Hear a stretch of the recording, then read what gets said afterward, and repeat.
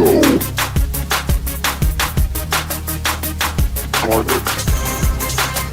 Faster.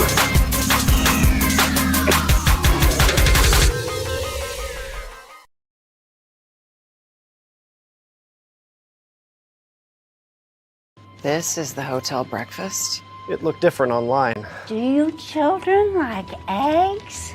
Here, they make your bones grow. It'll be fine.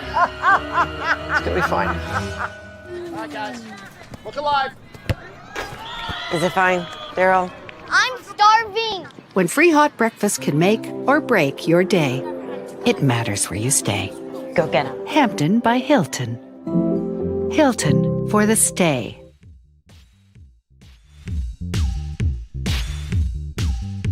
Your business depends on quality, efficiency, and reliability. At Reynolds Farm Equipment, we help you stay ahead with John Deere commercial mowers built for performance. Whether you're maintaining parks, businesses, or neighborhood lawns, you need equipment that works as hard as you do. With expert service, flexible financing, and the best lineup of mowers in the industry, Reynolds keeps your operation running strong.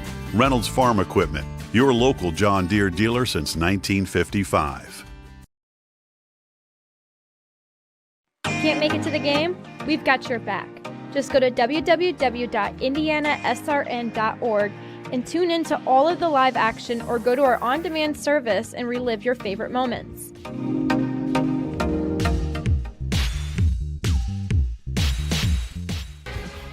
In today's rapidly evolving energy landscape, compliance is more than just a checklist. It's the foundation of operational reliability, safety, and trust. And here in Indianapolis, we're honored to be at the heart of that mission. We collaborate with asset owners, operators, helping them stay ahead of NERC standards and grid demands. Our electrical engineering and compliance experts provide hands-on support tailored to your fleet. As expectations rise and regulations evolve, you deserve a partner who brings more than just expertise. You need commitment, clarity, and confidence.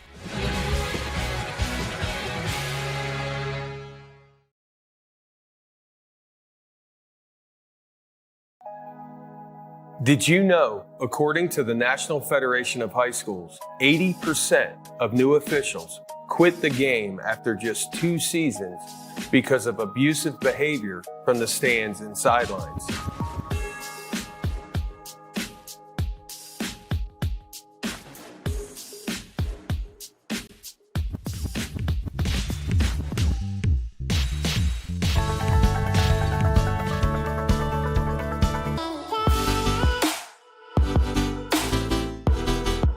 Aspen Creek Grill, we are a from-scratch concept with comfort fresh food. You can expect a world-class experience on a great budget. We've got incredible specials, great service. Today's dish that we're going to highlight is going to be our Aspen Blue Sirloin. It is, again, our premium Black Angus certified beef, and we top that with a blue cheese crust. Again, everything that we do here is made from scratch, and it's no different from our steaks. We hand cut all our steaks in-house. So our team back there, it's just an incredible team. Everything that they do, they take so much pride in. They put a little bit of themselves into everything that they do over here, especially since it is a made from scratch concept. We want everybody to come, visit us, enjoy some great food with some great service. Bring your friends, bring your family, come have some great food, have a great time with us with some of the best comfort scratch food.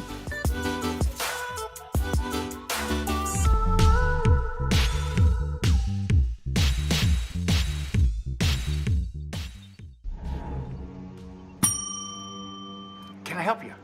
Yeah, I'd like to order a hamburger, fries, salt, maybe a large vanilla shake. This is a trophy shop, can't you tell? You got carry out? Everything that you need, we have here at the shop. Very unique. You order today, carry out tonight. That's our version of carry out. All right, I'll take one of everything. Well, that may take a little longer. We'll have it for you tomorrow night. I'll be back tomorrow to pick it up. We'll be waiting for you.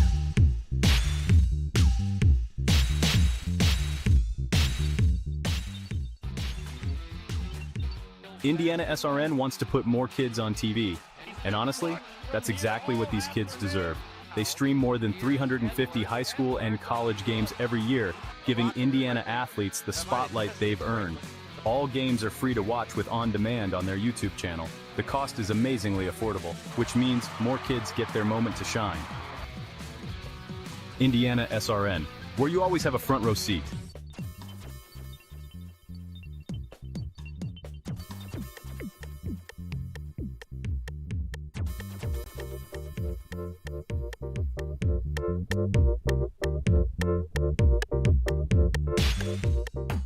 Hey, Indiana, let's clear the air about vaping. Glue, rat poison, paint. We all know these products contain poisons like formaldehyde, arsenic, and lead. And these are just a few of the chemicals you'll find in e-cigarette vapor. Let's clear the air, Indiana. Don't puff this stuff. Visit don'tpuffthisstuff.com to join the fight and spread the word.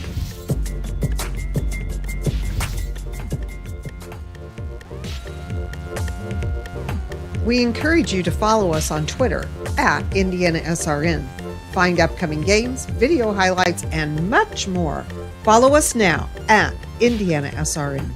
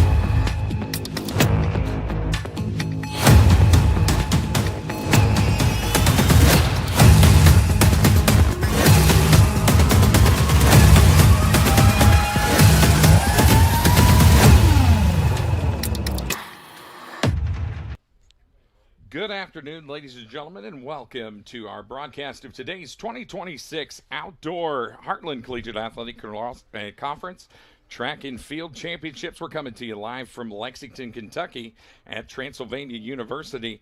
I'm Jason Chanzel. With me is Rose Holman, Institute of Technology standout and former HCAC champion himself, Mr. Tim Yount. How are you, Tim?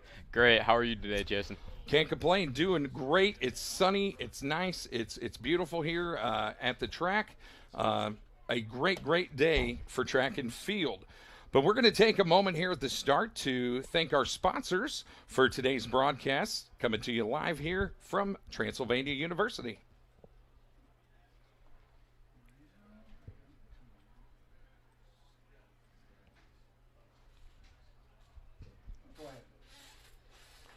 Today's sponsors are Reynolds Farm Equipment, Boilermakers 374, Burtner Electric, Wheeler Missions, Morales Group Staffing, Liuna, Likewise Academy, and Indiana Sports Page. Thanks so much to all of our sponsors for today's HCAC 2026 Outdoor Track and Field Championships. So, Tim, we're technically here on day number 2. Had a few events end yesterday. I believe we've got the discus event ended. One of your former teammates, actually 2 of your former teammates, came out on top in that event. We'll learn who those folks are here in just a little bit. So they will be handing out those awards later. Yeah, and I'm really excited for this entire weekend. It's going to be a great meet. Obviously, you have some of the top teams that we've seen for years, like Rose and Manchester, but I think there's a lot of great battles all across this conference in tons of different events. Some teams that I'm watching out for specifically, ones that made huge strides this year, I think. You look at teams like Franklin and teams like Anderson, especially on the men's side.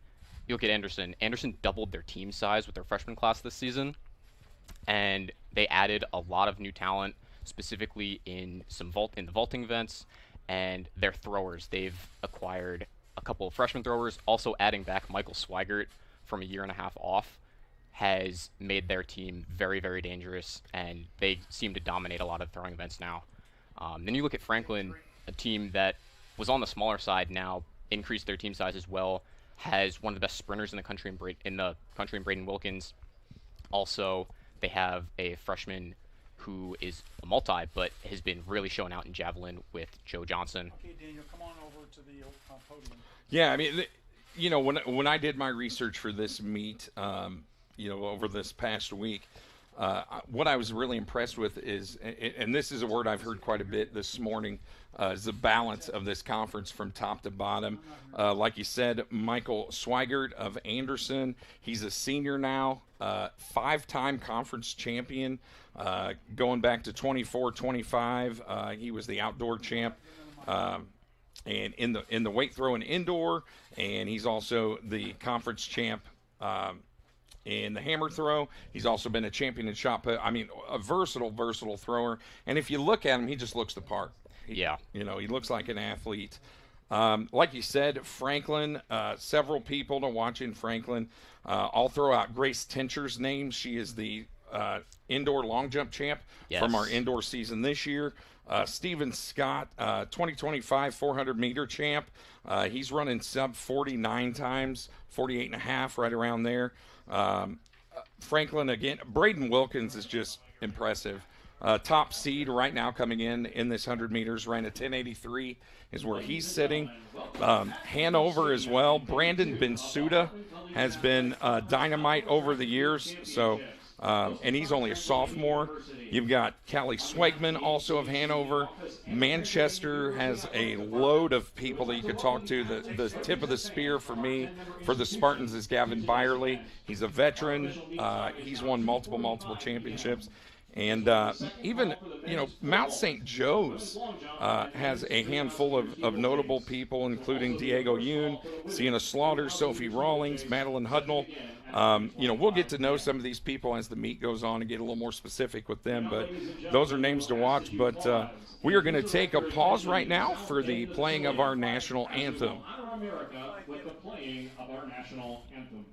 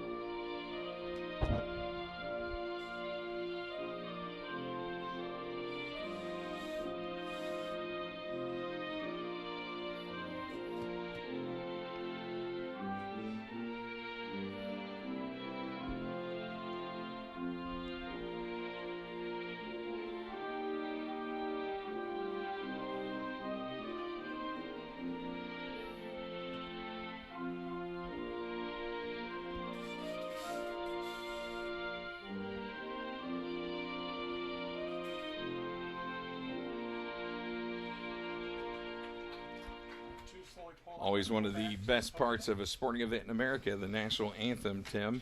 So, again, talking about standouts individually in teams, but it looks like we're going to take a moment to honor results from yesterday.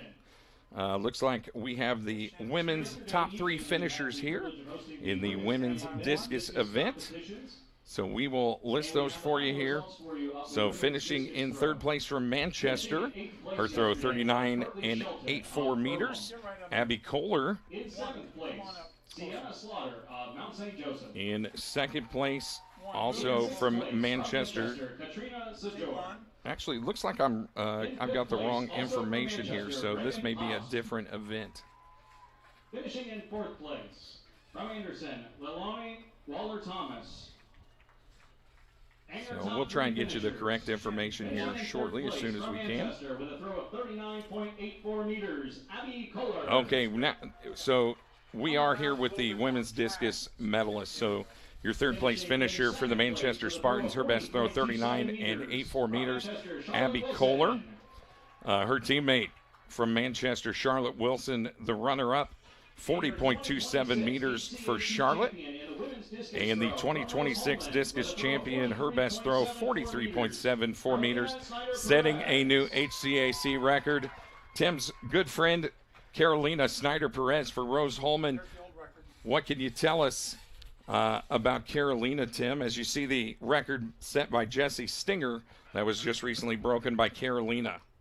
Yeah, I think this one was big for Rose in their kind of team matchup against Manchester specifically. Yeah. I want to say Manchester probably has the best collection of throwing talent in the conference, just straight up. So the fact that she was able to take the win there and maximize her point total means a lot for the start of that competition. But still, with Manchester scoring 2-3 and even more on top of that, really helps them out. Well, yeah, her 10 points definitely are big. However, Manchester walks away with 14 points there. So those 10 points are big. Hopefully they can get some things in different areas. I feel like maybe Rose Holman might be the class of this field on the women's side. So the record here for the men's discus throw, we're going to give you in third place from Hanover a 45-meter throw, Tommy Wilmoth, 45 meters even. Your runner-up, 47 meters, 45. Michael Swigert, we talked about him from Anderson as a standout. However, your 2026 men's discus champion, setting a facility record, his mark 51 meters, 51, from Rose Holman, Antoine Cooper. Yeah, and Cooper is a national qualifier in this event, so definitely saw this one maybe coming a little bit. Yeah, and you see a picture of Cooper there. I mean, he just looks like a specimen down there on that podium. So Antoine Cooper going to add another feather in his cap. He's already been a 2025 HCAC Outdoor Discus Champ, so add Discus Champ 2 years in a row for Cooper. Yeah, and going back to the women as they start going to the podium for the hammer, I got to disagree with you that Rose is necessarily the class of the field on the women's side. I think that them and Manchester are in a dogfight in this meet. The indoor meet between them came down to within, I think, 6 points, which is one of the closest meets we've had in recent history, and I think it's going to be just as close this week, and I'm just really excited to see how that one plays out. For sure. And it's going to be title fights kind of all the way around. We have some of the best athletes in the country on the women's side, specifically on the track. You look at Rose's Rose Talbert versus Olivia Sparks. They're going to go head-to-head twice this weekend. I think that's going to be an unbelievable battle between those two.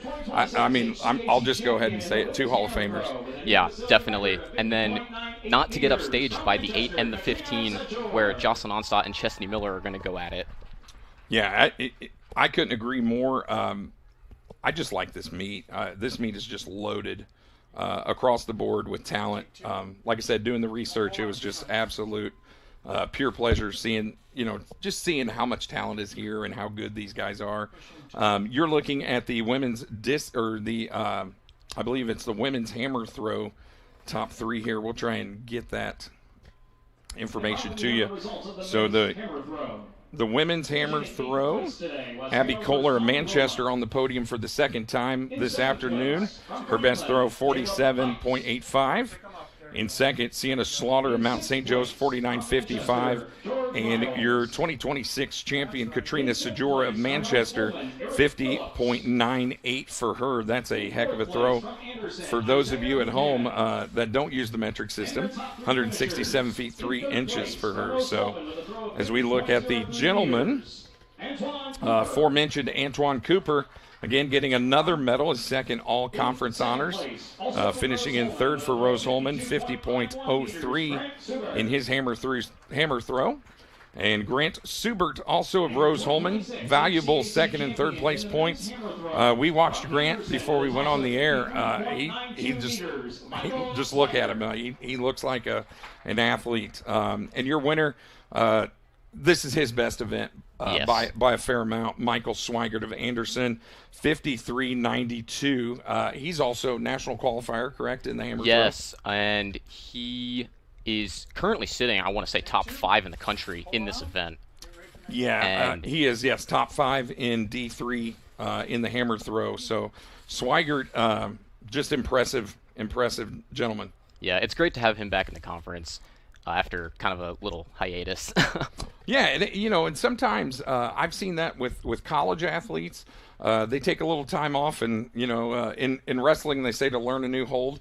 Sometimes you got to take a time off if you have it, and you can, to get things in order. So we're going to have our main man, Prescott Brackett, the third member of our announce team.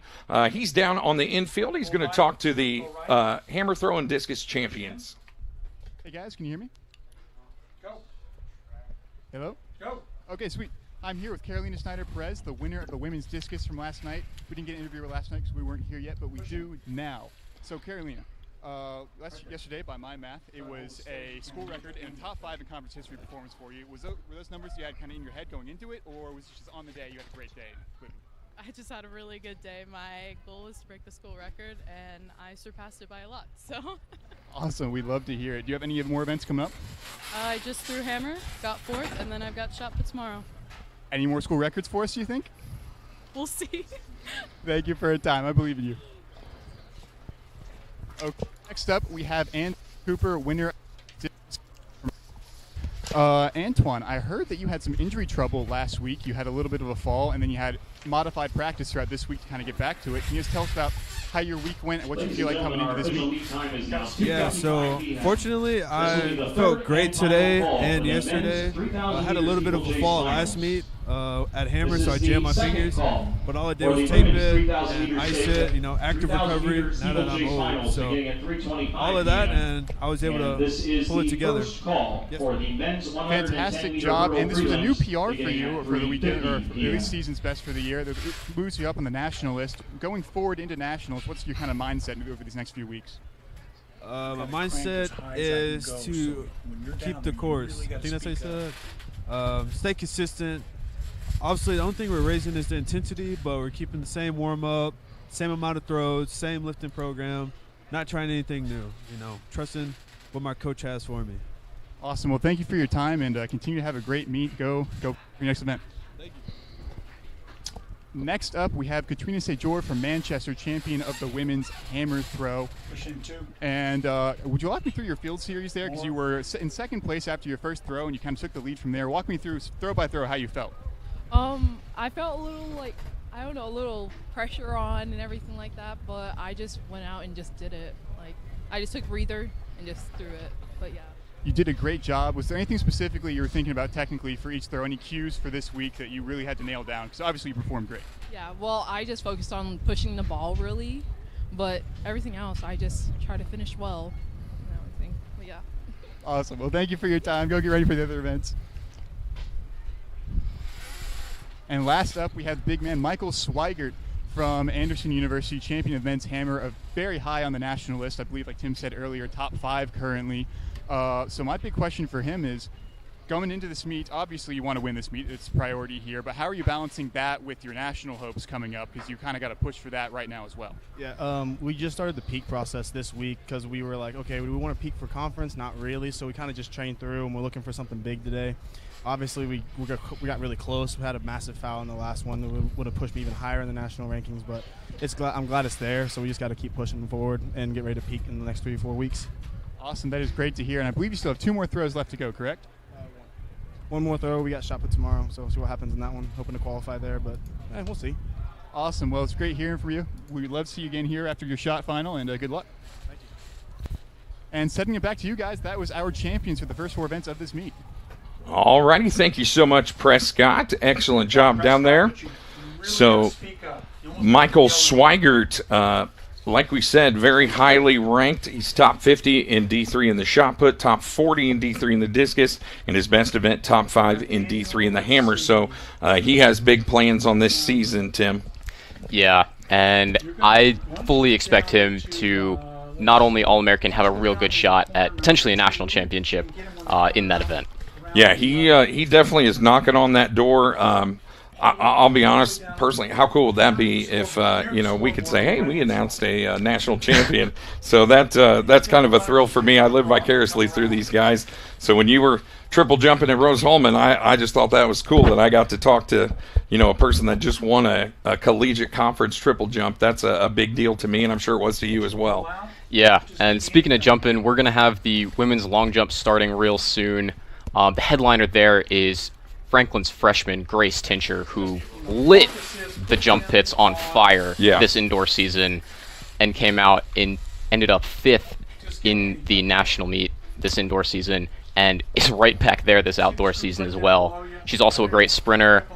Great find from freshmen to get her here, and she is showing that she's already one of the best athletes in this conference. Yeah, I mean, she's a second-team D3 All-American indoors in the long jump. She's the conference champion indoors. Right now sitting at 5.88 meters, which is equivalent to 19 feet, 3.5 inches. Those of you that don't know long jump, if you are a female and you're jumping over 19, you're darn good. Yep. And she is going to have some competition, though. This is not going to be a cakewalk for her. Earlham has a great duo that's right behind her with Issa Sloan and Princess Robinson, who are both very quality jumpers in their own right and are looking to both podium and potentially take a conference championship away from her. Yeah, and it looks like on the backstretch here, we're getting things situated here to start the men's 3,000-meter steeplechase. That is set to go off here in just a few moments. Let's meet the gentlemen that are entered in that contest. Wearing hip number 1, Gavin Byerly of Manchester. You could probably say he's the favorite in this, possibly. However, that's why you run the races. Anything can happen. Number 2, Connor Watson of Hanover. Number 3, Zachary Schroeder of Franklin. Number 4, Austin Johnson of Manchester. Zach Lyon of Rose-Hulman will be wearing hip number 5. Hip number 6, Sawyer Richter of Rose-Hulman. Hip number 7, Jonah Miller of Manchester. Eric Stuber of Rose-Hulman, number 8. Logan Buckmaster of Rose-Hulman, probably my favorite name of the day. He'll be wearing hip number 9. Jonah Decker of Franklin wearing 10. Kyle Corbin of Anderson, number 11. Mitch Reveal of Mount St. Joseph wearing 12. And Levi Ferguson Oles of Maria wearing hip number 13. Yep, and we see early on Connor Watson taking it out early, and we kind of expected that. He's been a mainstay in this conference for a while, and this has kind of always been his MO, is to take this one out. Yeah, you see Watson and Byerly taking over from turn numbers 1 and 2, and they're just going to take complete control in this, and they probably know it's their races to win or lose. However, we've seen stranger things have happened. You never know, a fall might happen or a misstep or, who knows. They're literally jumping over gigantic hurdles here as they come around the track. One of those having the water hazard in it, and, who knows, you fall in the water hazard, get tangled up, and then all of a sudden you're in 6th. Yeah, and in this race, the hurdling is honestly just as big a part of this race as the actual running, even though you're running 3K. It's not like the short hurdles where it's all about the hurdle. No. But it is such a big part because it can make or break your race depending on how well each of those barriers go for you. Yeah, this is definitely not a race for the faint of heart. I mean, just running 3,000 meters alone by itself is grueling. And then add in, hey, we're going to jump over 4 hurdles, one with a water hazard in it. To that, it's just, you have to be a special kind of human to do this. Yeah, and Watson and Byerly have already seemingly gapped this field by about 20 to 30 meters. Yeah, their first full lap split, 71-25 for Watson, 71-28 for Byerly. So I mean, they're right there with each other. Byerly just literally on the back heels of Watson as they go around to the back stretch here. Yep, and focusing on that second pack led by Zachary Schroeder, there's this giant pack of these other athletes that are cruising away behind them, probably fighting for that third podium spot. And this one is going to probably come down to Schroeder versus Austin Johnson and Zachary Lyon, maybe Sawyer Richter as well. Yeah, and I mean, that second group, I mean, they look very comfortable, calm, and collected, just happy to stay where they are.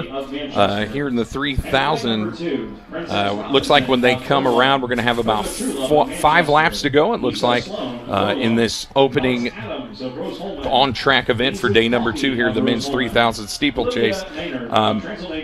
I think this is an exciting event to watch. It's very aesthetically pleasing with the jumps and all these guys. I mean, they all stud distance guys out here, and then adding a little bit of a hurdle to that is intriguing to just the passerby fan. Yeah, and you saw how integral the hurdling aspect is in this event on that last lap right there, with Zachary Lyon making that pass on the water barrier, overtaking Austin Johnson and Schroeder. Yeah, it's just an unbelievable. He moved up 2 spots with that pass. So still watching the race for 3rd, 4th, 5th, and 6th, and 7th now. There are 5 gentlemen in that second pack. So as you aforementioned, Zach Lyon of Rose-Hulman, Austin Johnson of Manchester, Zachary Schroeder of Franklin, Sawyer Richter of Rose-Hulman, and also Eric Stuber of Rose-Hulman in that second pack. Still all within striking distance of moving up. And then also you got to kind of watch the Gavin Byerly, Connor Watson show. See when Gavin Byerly, if and when he tries to make a move, what is Connor Watson going to do? What's his recourse?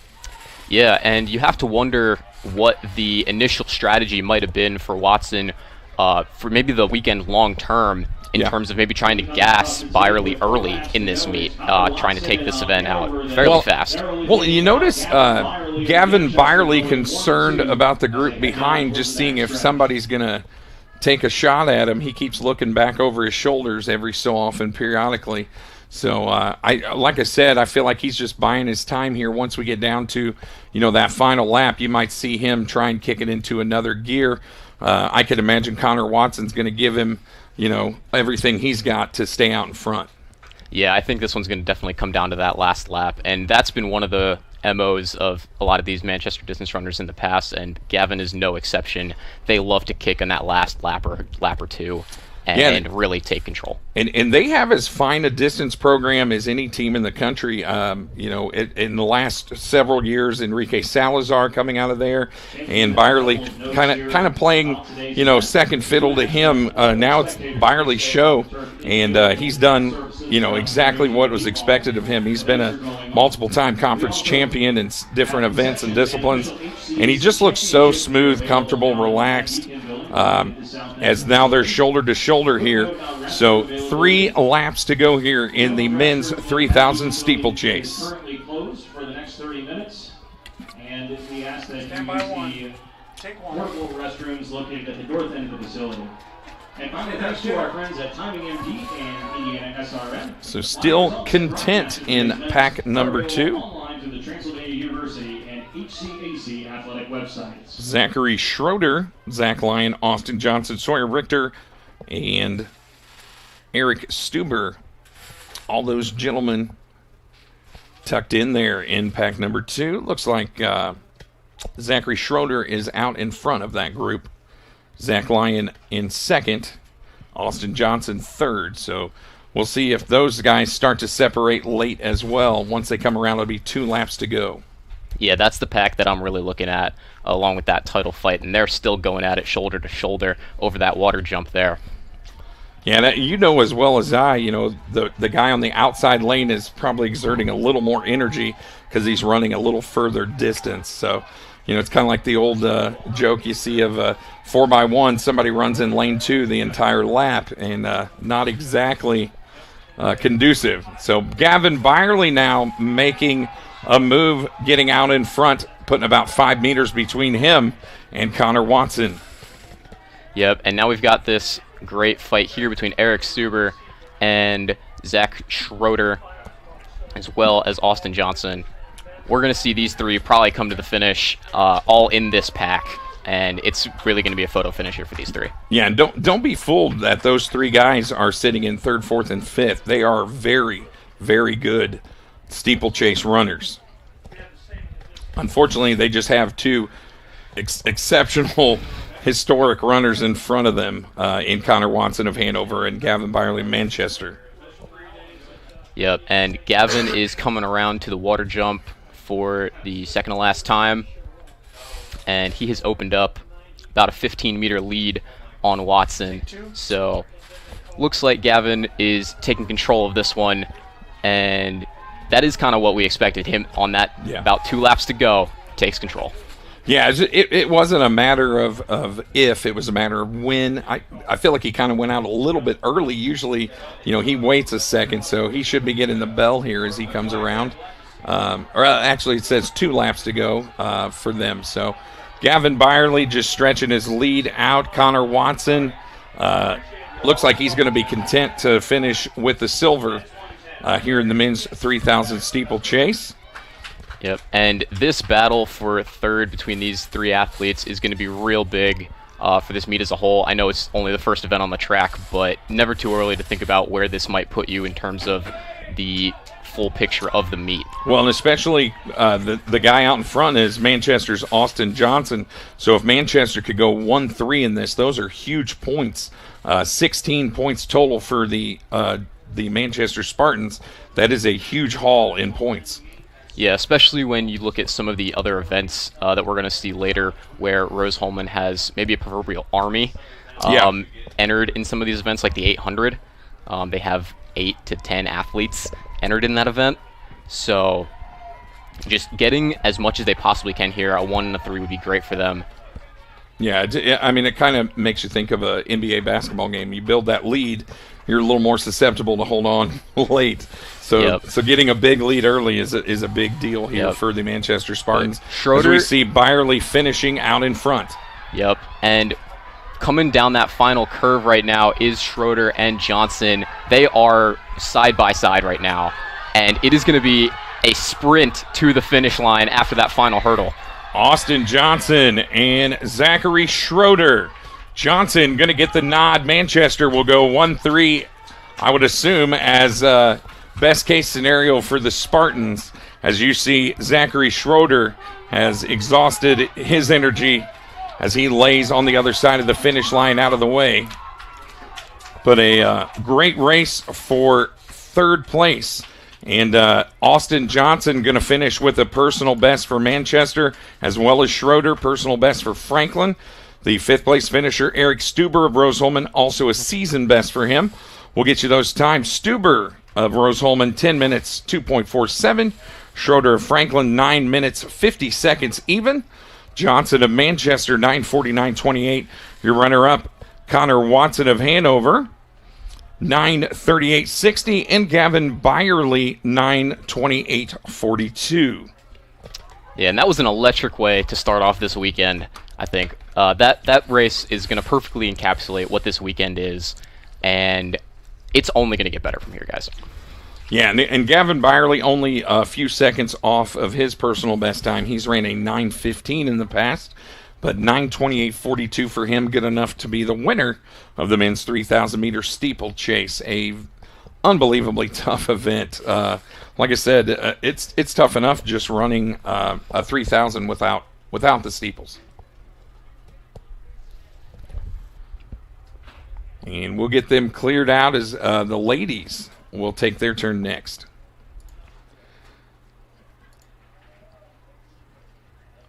And I don't know if we mentioned this earlier, but the men's conference record for this event is astronomically good. Michael Watts of Anderson back in 2003 ran a 9:09.35 in this 3,000-meter steeplechase. That's mind-boggling to me. Yeah, that's absolutely blazing. Just think, what is that? 11 seconds faster than Byerly just ran, and we were talking about how great of a job he's doing. I mean, that's outstanding. Yep, and that was a great way to start out, and I don't think the women's race is going to be disappoint either. I think this one is going to be a fight just like that one was. Maybe not right at the top, but definitely in that middle pack. Well, and let's preview that just a little bit here. Looks like the standout, and that's going to be Ava Egoff of Manchester, sophomore. She's been 11:38.94. That's her seed time coming in, so I'm looking at the list. That is the only lady under 12. Yeah. So this looks like it could be hers to lose. One thing I will say, there's a little bit of a wild card in this event. Bluffton's Sarah Smith. She's their best distance runner entering in this, I believe, for potentially the first time. And she is a very good 15 and 5K runner. So it's hard for me to imagine that this doesn't go well for her. Yeah. She definitely sounds like she's equipped to make this event happen. And she's coming in. She doesn't have a seed time. She's only a sophomore. So that'll be an interesting dynamic to see what she can do here with this 3,000-meter steeplechase. We will no longer need to have preliminaries in that event. We do have a scratch. So eventually they will get started on that back stretch for the women's 3,000-meter steeplechase once we get this cleared out and get them ready to go, as it looks like we see a few of the ladies still doing some warm-up runs there on the infield, getting ready to go. So we'll get you the conference record in the women's. Emmy Miller of Defiance in 2016 ran a 10:58.38. So we just told you 11:38 is our best time. That is 40 seconds faster than our best seed time. So another great record here in the HCAC conference.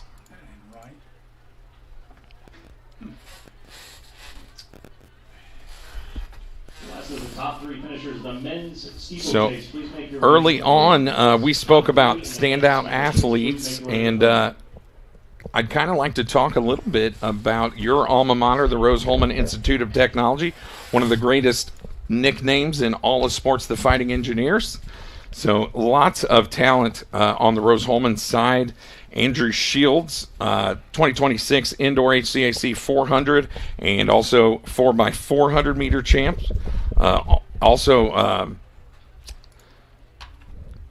He was the 2026 200 meter indoor runner-up. So a very, very talented 200, 400 runner. He's been 48.19. That's his personal best time. Reese Phelps, very talented, top seed in the 5K, coming in at 14:53 and change.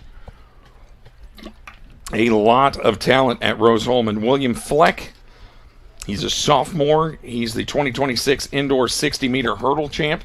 So it'll be interesting to see him and how that translates to the 110 meters. The aforementioned Antoine Cooper, enough said about him. He's just good. He's just good at what he does. Antoine Cooper, the 2025 and now 2026 discus champ. I kind of have a special place in my heart for discus. I coached it for about 30 years. This is my first year in not coaching in a while, so kind of have a hole missing in my heart for that. We also spoke about Colton Nanko. Colton Nanko has a nice list of accolades.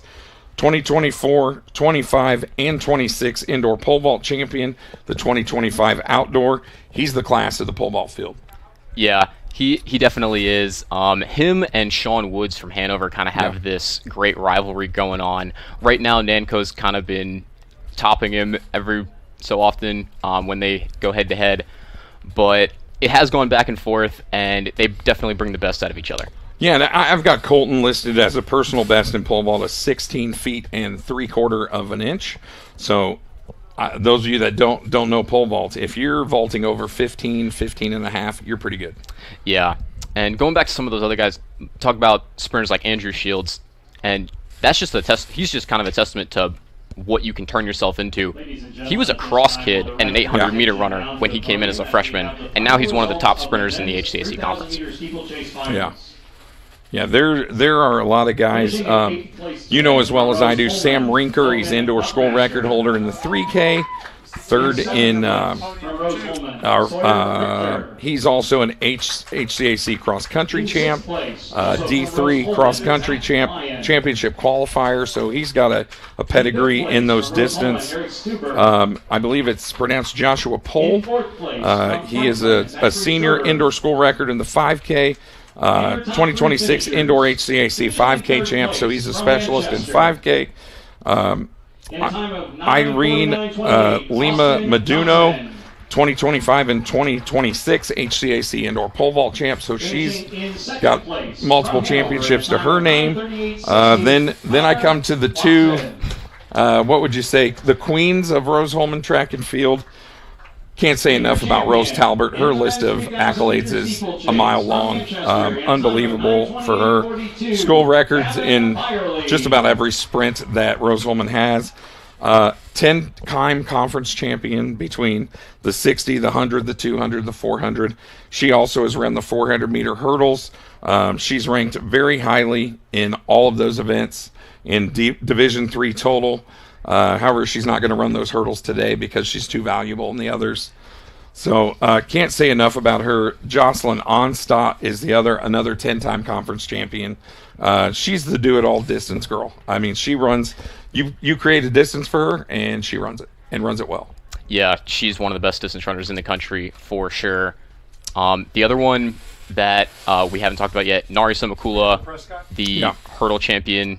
She has a chance to make history today by actually being, I think, the first person in conference history to go 8 for 8 in terms of an event championship at all, which would be truly historic and amazing. Well, all right, we're going to send it down to Prescott Brackett. He is going to interview your 300-meter steeplechase champion, Gavin Byerly. Hey guys, I'm down here with Gavin Byerly. The first track event of the day is over, and he is the champion. Now, you do multiple events, do a lot of distance events for this conference. So my first question of the day is, I assume you'll be back here later, what did you do this week to prepare for the sheer number of races and the amount of mileage you're putting on your legs this weekend? How did you change up your training to prepare for it? Obviously, we backed down on mileage a little bit, and the rest is taking care of your body, sleeping, nutrition, and hydration. Make sure, you take care of your body. Good. And how are you feeling after this first race? Feeling fueled and ready for all the ones to come? Yeah, I think so. This is a good race to start out with. Kind of lifts the confidence level up a little bit, and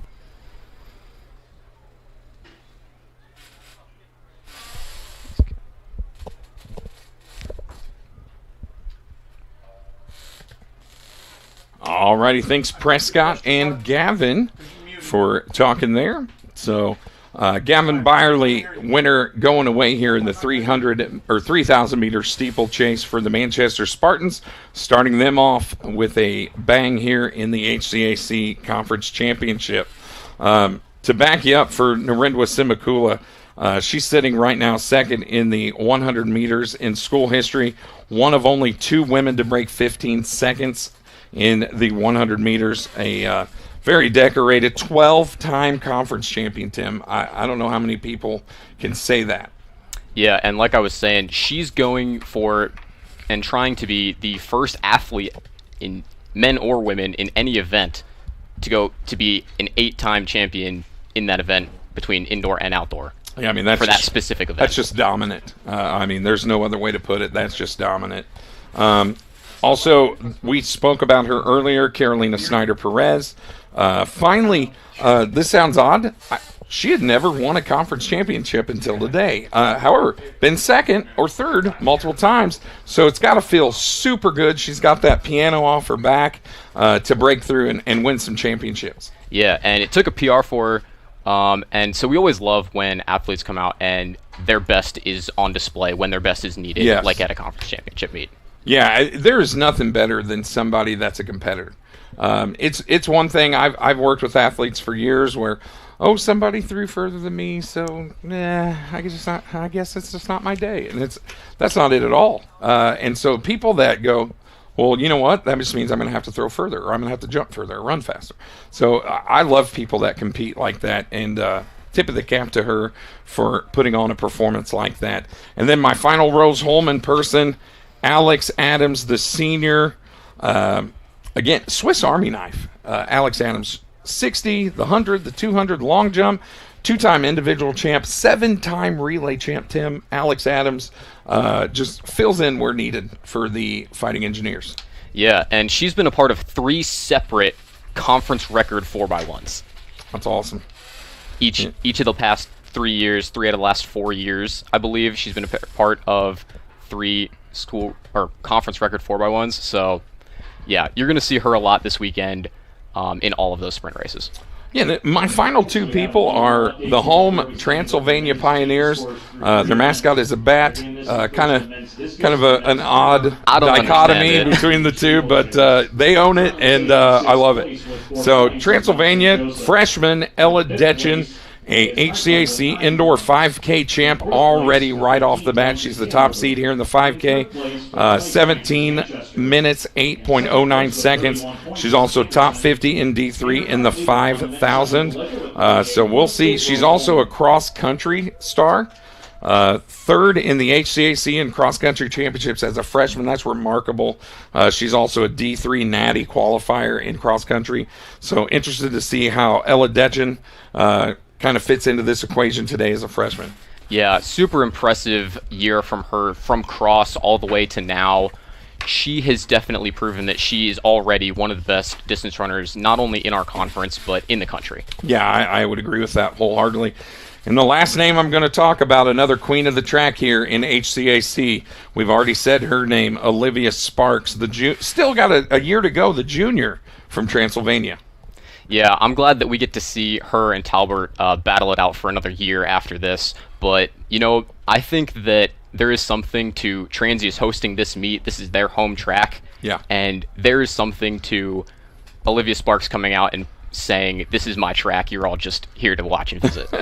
Well, and there may be truth. You got to defend home track, as we used to say back in the day in Warren Central in Indianapolis. But Sparks, the list of accolades is phenomenal. Indoor 200 champ in 2026, 2025 outdoor 4x1 champ, 2024 outdoor 200, 4x4 champ, 2024 indoor 200 champ, multiple time all-conference performer, and just an absolute joy to watch run. She's just fun to watch. Yeah, one of the best athletes in the country, always puts on great performances, and it's going to be a great one to see what she can drop in the 2 and the 4 this weekend. So like we said, a lot of talent today. Still remains to be seen who will rise to the top, but those are just a handful of the names that are out here today making a mark here in the Heartland Collegiate Athletic Conference. Looks like we're almost ready to start these ladies in the 3,000-meter steeplechase. We'll let you know who they are here once the gun goes off as they start.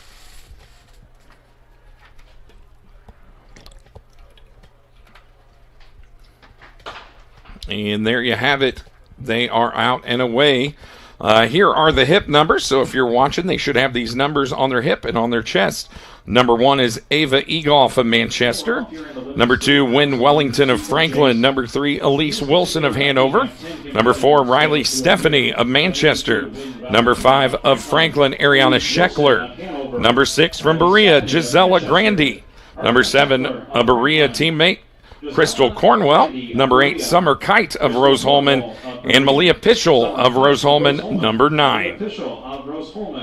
So it looks like we see Ava Egolf trying to take control early. That seems to be the theme of the day in these steeplechase races. Yep, and behind her, leading the rest of the field, we talked about her. That's Bluffton's Sarah Smith, without a seed time, but doesn't seem to matter. I think she's definitely prepped for this race. Yeah, she looks nice. They're just tucking in, waiting for her chance as Ava Egolf gets out in front. I don't think this is going to be kind of like the men's race. I think these ladies are going to stay close enough to striking distance with Ava Egolf. I think they'll reel her in here after some time. So still quite a long race to go here before this is all settled. Yeah, and right now they seem to have spread out a little bit more than the men did right off the bat. Yeah. Coming on to the end of the first lap total, and they're already kind of spread out about 5 meters apart for most of them. Yeah, I think this will be about a 4-woman race here. There won't be a whole lot of changing up front if you ask me, but you never know. That's how it works, right? So Ava Egolf of Manchester looking nice and easy here as she comes around turn number 4 to finish her second lap. There'll be 6 to go once she crosses the start line. The sophomore from Manchester, Ava Egolf. And again, Sarah Smith of Bluffton and Elise Wilson of Hanover running second and third. And they both look nice and easy. However, we are very early here. 6 laps to go. Stand by 1. I always think it's entertaining when folks will say, hey, if you want to try this, everybody's like, well, it doesn't look so hard. And it's like, well, give it a shot and see what you think. It's pretty tough. Yeah, no, this is definitely on the list of events that I would never go anywhere near. Stay away. Yeah, it's funny as well as being a high school science teacher and working with track high school students for so long. A lot of them are like, so we just go run every day? Yes, you do. Yeah. So just running every day and running at a high level, like this Division III championship, takes a special person to have the mentality to do that. I mean, you can probably attest to how mental this is. Yeah. And something that's always interesting about this event in particular is how athletes have to attack that water jump versus the rest of the barriers. Yeah. And you'll see different strategies. Some of them will jump the water barrier like they do the rest of them. Yeah. Some of them will push off that water barrier so that they're barely in the water. And it's always interesting to see how that kind of thinking works for each athlete. Well, and as you just saw moments ago, our leader, Ava Egolf, she kind of had a little stumble in the water hazard and recovered nicely. So you've got to be an athlete. You can't be tired in this event. You have to be able to run the 3,000 pretty easily, and even then some, because jumping over 4 hurdles, one with the water pit, every lap is just it's astronomical. I can't get my mind around it. It's just not something that I feel like I could do or that I'm capable of.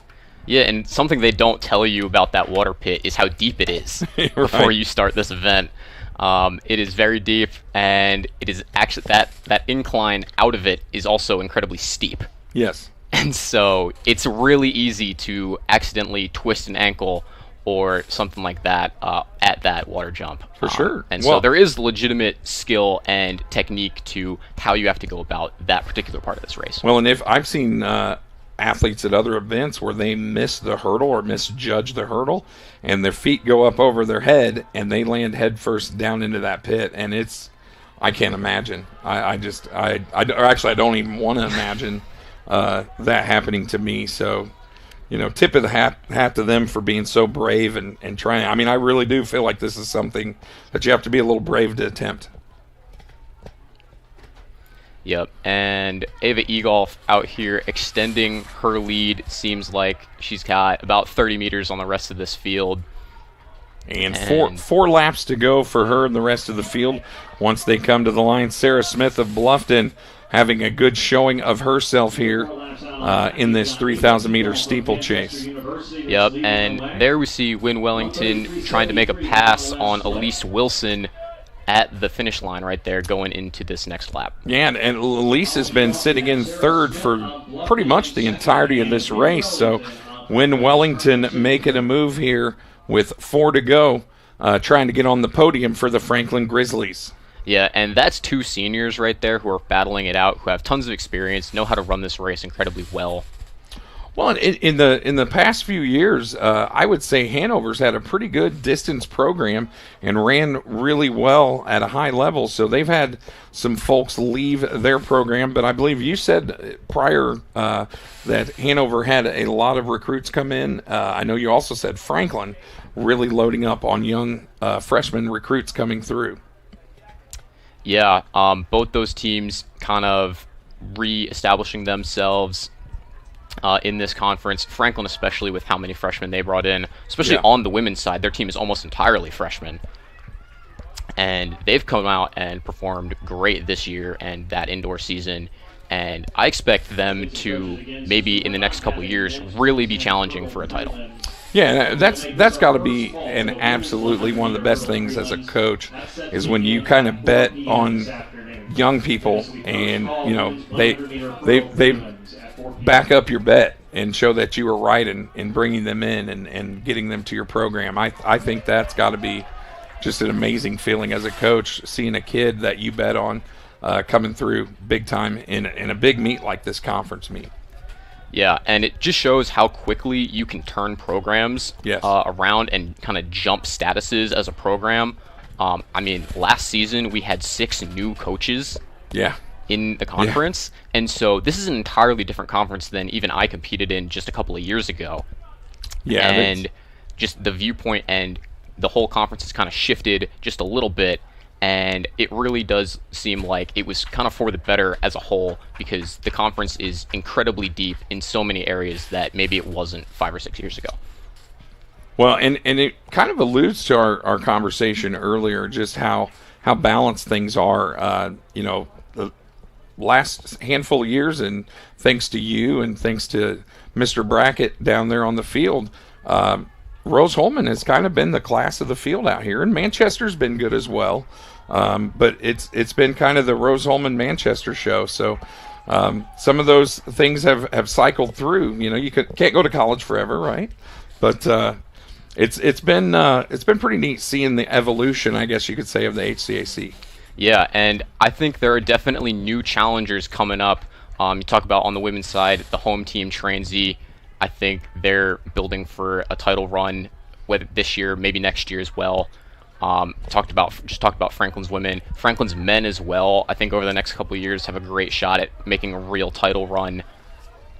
Same with Mount St. Joe, and depending on how well these teams continue to recruit and how big they can get their teams like that, teams like Anderson, who are off to a great starts, they have real shots to potentially make some real noise in those title fights now in the next couple of years. Well, I think what's impressive too, you mentioned the host school Transylvania from the women's side. We kind of talked in the car ride up. Unfortunately, didn't get to be a part of this, but talking on the car ride up, they've had a group of female sprinters that have been elite. I can remember doing the indoor meet 2 years ago. They won the 4x2. Outdoors, they won the 4x1. They had high jumpers, that were just conference champions. And so those women have cycled out. And to still be pushing to win a conference championship and not have those elite level sprinters and field athletes is kind of impressive when you really think about it. Yeah, and Transy specifically probably has the best collection of 400-meter talent in the entire conference. They're so deep in that event, both over the flat and the 400 hurdles. They've got tons of athletes there as well, and it makes their 4x4 incredibly dangerous and honestly one of the best in the country. And we're getting down to it here. The bell lap for Ava Egolf of Manchester. Her last lap, 1 minute 35:32. She is actually running negative splits at this point, Tim. Yeah, and that's really, really impressive for an event this early in the meet, especially when you're running essentially by yourself out in front like this, like she is. She's got to push herself to be running negative splits, which is really, really great. And you can hear her teammates and everyone else around the track kind of getting her to keep going and finish this one out. Yeah, 10 big points for Manchester here in this event. I'm sure they had planned that in their schedule for points. You always look at seeds and how many points you should get and who should do what and that kind of thing. But we all know that sometimes doesn't hold true. But the fact that Ava is the favorite in this event and she's going to win it going away is probably a pretty impressive, pretty big deal to those coaches. Yeah, and it just adds on to a great start for a weekend for them. We already talked about how they started in the throwing events with hammer and disc and how they have such great talent there.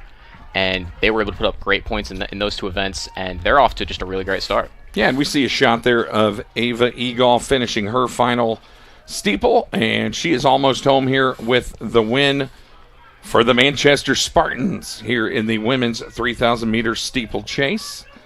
We'll get you her time, 11 minutes 46.14. A pretty good time for her, and it's a lot of people don't realize it's tough to run by yourself in these events when you don't have anybody really pushing you. It's tough to get those times in these events.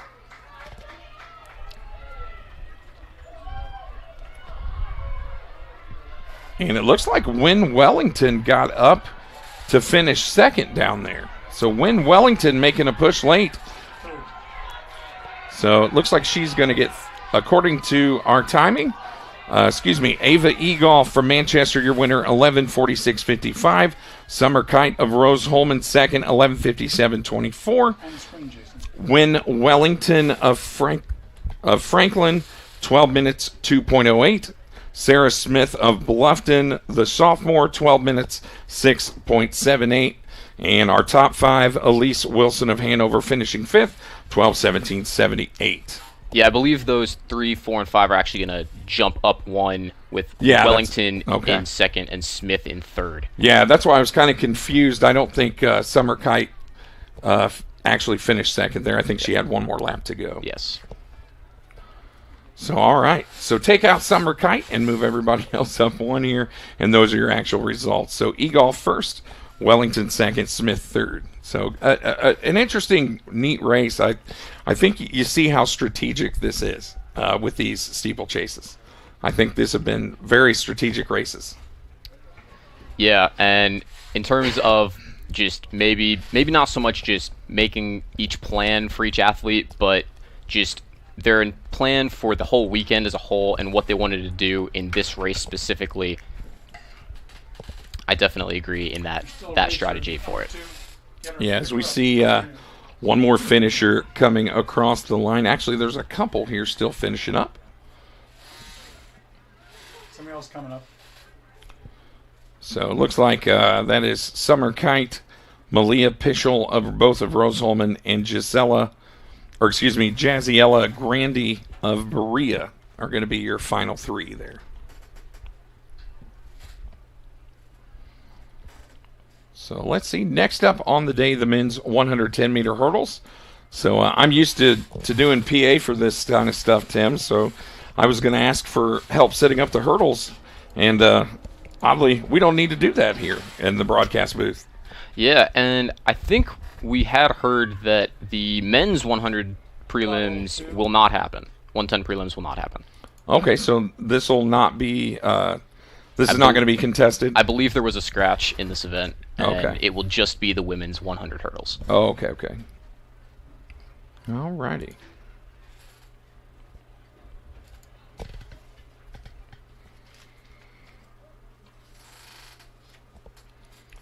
So, yeah, we've got some interesting folks here in these hurdles.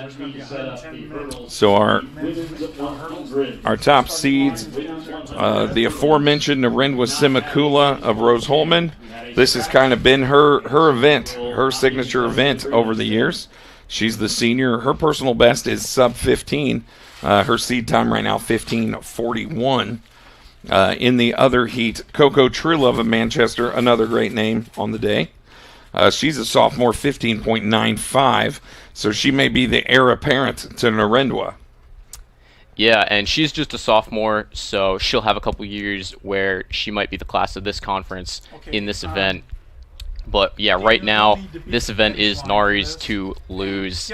Yeah. And it's been that way since she's entered the conference 4 years ago. Well, and let's throw a little love to a couple Rose Holman fighting engineers. Irene Lima Meduno, 1693 coming in. She's a junior. That is her seed. And Ainsley Coffey, also of Rose Holman, a freshman, 1643. So those are all of our, pretty much our top 4 seeds, those 4 ladies. Yeah, and also shouting out Katie Ripberger from Anderson and Peyton Tan from Transy. They are both hurdle specialists. They'll both be running the 100 and the 400 hurdles this weekend. So it's always good when you have athletes that are specialists like that in an event like this, where hurdles is so extremely technical, and the way you have to train for it is just so different than how you train for all the other sprinting events. Yes, 100% agree. That having people who are just in fact straight up hurdlers gives you an advantage over someone like Narendra or Coco Trulove, who will be doing tons of different things this weekend. Yeah, and I tell you what's amazing to me, and we always had this discussion when I coached high school track, is hurdles the most technical event out there?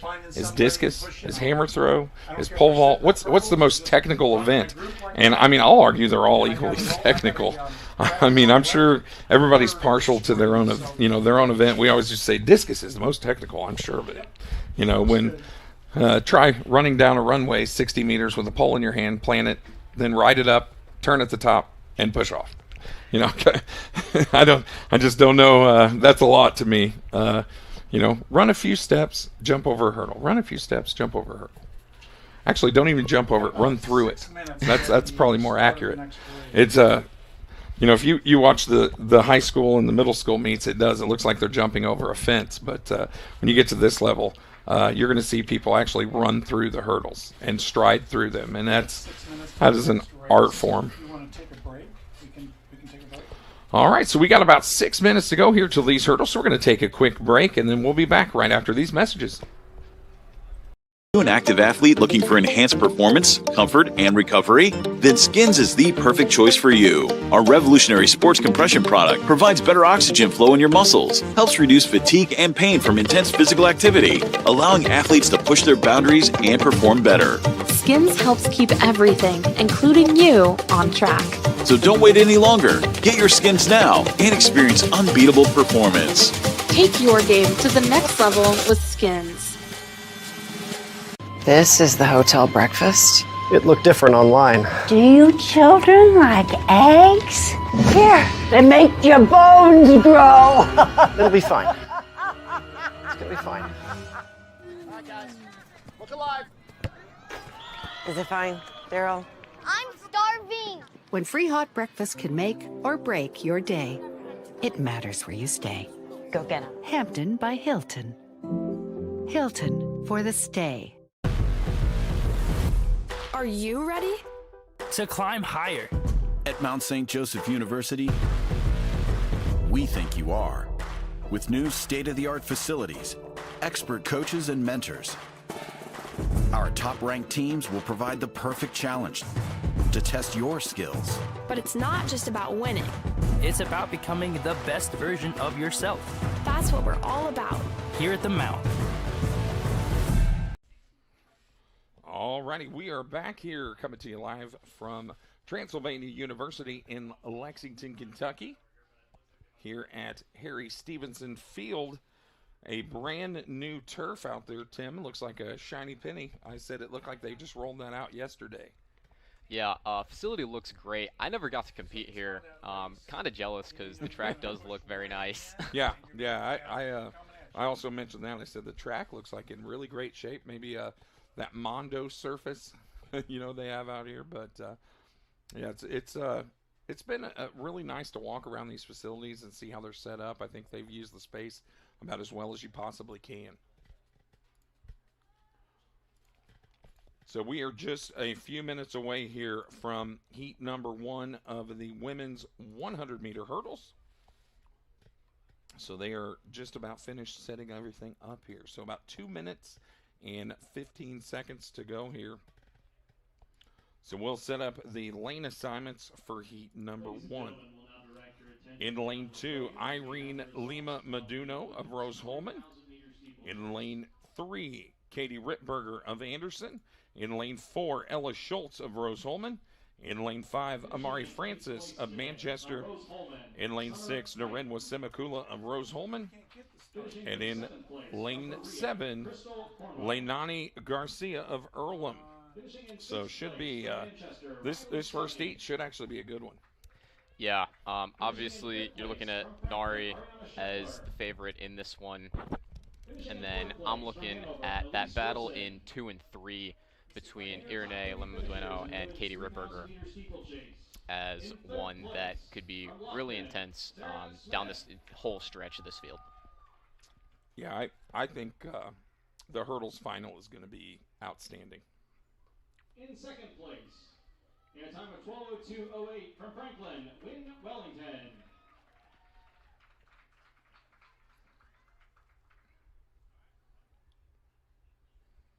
So we'll get a few moments here for these ladies to warm up. So they're going to start in the far end and come down the home stretch here. As I don't know if you could hear over the PA system, the women's 3,000 meter steeplechase. They are handing out those awards. So your third place finisher, Sarah Smith of Bluffton, Wellington of Franklin is going to finish in second. Your winner, the 2026 HCAC Conference Champion there from Manchester, Ava Egolf, 11:46.55 her time. So we'll probably get to talk to Ava here in a little bit. No, don't go out. Don't go out. Gotta stay in.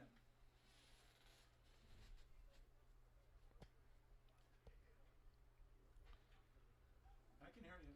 So a nice day there for Ava Egolf of Manchester. I would say never in doubt. Not to be presumptuous or. It's a good shot there, Daniel. No, I would definitely agree with you. I think she had that one well in hand.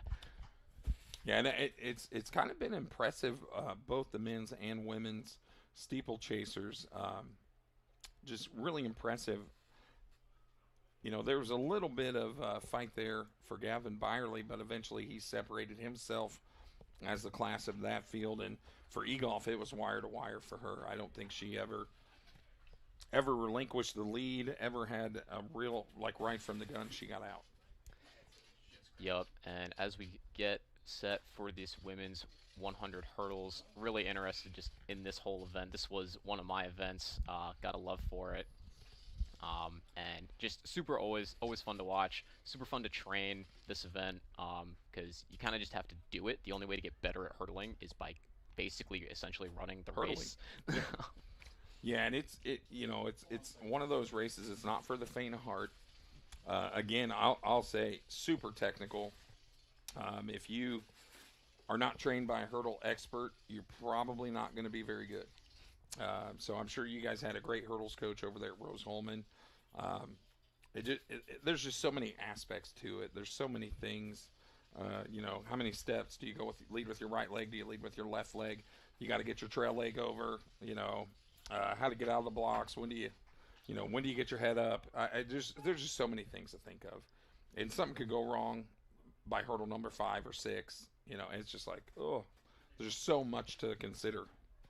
Yeah, and I always thought of this event more almost like a gymnastics routine more than, say, a straight race, because of how technical everything is and how you have to hone in specific aspects of each race. You can have issues with hurdle 7 or hurdle 3, and they can be very different. You have to work on different things for each.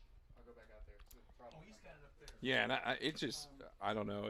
It takes a special human to do this at a very high level, and it's pretty easy to tell who's good just by how they go over the hurdle. Like we said, there's some people that it looks like they're jumping over a fence, and there's other people that literally run through the hurdles. And so seeing it at a high level, is just super impressive. Yeah, and one thing I would tell folks to watch for is just how aggressive are these athletes into hurdle 1. That's really going to tell you what this race is going to look like for each athlete, because if they're passive into that first hurdle, it might not be the best race for them. But if they're aggressive and confident into that first hurdle, by hurdle 6, 7, they're going to be cruising. 100%. And the other thing is, this race is so fragile. And what I mean by that is I think of in the Olympics, a lot of us know Lolo Jones, right? We've heard that name. Sprinter at LSU, Olympic sprinter. Favorite to win the Olympics when she qualified. And she ran into second to last hurdle, and she went from a big lead to just out. So we're going to take a moment and send it down to Prescott. He is down in the infield with our winner, the 300-meter steeplechase for women. Hey guys, I'm here with Ava Egolf, winner of the women's 3K steeple. First event on the track today for women. Now you came into this race with a fairly sizable lead in the seed times, and you held that lead throughout the entire race. What was your race strategy? Do you have like a time that you're trying to hit? What was your mentality coming in? Yeah, coming in, I was thinking like 6:08 pace, just kind of taking it not easy, but not balls to the wall or anything like that, and just kind of got the lead, and then was able to kind of chill and just maintain the lead, and just listening to my coach, seeing where people were and stuff like that. Awesome. So after that race, you still feel good? You think you got plenty in your legs for the races to come? Yeah, I think so. Got a couple more races coming up, so it'll be interesting to see how those go. Awesome. Well, good luck to you. Go get some rest, get out of the sun, and I hope to see you back on this podium soon. See ya. Great job from Prescott down there on the infield. Love his questions where he's asking, you think you got enough juice for the rest of the day? I mean, that's a good question. I would give out after I wouldn't one. have any. I would give out after one. So, all right, we're getting pretty close here for these ladies to start these 100-meter hurdles. I believe they're set at 30 inches for the ladies. It's 36 for the men. Is that correct, Tim? The men are at 42. 42. And the women are at 33. Oh, there we go. I think. So, and just so you know, there's a difference in high school and college levels. This just shows you how much of an uptick it is. 42 inches is quite a hurdle. Yeah, for the men. Yeah. I have actually been a big proponent of track and field as a whole needs to up the hurdle height for women. Just make it the 33 inch, make it 36 inches instead of the 33. I'm sure everyone down there in lanes 2 through 7 disagrees with you. That is probably true. Would emphatically say absolutely not. So just a reminder of who is where here. As you see on your screen, in lane 2, Irene Lima Meduno of Rose Holman, Katie Rittberger of Anderson in 3, Ella Schultz of Rose Holman in 4, Amari Francis of Manchester in 5, Narendra Simakula, one of the favorites from Rose Holman in lane 6, and Leilani Garcia of Earlham in lane 7. So, again, as Tim aforementioned, the folks to watch in this, lane 3, Katie Rittberger, lane 6, Narendra Simakula. Those are kind of your standouts. You might even throw Irene Lima Meduno in there as another person to watch in lane 2.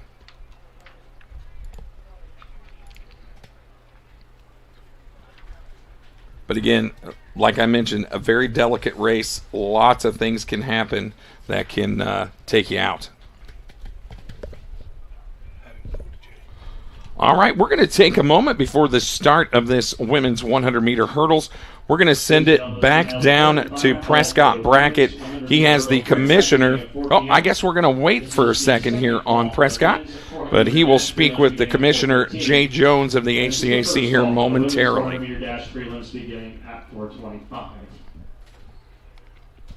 In the women's 100-meter hurdle prelims, we will have 2 heats with 12 athletes. As you see, the ladies trying to stay loose here as they get ready to start their race, as they are announcing the starters for this women's 100-meter hurdles heat number 1 in the preliminary. Yep, and they've been waiting there a while. yeah. It's like, as a former hurdler, how's that make you feel? You just start feeling like you're tightening up, or? No, you just kind of have to walk around, I think, and keep loose. I remember we had an indoor championship at Mount St. Joseph, and this happened. We were sitting at the start line for what seemed like forever. Yeah, you just do the old, come on, can we get with it? I think what people don't realize in the college level, and even more so in the pro level, is there's a time schedule for a reason, and they follow that. So a lot of times when I work a college track meet, they're like, okay, we're finished. Well, we got 10 minutes until the next event starts. Yeah. Well, the big reason for this is the men's 110 hurdles prelim was canceled for today. Very true, yeah. There was a scratch in that event, Yep. and so the prelim didn't need to happen. There will just be a final tomorrow. Yeah. That was supposed to be in between what Right, very, 3K very valid point. and now. So that's kind of why this time break is happening. Well, and I'll tell you what was impressive to me. I did the USA Track and Field multis, so heptathlon, pentathlon national championships, and they have to have 30 minutes of rest in between events. So you do your high jump when that's done. Okay, now the 30-minute clock goes off. Now we go to shot put. 30 minutes after that's done, now we go to this. So that was a very tedious. You had to be very patient to work that event, and so it was pretty cool to do, though. Can't complain. A couple Olympians were in that event. Just unbelievable. Anna Hall from the University of Tennessee, she won the women's side. Just absolutely remarkable event to do, and blessed to get to do that, as well as I feel like I'm blessed to get to do this. Yep, and starters given their final instructions now. Looks like we are ready to get going, and I'm real excited for this heat. Yeah, I think this is going to be dynamite. Like we said, people to watch, lanes 2 and 3 there on the inside. You see in lane number 2 in the maroon or red with the black trunks, Irene Lima Meduno. Lane 2 in that orange top with the black trunks, Katie Rittberger. And in the outside, she's down in her block there in the red with black trunks. That's Narendra Simakula. She's stretching those legs out, ready to go. And you could just see how these ladies carry themselves as they get in these blocks. They know exactly what they're doing, especially you see Narendra, the seasoned veteran here, highly decorated. She just looks like she's cool, calm, and collected. She's been here, done that. And there is the gun. They are out and away. And in true fashion, Narendra Simakula just making short work of these hurdles. 2 more to go for her. She will be your winner. Very nice. Irene Lima Meduno, your second place finisher. Katie Rittberger in third. Simakula's time, 15.44.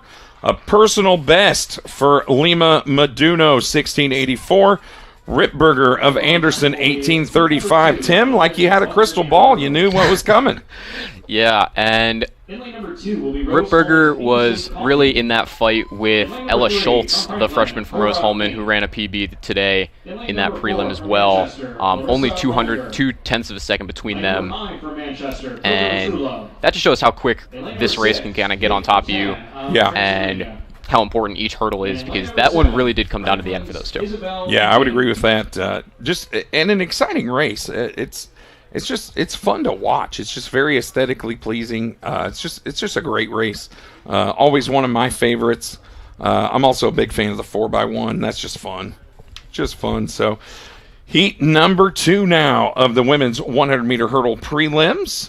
I'm trying to figure out 8 advanced, top 1 in each heat, plus the next 6 best times. Yes. So Narendra guaranteed to advance.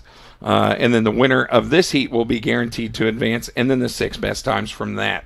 So let's meet the ladies here in this event. In lane 2 from Rose-Hulman, Ainsley Coffey. Lane 3, Cora Mink of Franklin. She's a freshman. Larissa Rominger of Manchester, another freshman. As a matter of fact, all 3 of those ladies are freshmen in lanes 2, 3, and 4. Coco Truelove, the favorite in this heat, a sophomore from Manchester in lane 5, and Peyton Tan of Transylvania in lane 6. Lane 7, Isabel Egan of Franklin. Yeah, and I think this one is going to be a great fight between Coco Truelove and Ainsley Coffey from Manchester and Rose. They're going to be the top 2 potentially in this heat, battling it out. I expect this one to go down to the last couple of hurdles for these 2. Yeah, and it looks like the seed times are very, very close between Coffey and Truelove. Personal best for Coffey, 1573. For Truelove, 1595. So very, very close. Just a few steps separate those 2. Yep. Another fight to watch is Peyton Tan and Cora Mink as well. Those 2 could be battling for a potential last prelim spot or final spot in this event tomorrow. Yeah, I think the number is to break 18. If you break 18, I think you're good. Yeah, I would definitely agree with that. So we will see if any of these ladies, like we saw in the first heat, personal best, season best for folks. I think we're going to see more of that here.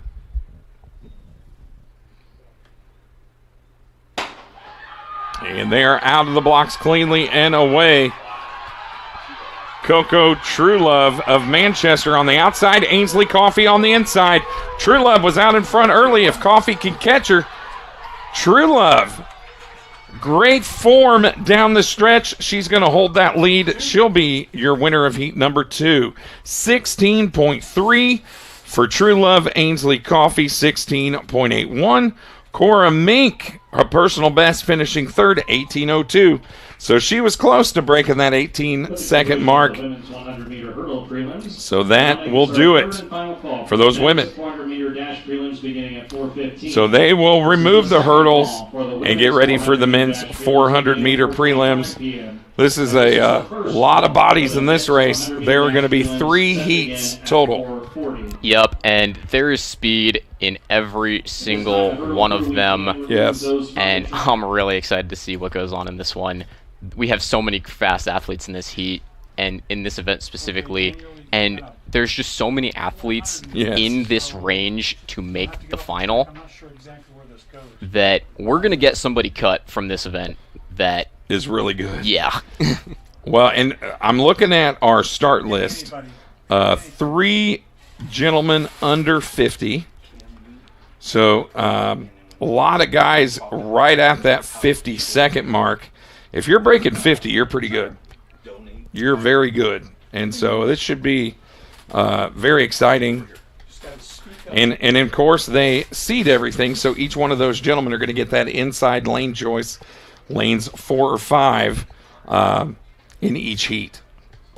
Yep, and we're going to start with some of the fireworks right away with this first heat with Steven Scott and Gloria Mizuba from Franklin and Berea. They're going to be right next to each other in lanes 4 and 5, and they are both incredibly fast at this event. And let's not forget, in 6th, Scott's teammate Austin Menifee also runs 50 point.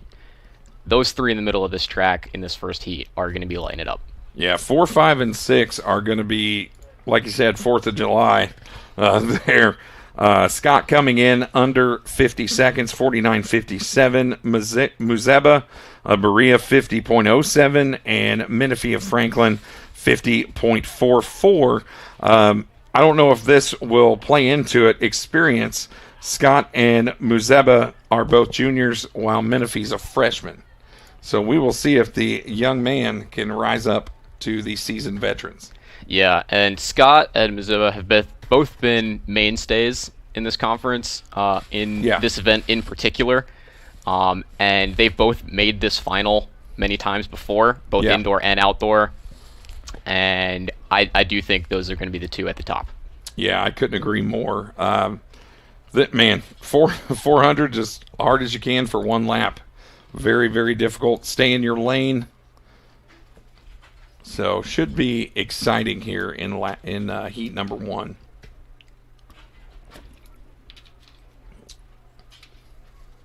And again, 8 advance to the finals. The top 1 in each heat, plus the next best 5. So everybody's got a chance.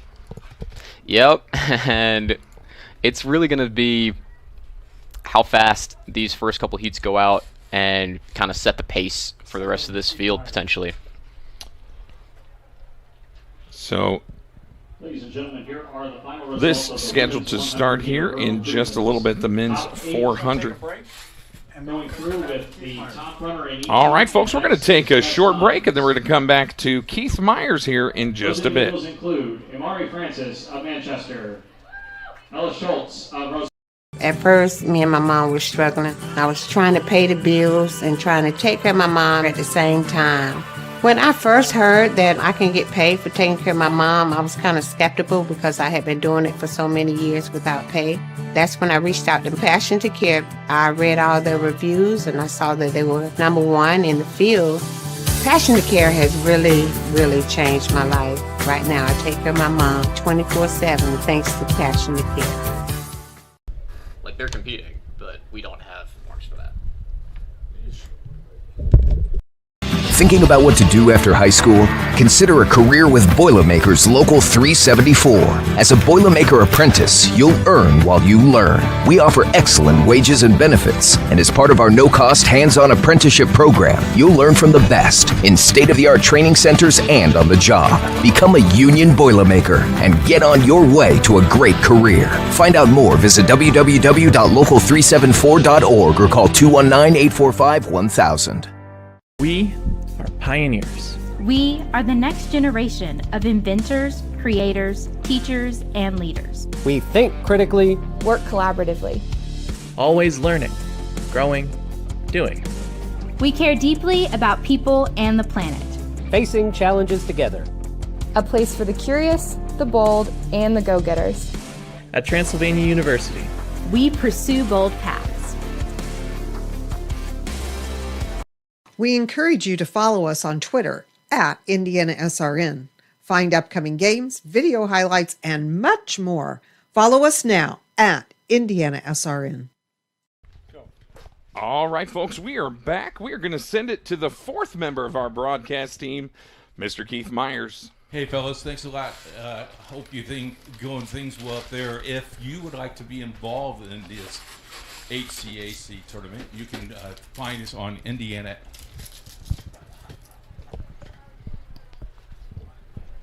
Thanks, fellas. Appreciate it. I'm glad you can hear me now. If you want to help us with this HCAC, all you have to do is look at our website at IndianaSRN.org or HCAC.tv. If you'd like to help donate to help this promote this more, you can contact us at coach@IndianaSRN.org as well. Back to you guys.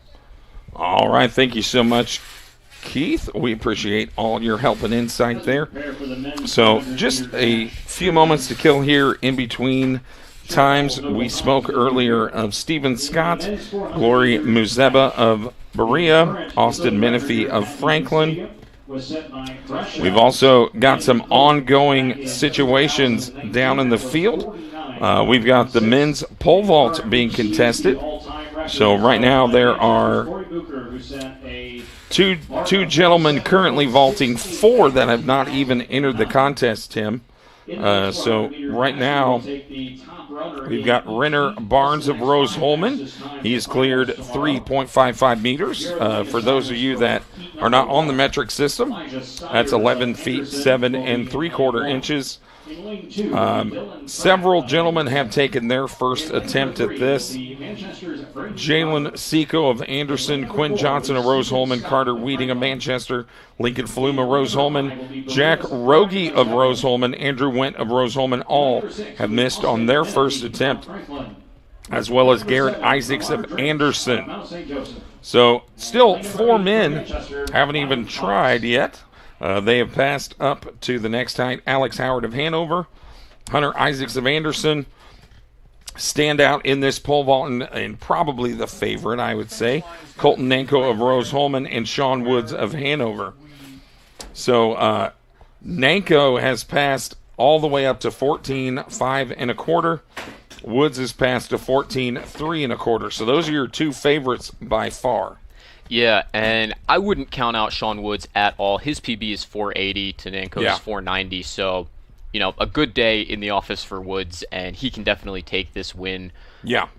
It's going to be those 2 at the top. We've seen that for years. Really interested to see this battle for third between potentially Alex Howard and Hunter Isaacs. Yes. Hunter Isaacs, freshman at Anderson, him and his twin Garrett Isaacs, both doing great over there and adding some much-needed talent to that team in an event that really has seen this incredible renaissance over the past couple of years, where we used to have this kind of just lacking of talent overall in the pole vault in this conference, but now we have so much great talent in it, and it's awesome to see on both the men and the women's side.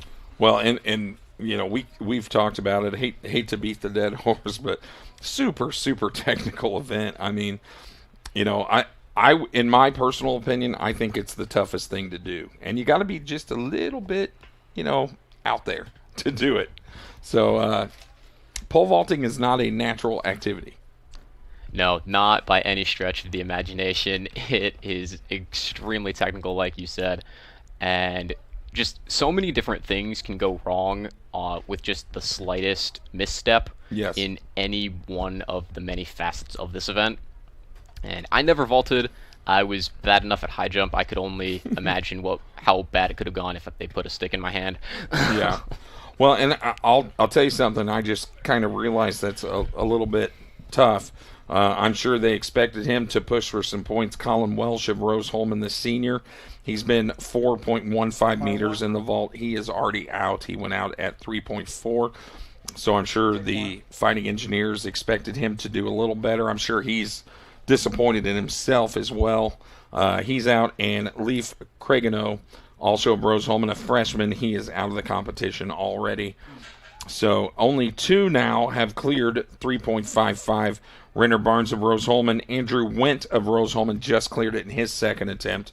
So still a lot of action in that men's pole vault. Yeah, and the good thing for Rose on that side is they do have an army of vaulters. that should be able to pick up the point total there for Colin. Yeah, who has really been a staple in this conference as just kind of solidly the third or fourth best vaulter in the conference for years.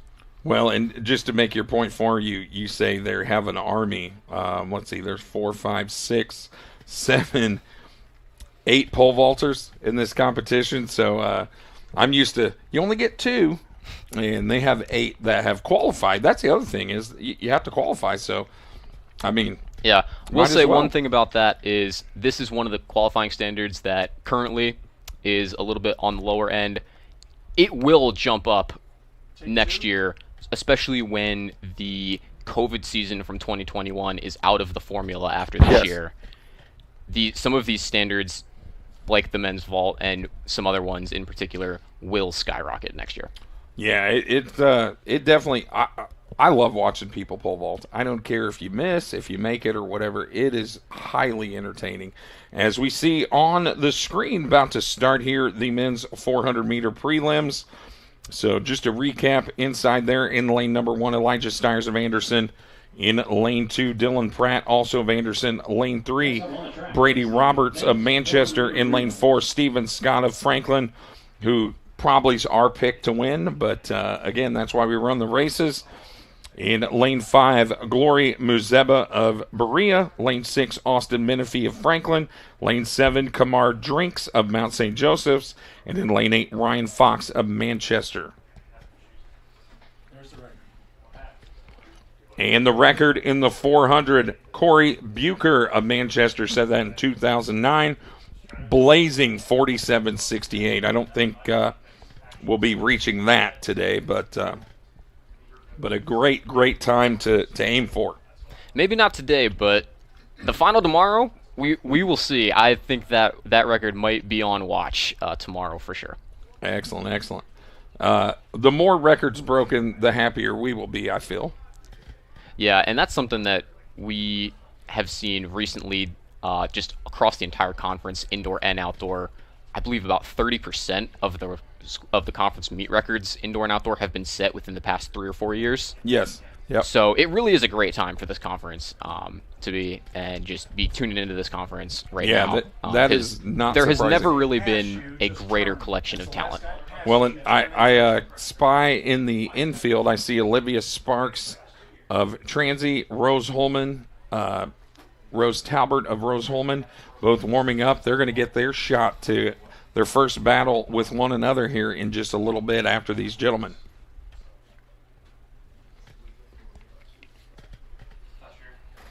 So we are just a few moments away here from the start of the first heat of the men's 400-meter dash, 1 of 3.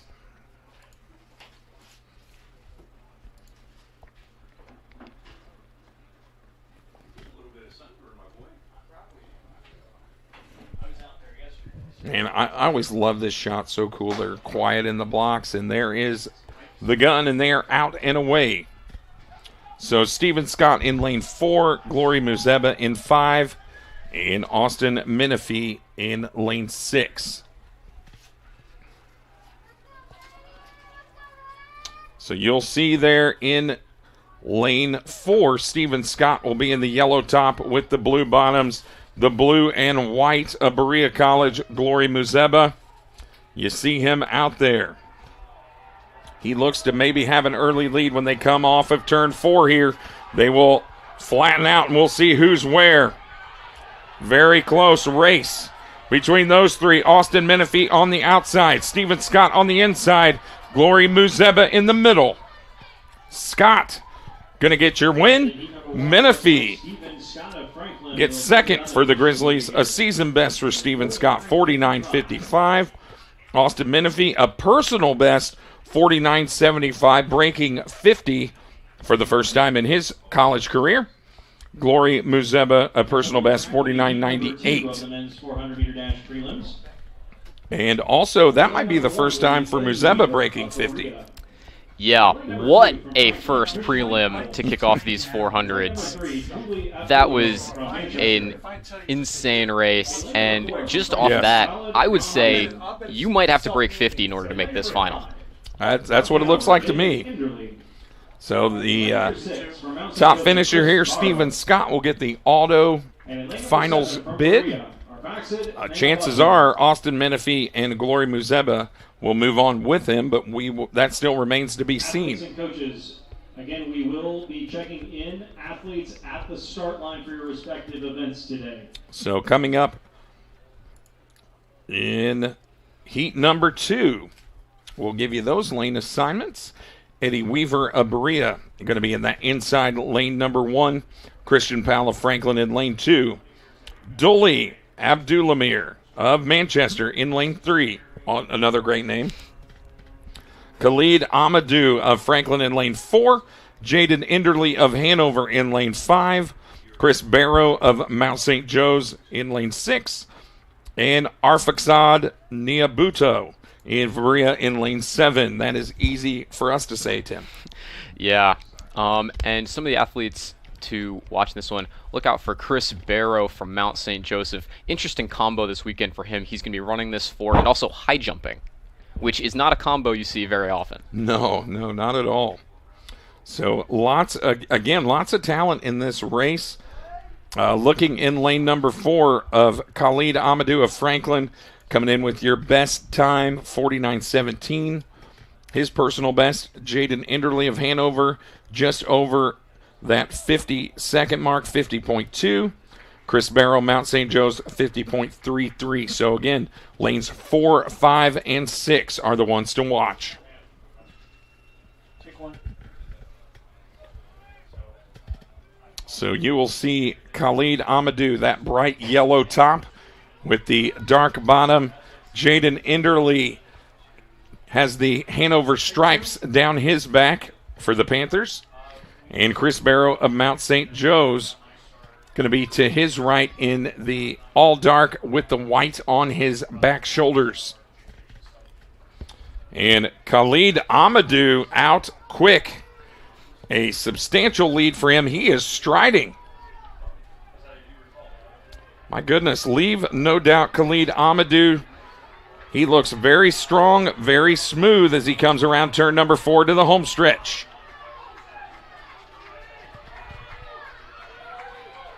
He is a specimen, Khalid Amadou. And wire to wire, 48.81, a personal best. New top 100 in D3 for Khalid Amadou. Chris Barrow, as you spoke, of Mount St. Joe's, 51.57.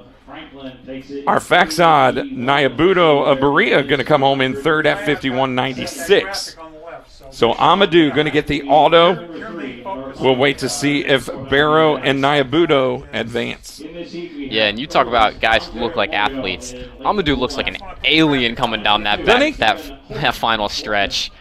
I'm just going to say he looks like an NFL tight end running out there. He is a massive built individual. And he is just a freshman. Just a freshman. And in lane number 7 from Rose Holman, Emre Gune. All right, so we are going to have one more heat of this men's 400. We're going to send it down to Prescott for an update on the women's high jump. The women's long jump. Or excuse me, women's long jump. Sorry. Yes, updating for you guys up there in the booth. So I went and figured out what was happening. They are officially through with prelims. They are starting a bit of a delay.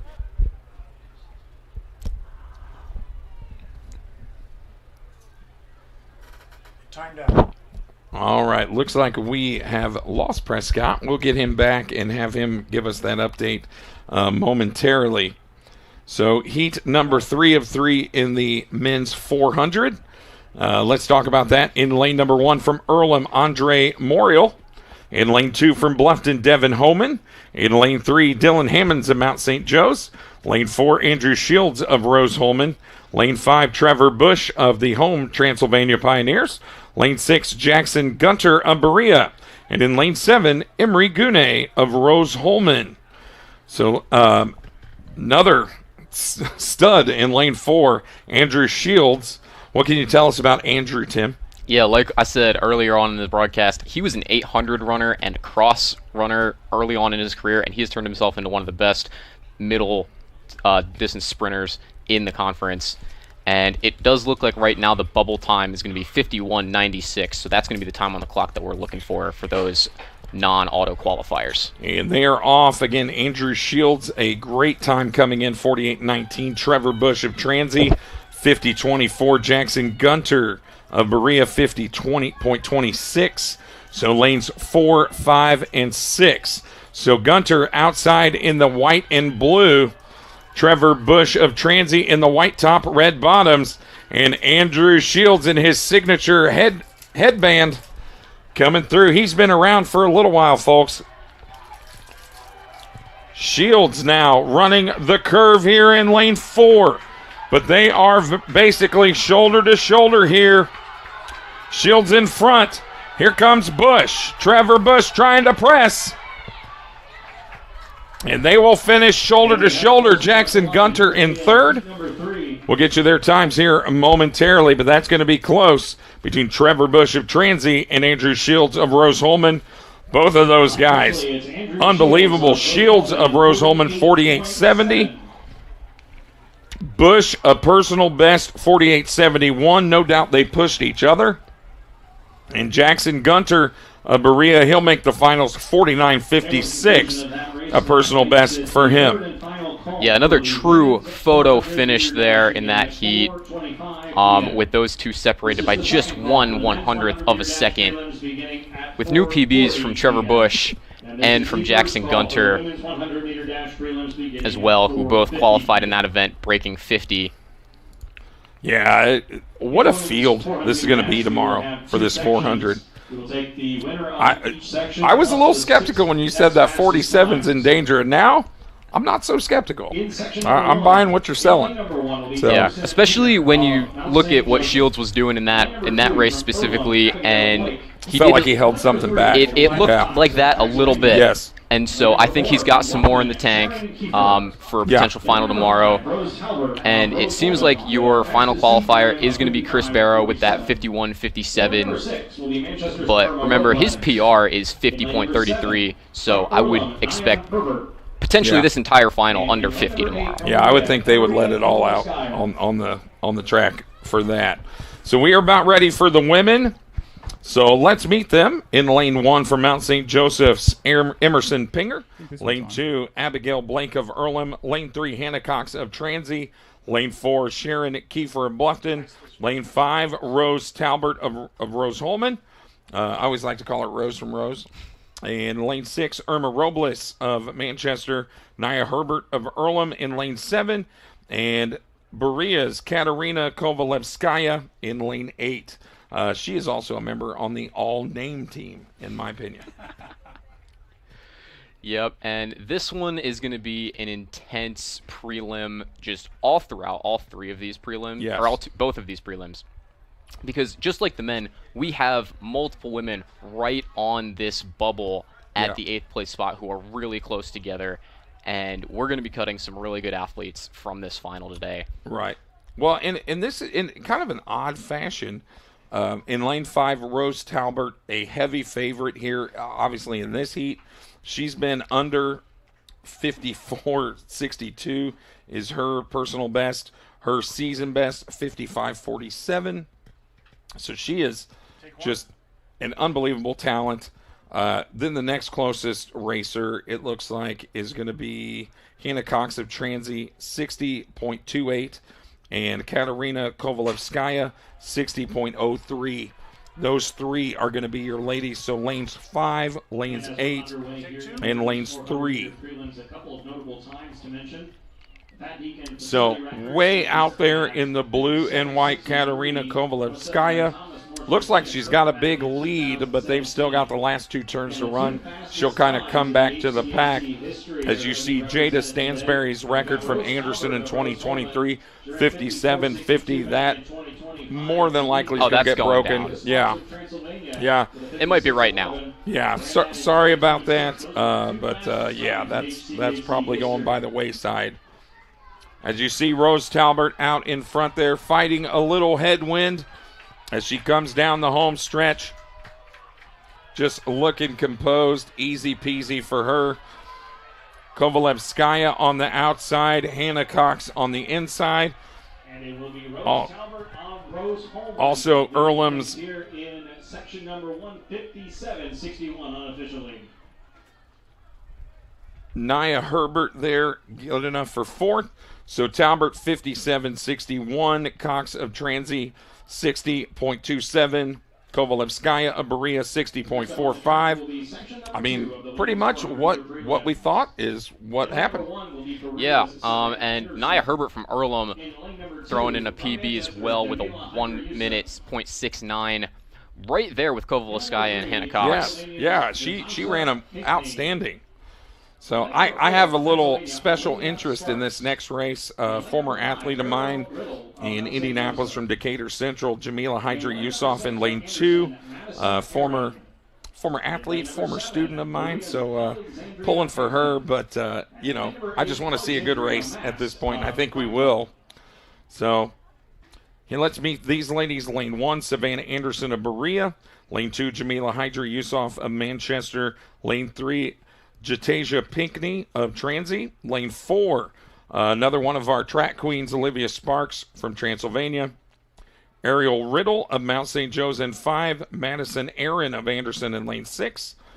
Alexandria Hampton of Berea in lane 7. Alexandria Mast of Franklin in lane 8. So the battle of Alexandria is going on out in lane 7 and 8. Yeah, and I'd watch out for Alexandria Mast. I know Olivia Sparks is probably the favorite in this heat. But yeah. Mast, just a freshman, has been dropping time like crazy this season. Every single week it seems like she's PBing, and I have no reason to think that it's not going to happen again this weekend. Well, and on top of that, she's the third person in these heats that's below the 60-second line. So Sparks been 56.11 this year. Mast has been 59.04, so an interesting dynamic there. Jamila Hydra Yusuf in her career has been 60.66.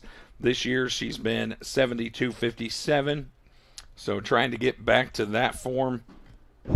Pinckney of Transy's been 60.68.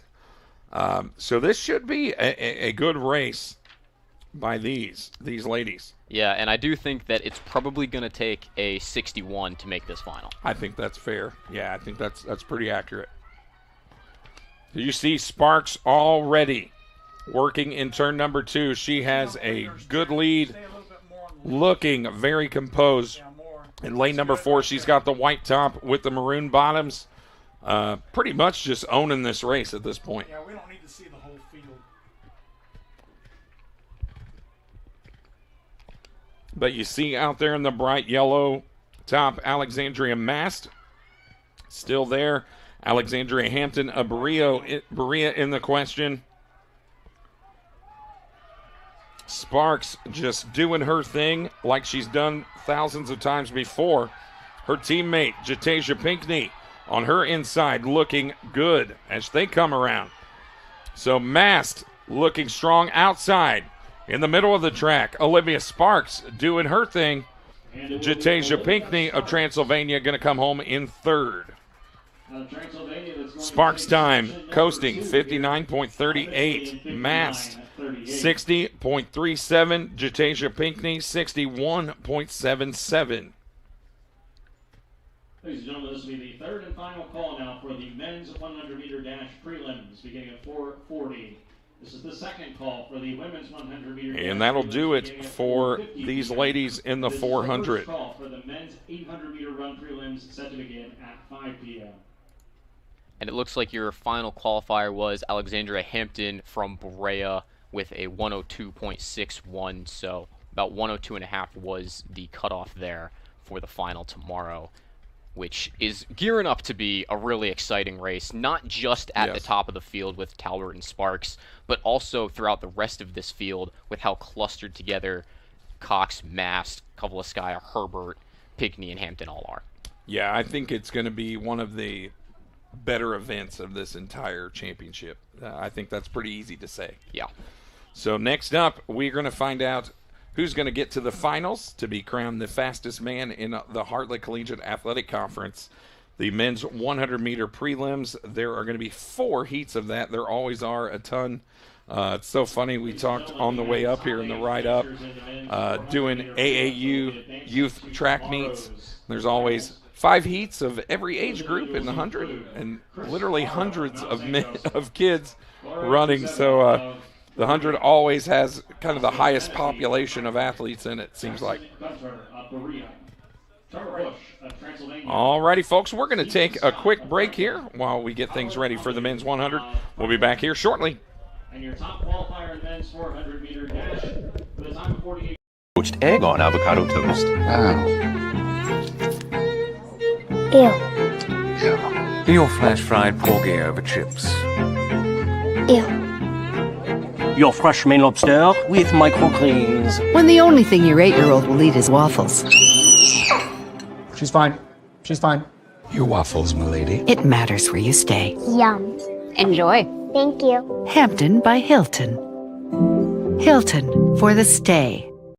A good engineer, a good mathematician, a good scientist can identify problems. But in order to be a great scientist or engineer, you've got to have curiosity and you've got to have creativity. And that's what's going to set you apart. You can't teach curiosity. You just need to encourage your student to be curious.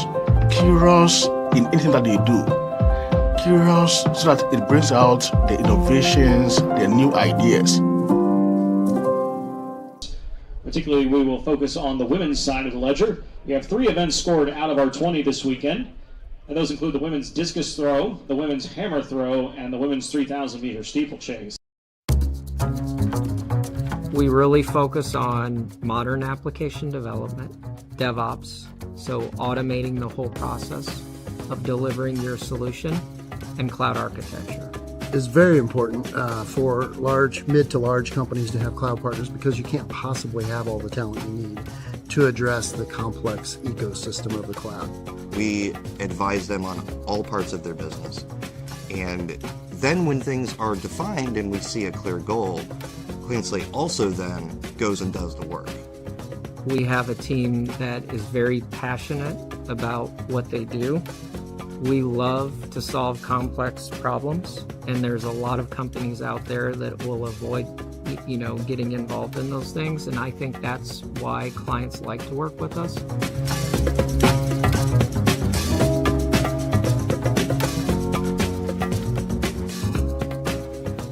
Mason of Hanover. In lane number 5, Sam Brown. All right, folks, we are back. And we're just about ready to start the men's 100-meter prelims. So we've got quite a talented field. We were talking off the air, and very impressed with how they are lined up. So we are going to try and get that women's long jump update from Mr. Brackett. He is outside, and we're going to go to him for that long jump update. Hey guys, I walked over to the women's long jump. I think my mic doesn't quite reach that far, which is why I was cutting out. But basically what's happening over there is there's a little bit of a delay because the women competing in the 100 hurdles were also in the long jump and had to wait a second. But they are finishing that up now. I believe they're into the finals, and I believe as far as qualifications go, it pretty much went as it was on paper. Most of Flight 2 got into finals, 1 or 2 people from Flight 1. We are unsure exactly who just yet, but we will be seeing results shortly as I think they're on their 2nd or 3rd jump of finals. All righty, thank you, Prescott. Excellent job going over there and getting that information for us. We really appreciate the effort in doing that. So let's meet the gents that are going to be in this men's 100-meter prelims. 100-meter left. In lane number 1, Miles Banker of Franklin, Daniel Robinson of Manchester in lane 2, Aaron Drury of Earlham in 3, Blaine Eisen of Hanover in lane 4, in lane 5, Sam Brown of Transylvania, lane 6, Anthony Lloyd of Hanover, lane 7, Dustin Webb of Berea, and lane 8, Levi Campbell of Manchester. So, Tim, why don't you tell us about these gentlemen? Who's our favorite here? Who do we like the best? Yeah, I think that this heat is really about those 2 Hanover teammates, Blaine Eisen and Anthony Lloyd. Eisen has run 1085 this year. He's only a sophomore, but he's running real great. And then Anthony Lloyd, I've said it before, all he does is make sprint finals. Yeah. He does it so often, you can pretty much just lock in that he's going to get there, and I anticipate him doing it again. He just always seems to find a way to make that final. He's there in lane 6. You see him kind of using his jersey to wipe his eyes. He just looks like a sprinter. He just looks like a guy. You're like, yeah, that guy's fast. But I feel like this is a pretty good field. We kind of talked during the commercial about this field in its entirety. There's some really good times in here. A lot of sub-11 guys. A lot of guys right on that 11 flat cusp. There are some that have been pretty fast in the past that maybe due to injury or for whatever reason aren't as fast presently as they've been. So it's kind of one of those things where there's a few surprises, I guess.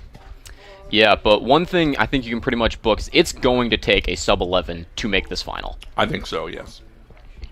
Yeah, I couldn't agree more with that. To be quite honest, it's a pretty fast field. You know, we've all been kind of spoiled over the last few years, you know, with Jalen Hobbs a couple years ago coming out of Rose-Hulman, your former teammate. And in the conference outdoor 2 years ago that I did, 60-mile-an-hour winds behind him sure does help. 1025 is unbelievable. I think I kind of had a small, explosion up here over that. But this should still be very, very good. I don't think anybody's going to be quite making that 1025 mark, but still pretty good. Hobbs is going to have the HCAC record right now. Obviously that 1025 was wind dated, so it doesn't count as a record, but 1042 is pretty darn good. Yeah, and it looks like we just had a potential false start in that first heat. Just judging by the reaction, looked like lane 4, Blaine Eisen. Oh, man. That's tough. One of the front runners, Blaine Eisen. Let's see if they give him, and he has been disqualified. So I feel like I'm having deja vu. Did this not happen 2 years ago? I believe you would have been a senior, right? Yeah, I believe Manchester? there was a disqualification in that 100-meter final. Yes. Yeah, I believe it. And I'll be honest, I don't know his name, but I believe it was a Mount St. Joseph It was sprinter. Kyle Evers-Smith, who I think might be in this field. Okay. So yes, he is, and looking for a little bit of redemption there. Yeah, I just felt bad. He missed out on a very fast yes, he did. final. And he most assuredly would have been there, too. Yes. He would have been in the running. That's the tough part of I don't think a lot of people realize about track and field, especially at this level. If you make a mistake and you false start, you get one shot and you're out. So we are going to trudge on without Blaine Eisen. So looks like we have a DNS in lane 3, Aaron Drury of Earlham. So you're going to get lanes 1 and 2, Baker of Franklin Robinson of Manchester. Lane 5 is Brown of Transylvania, Lloyd of Hanover in 6, Webb of Berea in 7, Campbell of Manchester in 8, and we're going to get another false start here. Very, very rusty here. Yeah, I believe that one was lane 8, potentially Levi Campbell that time. And, sometimes it can just kind of get in your head. You get a false start happen in your heat, and then it's hard to just get right back in the block and go again. Yeah. Yep. Tim, you might be a little too young for this, but there's a movie came out called The Replacements, and they always talked about quicksand. You make one mistake, then you make another, and another, and another, until you're too deep to get out of it. And this is kind of what it made me think of, unfortunately. It's like guys are just making mistakes and keep going. So hopefully we'll get a clean start here. Now minus Blaine Eisen of Hanover and Levi Campbell of Manchester. So and as an old competitor, you hate to see it, but it's a part of the competition. Yep, and here we go for a third time, and hopefully the final time. Right. Well, and you think to yourself, if you're one of those fringe guys that's right on the cusp between, one of those 8 advancing spots, well, you just got rid of a 10.85 guy and an 11.1 guy. So you're probably pretty okay with that. So we will try. First there were 8, now there are 5. So again, lane 3 empty. A DNS for Aaron Drury of Earlham. And there you go, and we are clean. So Anthony Lloyd of Hanover. On the inside, Daniel Robinson and Miles Baker. See how this shakes out. Lloyd's time 11.2. Miles Baker 11:31. Daniel Robinson of Manchester 11:67. So Lloyd will move on with that 11:20. Yeah, and what did I tell you, Jason? Book it. All Anthony Lloyd does is make sprint finals. And that's I don't even exactly care that the time wasn't amazing. It wasn't blazing, yeah. Hey, they had to get in the blocks 3 times. Correct. It happens. Well, they say the hazards of the profession, hazards of the job. Yeah, you can't really expect people to run insane times when they're having to start the race 3 times. Well, and correct me if I'm wrong. Yeah, I'm looking at the flags. The wind is coming right at them, so they're not.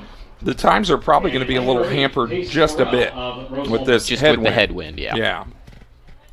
All right, so let's meet these gentlemen that are going to run here in heat number 2. 2 of 4. In lane 1, Jalen Range of Mount St. Joe's. Lane 2, Gabriel Gomez of Franklin. Lane 3, Anna Watt of Berea. Lane 4, Diego Yoon of Mount St. Joe's. He is definitely one of the gentlemen to watch. Trace Morris of Transy in lane 5. Another one to watch, Brandon Bensuda of Hanover in lane 6. Logan Page of Franklin in lane 7. And Pace Morrell of Rose-Hulman in lane 8. Probably one of the most interesting aspects of this men's 100 is in lane 6. Brandon Bensuda. He's been 1092 this year, but prior to that, he's been 1054. So he's got that in the tank somewhere. Yeah, and he is a conference champion in this event, so he knows exactly what it takes to win this race. And I would expect him to be right at the front of this field, potentially. Yes. His season best time is only 10:92. He hasn't run that many hundreds this year. Yeah. He got a little bit of a late start to the season, but that's okay. I assume that he's just about peaking at the right time, and I anticipate this to be an incredibly fast field with him. Yes. Guys like Diego Yoon and his teammate Jalen Range as well. Looking for both of them to both make great pushes for this final as well. Well, and just to describe who to watch, lane 4, Diego Yoon. He looks like he has those gray shorts on and the blue singlet with the white around the shoulders. Brandon Bensuda in that Hanover iconic jersey, that royal blue with the stripes down the back. I'll be honest, love those jerseys. Love them. So really neat to see those guys. Poor Trace Morris in between those two guys for Transylvania.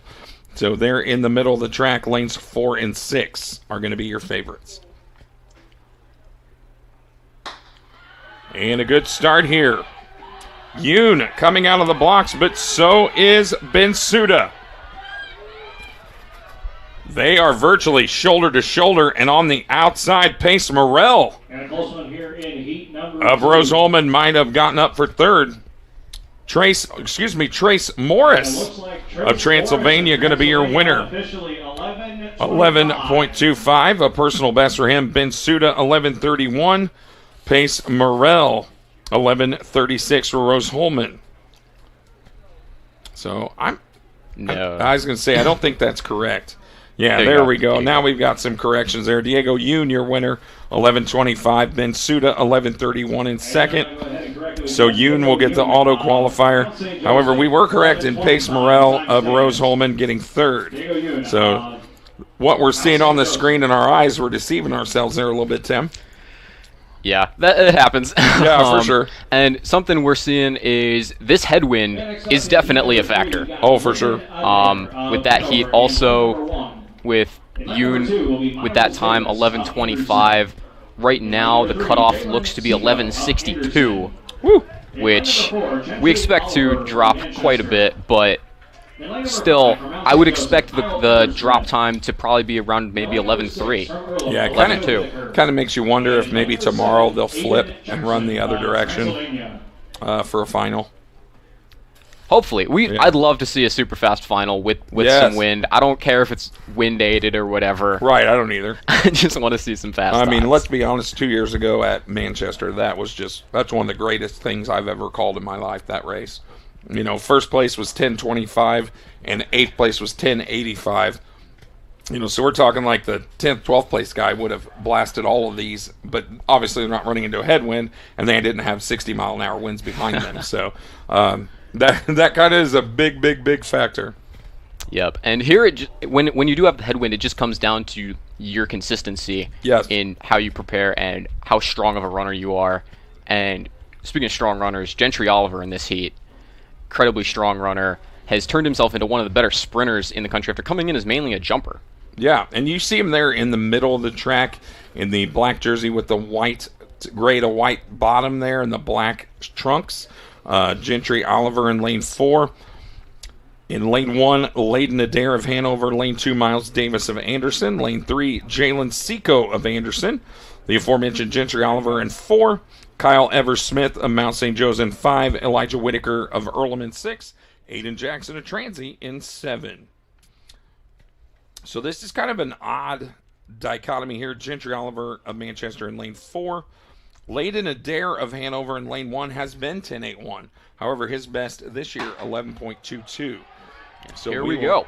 Yeah, off to a start. As you see, like you said, Oliver just looks strong. Just an athlete, Gentry Oliver. Kyle Evers-Smith looks like he might have gotten up for second. Layden Adair at third. So 11:39 for Oliver. He will advance. Evers-Smith, 11:55 for Mount St. Joe's. Layden Adair of Hanover, 11:61.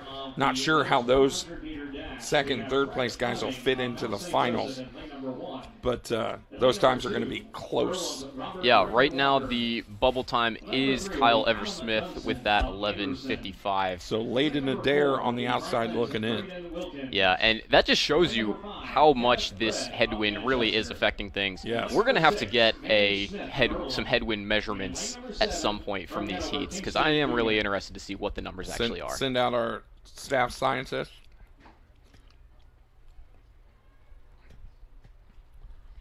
I'll be honest with you, I wish I knew what the name of the device that measures headwinds are called. The wind gauges? The wind, the anemometer. All right, we're from our resident wordsmith, the anemometer. So I am more familiar with the sling psychrometer, which measures. Science guy. There you go. So we go out there and sling it around and tells me whether we're good to go or not. I believe that is a humidity gauge. Correct me if I'm wrong. I don't know.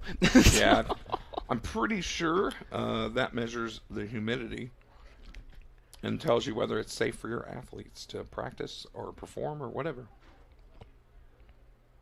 Usually, if it's bad enough, we'll go inside. No, it's great out here today, though, and it's perfect. It's great for this final men's heat of this men's 100-meter dash prelim. And this one might be one of the better ones of the group. In lane 1, Fred Fleming of Mount St. Joe's, Robert Griffin Walker of Earlham. In lane 2, Adam Dunson of Anderson. In lane 3, Braden Wilkins of Franklin, one of the guys at the top of the list for favorites. In lane 4, Kenneth Redd, who is a crafty veteran. Kenneth Redd been around. In lane 5, he's been 11:08 this year. Manny Smith of Earlham in 6, and Kingston Dugan of Hanover in lane 7. Add him to the name list. I love Kingston Dugan. Great name. Yeah, and we're going to see a great battle in the middle of the track with Braden Wilkins and Kenneth Redd. Yeah. Both these guys run 10.7 before, and probably not going to run 10.7 now in the headwind. Yeah. But those would be the two I'd be watching the most to see who can get that final auto spot into tomorrow's final. And it looks like we are going to be without Adam Dunson there in lane 3 for Anderson. There are no blocks in that lane. So Adam Dunson of Anderson is going to be a DNS in this event. So, again, the two to watch in the yellow singlet, Braden Wilkins. In the black with the gold trim, Kenneth Redd of Manchester to his outside in lane 5.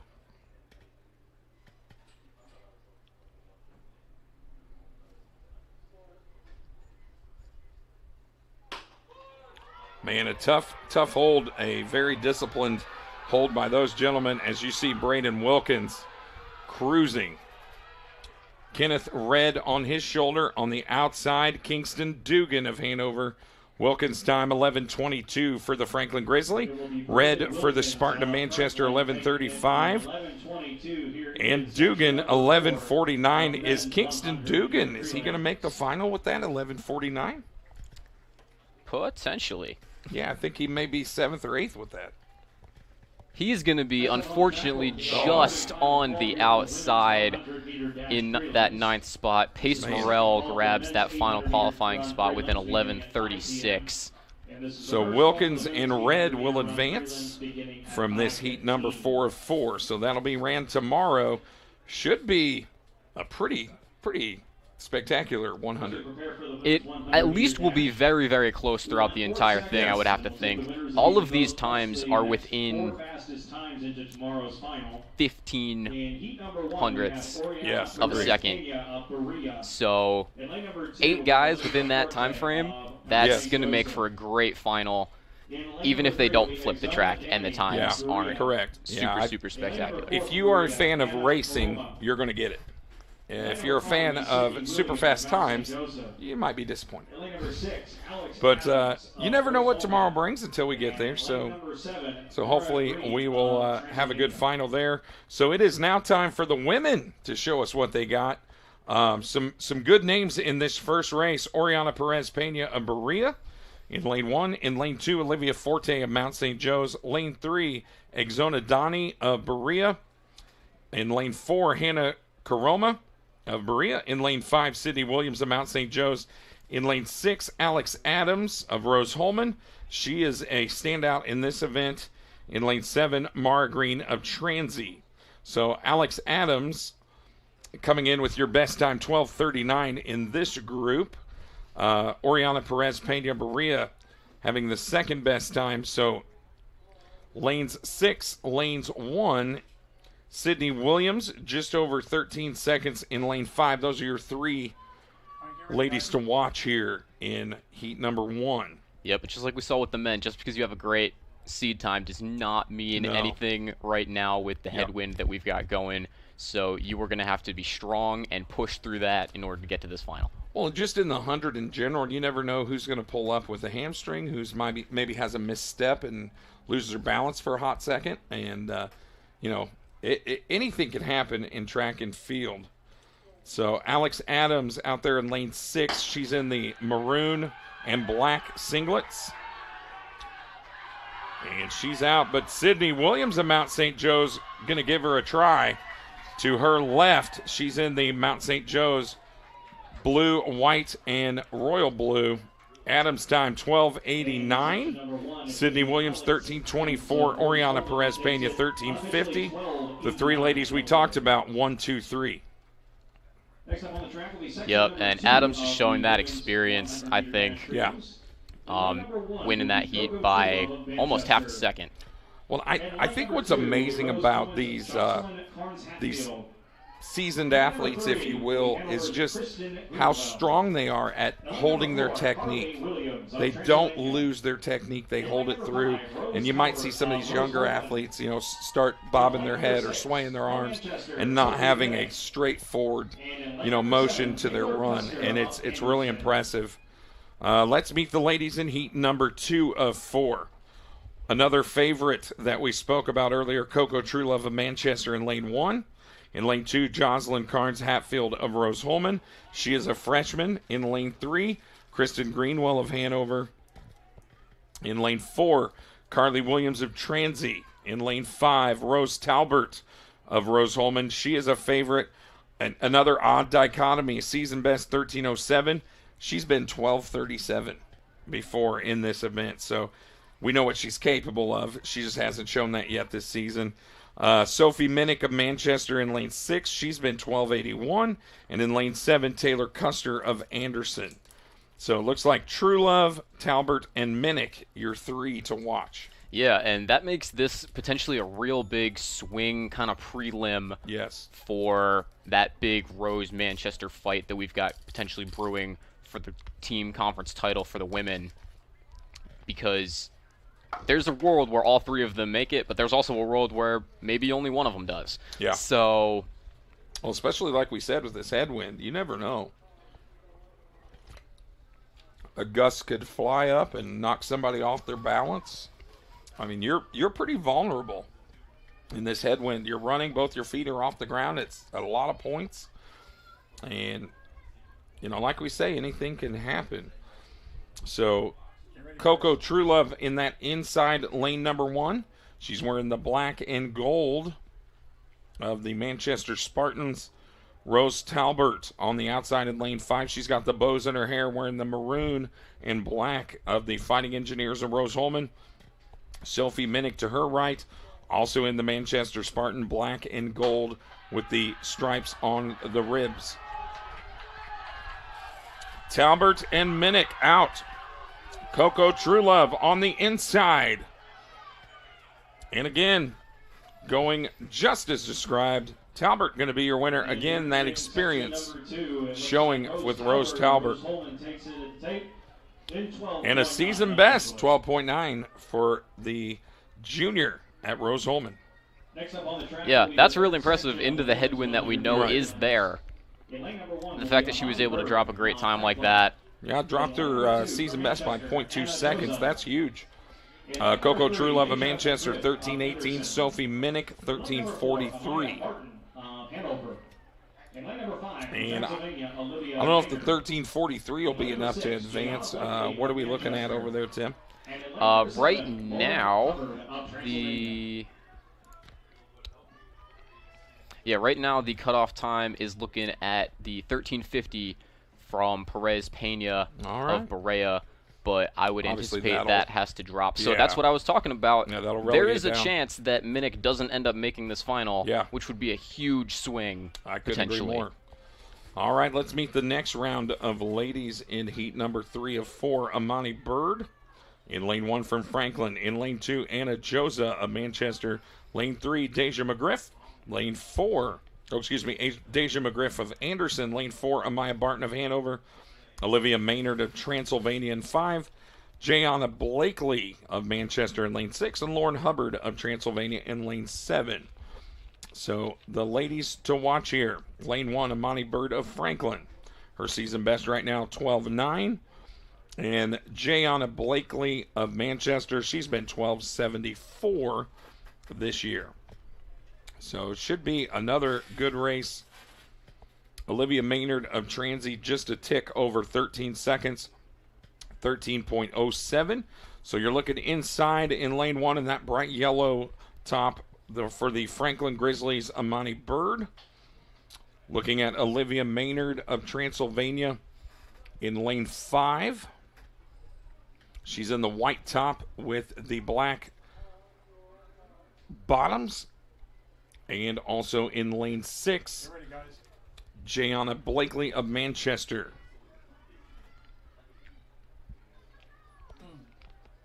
So Maynard with the white headband.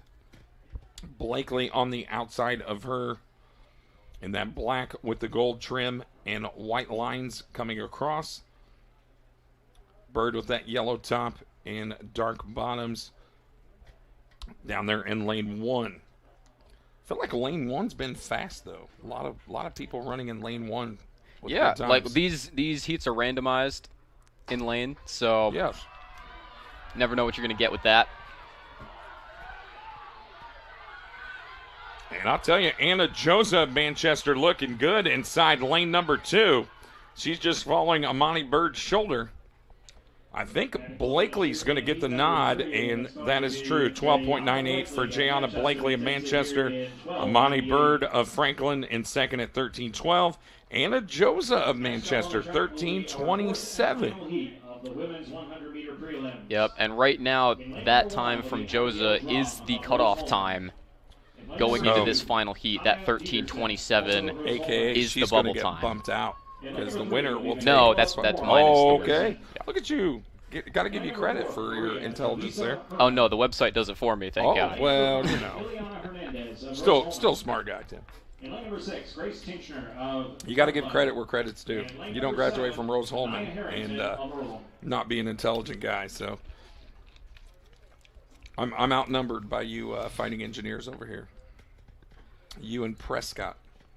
I'm my school doesn't even exist anymore. I went to IUPUI. Does it even count any longer? All right. The Jaguars. We just changed it up. Now it's the IUI Jaguars. No more PU. All righty. So let's get back on task here. Heat 4 of 4 for this women's 100 in lane 1 from Rose-Hulman, Abigail Drum. Lane 2, Kaya Peterson, another fighting engineer, Rose-Hulman. Lane 3, Michaela Korn of Anderson. Lane 3, Jaleesa Herman of Berea. Lane 5, Ileana Hernandez of Rose-Hulman. The aforementioned earlier today, Grace Tincher of Franklin in lane 6. And Anaya Harrington of Earlham in lane 7. Tincher going to be the runaway favorite here. She's been 12:56 out in lane 6. And Abigail Drum of Rose-Hulman in lane 1. However, do you see Tincher on the screen? I do not, and I am searching for her. Yeah. Well, that is not optimal for the Franklin Grizzlies, I'm sure. No 6. So we are going to be without Grace Tincher, who is a standout in this event. So wonder what's going on there. I'm sure it's for good reason. Yeah, and remember, she was the one that was disqualified for false starting at the indoor 60. So maybe something going on. Hopefully she's all right wherever she is. But she has definitely got a really good resume in this event. So that leaves Abigail Drum of Rose-Hulman there in lane number 1 on the inside with the maroon and black. And a good start here. They are out and away. So Drum, an early lead. Ileana Hernandez on the inside. Also, looks like this might be a Rose-Hulman sweep. So we'll sort it out. Ileana Hernandez, your winner. 13.12. Drum at 13.50. And Kaya Peterson of Rose-Hulman, 13.69. 1, 2, 3 for the Fighting Engineers. That bodes well for their chances. Yeah, Hernandez is going to be the only one that actually makes the final from this heat, meaning that Anna Joza from Manchester with that 13.27 does get into the final tomorrow. Sophie Minnick from Manchester just missing out, however, in that 9th spot with her 13.43. Man. I will say this, at least the 100 has been very compelling. Yeah, and just like the men, I do think that this is a very, very tight field overall.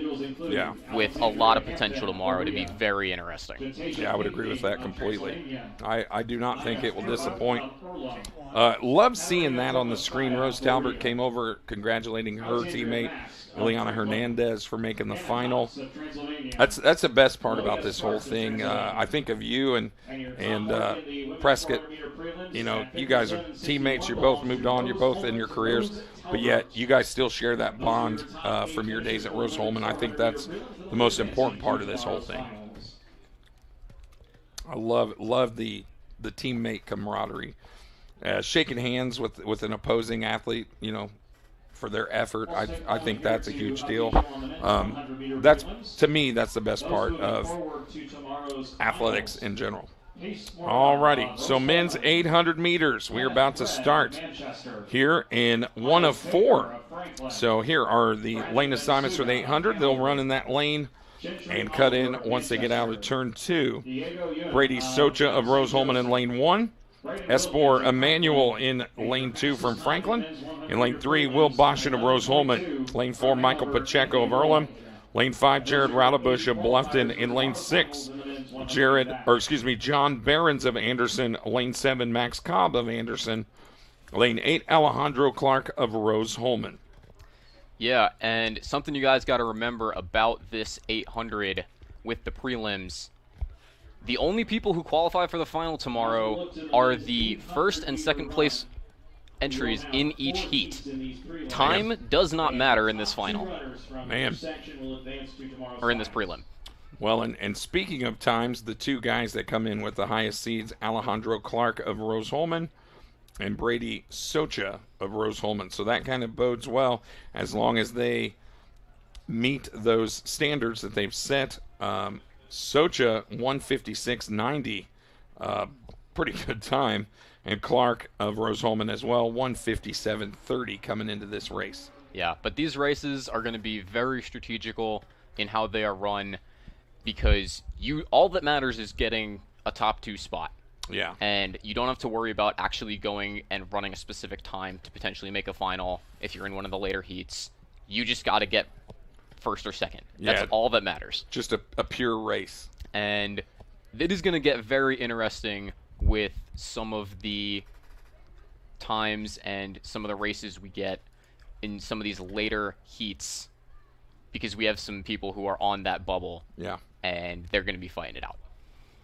Yeah, I think it's going to be pretty tight.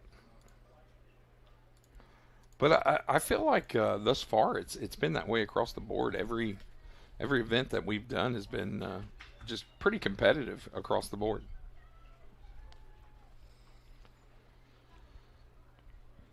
So just a few moments away here from these men's 800-meter prelims.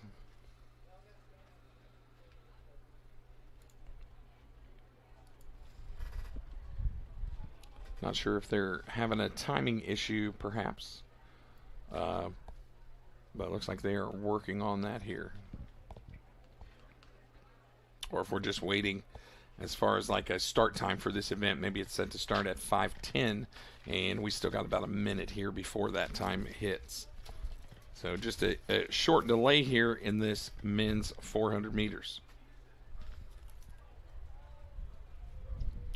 So while we're waiting, let's give you the HCAC records in 2009.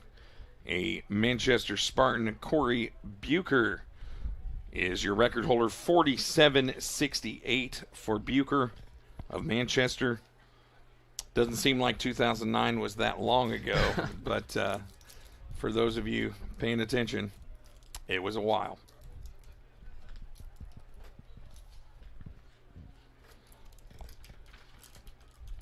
For me, 1999 doesn't seem like that long ago, but we're going on 30 years from 1999. Does that mean I'm old, Tim? To me, yeah. Considering I was not old. Oh, I thought you were gonna give me the benefit of the doubt. No, you're not old. Now, granted, you just graduated college, and I graduated college in 2003. So yeah. So they're good. Looks like they are dealing with the timing issue down here. They're trying to get that sorted out. So they're letting some of the runners jog it out here and stay warm. So once they get that sorted out, we should be ready to go. Yeah, we can check in with the men's pole vault while we're waiting. I agree. Right now, 2 athletes still yet to go in. Colton Nanko and Sean Woods still have not taken their opening jumps yet. And there are only 3 athletes still in the competition outside of that, with Garrett Isaacs, his twin Hunter Isaacs, and Andrew Wendt from Rose-Hulman and Anderson, respectively. Well, it looks like Hunter Isaacs cleared 3.85 and then has passed all the way to 4. So kind of a unique strategy there in the pole vault for Hunter Isaacs of Anderson. So hopefully he's looking for that to pay off. Gotcha. So still dealing with the timing issue down there. But they are they're working on it. So it looks like they're feverishly trying to get that going again. So still also waiting on some long jump results. But you know what we could do while we're waiting? Tell you who the ladies are that are involved in that. There we go. So actually, we're going to go back to the track. They are sorted out. And the men's 800 is off and away. Underway here in the men's 800-meter run prelims. Heat number 1. We have 8 competitors in each of these sections. So they will cut in here once they get past the cones you see on your screen. Looks like Brady Socha out in front there. followed by one of the Anderson Ravens. John Behrens of Anderson. Max Cobb of Anderson. So that looks like maybe John Behrens behind him. Yep, that is Alejandro Clark out front. Oh, man. Rolling so far, and really impressive gap that he's already created. Behrens trying to hold off Sosha and Will Boshin. And I will tell you, Alejandro Clark looks strong, looks good. A little bit of lateral movement in his run. We'll see how that affects him. But Behrens, Michael Pacheco of Earlham, and I believe Sosha is also in that pack behind Alejandro Clark. 56.03, the first 400 for Clark. And that's John Behrens making a move, trying to pass Beatty Sosha on the final turn here. And it's a dogfight in turn number 3. Sosha's going to go with him. So Clark now moving to third. And it looks like it's Behrens and Sosha right now fighting for that top spot. And it does look like it's going to be those two potentially who are going to make this final. Yeah, and it looks like they technically could coast here. But they are fighting it out. I was going to say, Sosha's making it a contest. I love the competitive spirit. Won't be beat. It looks like Behrens got him by 100th of a second. So Behrens 158.47. Sosha of Rose-Hulman 158. Actually, it just changed on my screen here. So 158.79 for Behrens, 158.92 for Sosha. So not as close as we thought, but still pretty darn close. Though that's basically the same thing in my book in an 800. Yeah, I can get on board with that.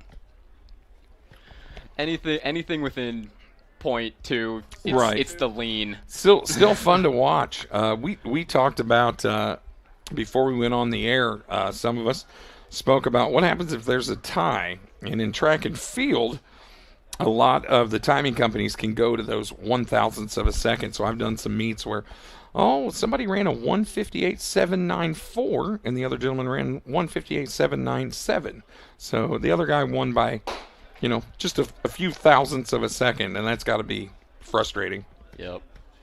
So let's meet these gentlemen as the gun goes off for heat number 2. In lane 1, Caleb Savage of Anderson. Lane 2, Bo Lacknick of Franklin. Cole Brewer of Rose-Hulman in 3. Kaya Shelley of Franklin in 4.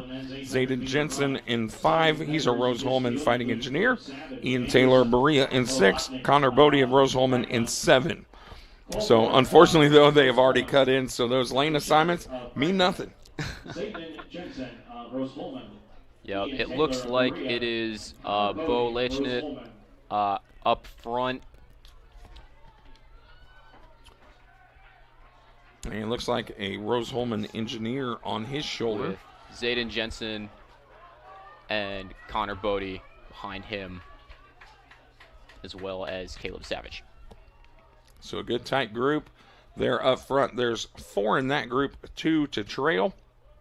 So again, like we said, the interesting part about this, they've already completed 1 of 2 laps. So we're going to see who is going to separate themselves from the rest. Some notable marks here in the men's 800. As you see, it looks like Savage, that looks like Zayden Jensen perhaps out in front. Yes. Cole Brewer on his trail. So Rose-Hulman asserting themselves here in heat number 2. Looking to get both of these gentlemen out into the finals. Yeah, it seems like Jensen and Bodie have gone forward and have kind of gapped the rest of this field, but we will see if Lachnit can actually get ahead and pull him in for this final 30 meters. He is working feverishly to get up there. It looks like they just talked to each other and said, hey, we can coast. We can take our foot off the gas here and finish, and that's exactly what they're going to do. They will move on. Connor Bodie and Zayden Jensen of Rose-Hulman Bo Locknett of Franklin going to finish in third. Cole Brewer of Roseholman in fourth. So, again, the two advancing, Connor Bodie, Zayden Jensen, both of Roseholman. Yeah, and right now this is going real well for Rose in how they wanted to do this. They had this army of 800 runners in this event, all within that, like, 2nd through 9th in the conference, and they're doing a real good job of making sure that they get all those qualified that they want. Yeah, and I don't know that we'll see this today, but just for the record, the HCAC conference record, Jacob Burnham of Transylvania did that in 2021, a blazing 151.66. That's a heck of a time. Yeah, that was a great race over at Hanover. Man. I would assume you witnessed this? Yeah. That's impressive. That was a crazy race. Yeah, 151's very good. So, alrighty, let's move on to heat number 3. From Earlham College, Alan Hershrick, Rojas Hernandez. Wyatt Starkey of Roseholman, David Lacey of Manchester, Desire Itwitaho of Berea, Anthony Goff of Earlham, Nathan Furnish of Franklin, and Elliot Brule of Roseholman. Yep. And right now it's Starkey and Lacey out in front, and it seems like they are picking up. That whole field, though, is pretty close together. Well, and Starkey comes in with a 156.11. Very good time for him. Lacey, 159.61. Elliot Brule of Roseholman, who looks to appear to be sitting third, comes in at 158.38, but he has been 157. So actually, I don't think this information is completely correct. I believe it is Starkey out in front, but it looks like our timing information is off.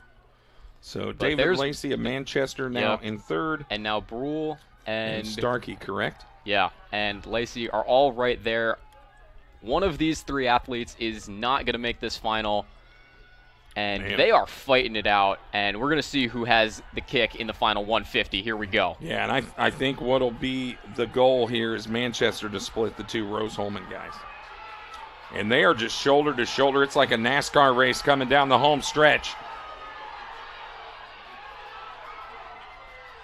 And that's exactly what Manchester's doing, splitting the Roseholman. So Rose will advance Wyatt Starkey, and Manchester will advance David Lacey, a personal best for Lacey, 159.54.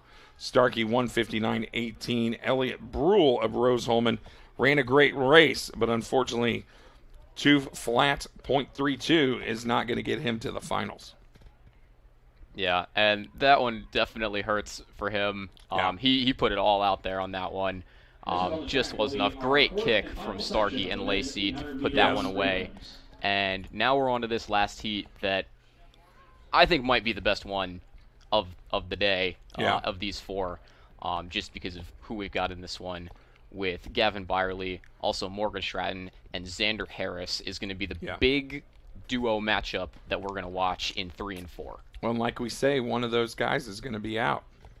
So let's go through the list. In lane 1, Will Coggins of Manchester. Lane 2, Logan Wright of Mount St. Joe's. Lane 3, Xander Harris of Transy. Lane 4, Morgan Stratton of Roseholman. Lane 5, Ian Amstutz of Manchester. Lane 6, Austin Gatewood of Berea. And in lane 7, Gavin Byerly of Manchester. He has been 153 this year. So that 151.66 doesn't seem so far away from 153.85. Yeah, and right now they are kind of sticking in a pack, so we're going to see how this thing plays out over that next lap and a half. Right now they just seem to be comfortable chilling. Yeah, with Gavin Byerly out in front, Xander Harris there to his inside. Yeah, there's a pack of 6 guys here out in front. I'm going to assume Gavin Byerly's going to assert himself. So but he's Byerly, left it. Yeah, I was going to say. Anybody can win this one now. He's left it to who has the best lap. Yeah. Any 400 specialists out there? Gavin Byerly out in front, Xander Harris, Morgan Stratton, Austin Gatewood, Will Coggins, and Logan Wright. Wright kind of falling off here, as well as Austin Gatewood. And now it looks to be Byerly, Harris, and Stratton in that order. Byerly looking over his shoulder to see what type of lead he's got. And it's not very big, and he's going to have to push real hard, and this is going to be a great stretch to this finish line in these last 100 meters. I don't think he thought he was going to have to work this hard, but he has done just that. He's taken a big look over his shoulder. Stratton is fighting, but it's going to be Xander Harris. Yep. Getting into that final along with Gavin Byerly. So Gavin Byerly, 2 minutes, 1.51. Harris, 2 minutes, 1.65. They'll advance to the finals for tomorrow. So let's see. Got your list of qualifiers here. Harris of Transylvania, Zayden Jensen of Rose Holman, Connor Bodie of Rose, Gavin Byerly of Manchester, David Lacey of Manchester, Wyatt Starkey of Rose Holman, Brady Socha of Rose Holman, and John Behrens of Anderson. So that final is going to have 4 Fighting Engineers and 2 Manchester Spartans. Yeah, and shout out to John Behrens, who ended up getting that top seed in the prelims. Yes. He was seeded 13th going into those races, so he put in a lot of work. I agree. To go and get that top seed into the final tomorrow. Alrighty. So now we're going to see some women run this race. Should be a fun event. So that is your conference record. Anna Murdoch of Franklin, 2015. She ran a 2:08.14 in this women's 800. So here are the ladies in lane 1. Alan Hershrick, Rojas Hernandez of Earlham. Lane 2, Wyatt Starkey of Rose Holman. Actually, I am looking at an incorrect event here. Let me check this one more time. My apologies. Yeah, my apologies, folks. So this is Sammy West of Earlham in 1, Casey Moore of Transylvania in 2, Macy Klein of Hanover in 3, Kristen Fishley in Berea in lane 4, Kelsey Weil of Transylvania in 5, and Andrea Diaz of Anderson in 6. Yeah, and right now it looks like it is Fishley and Casey Moore out front. And again, the men's long jump competition going to be starting soon in the south. Yeah, Fishley looking nice and relaxed out there. She's got about a 3 or 4 meter lead over the next place. Yeah, and she should be in great position for this race. She's typically doing the 4 and the 8 at meets, which is insane. Yeah, that's She's impressive. Just going to be running the 8 this weekend. Yeah, she looks very just calm, cool, and collected. For Berea, Casey Moore of Transy in 2nd. And really the only person that can threaten is Macy Klein sitting in 3rd. She's behind Casey Moore. So there's about 7 or 8 meters now of Fishley in front of Casey Moore of Transylvania, and about the same distance between Casey Moore and Macy Klein of Hanover. So, but we all know those last 2 turns. They can make or break the race. Yeah, nothing is guaranteed. And entering that last 200 now is Fishley, and it does seem like she has a good hold on the rest of this field, but Casey Moore is digging into that lead and might take it from her in this last 100. Yeah, I was going to say, it's we are far from finished, my friend. So they may finish together, or if Casey Moore wants to push it, but I don't think so. I think they're both just content to finish where they're at, as Macy Klein of Hanover trying to catch him. I don't think she has enough track left to do so. So you got Kristen Fishley of Berea, Casey Moore of Transy. They will advance out of heat number 1 of 3. Actually, there will be in 2 this extra. one 2 non-auto qualifiers, so time will matter here. So it's a little bit different than the men, where time straight up didn't matter.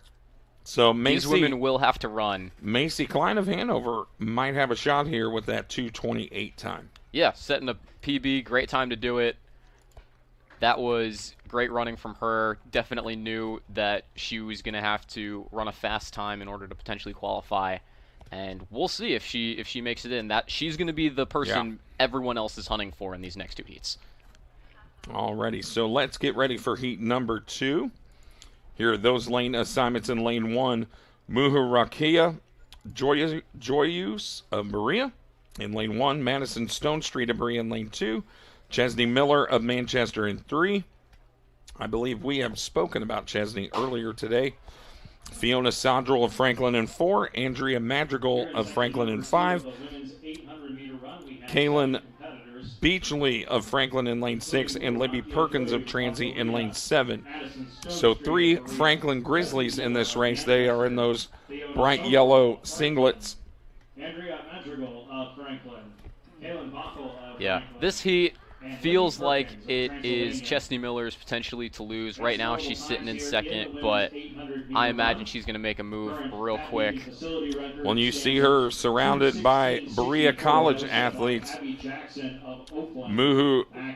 Muhurakia Joyous of Berea and Madison Stone Street, book-ending Chesney Miller there. Murdoch of Franklin ran 2:08.14.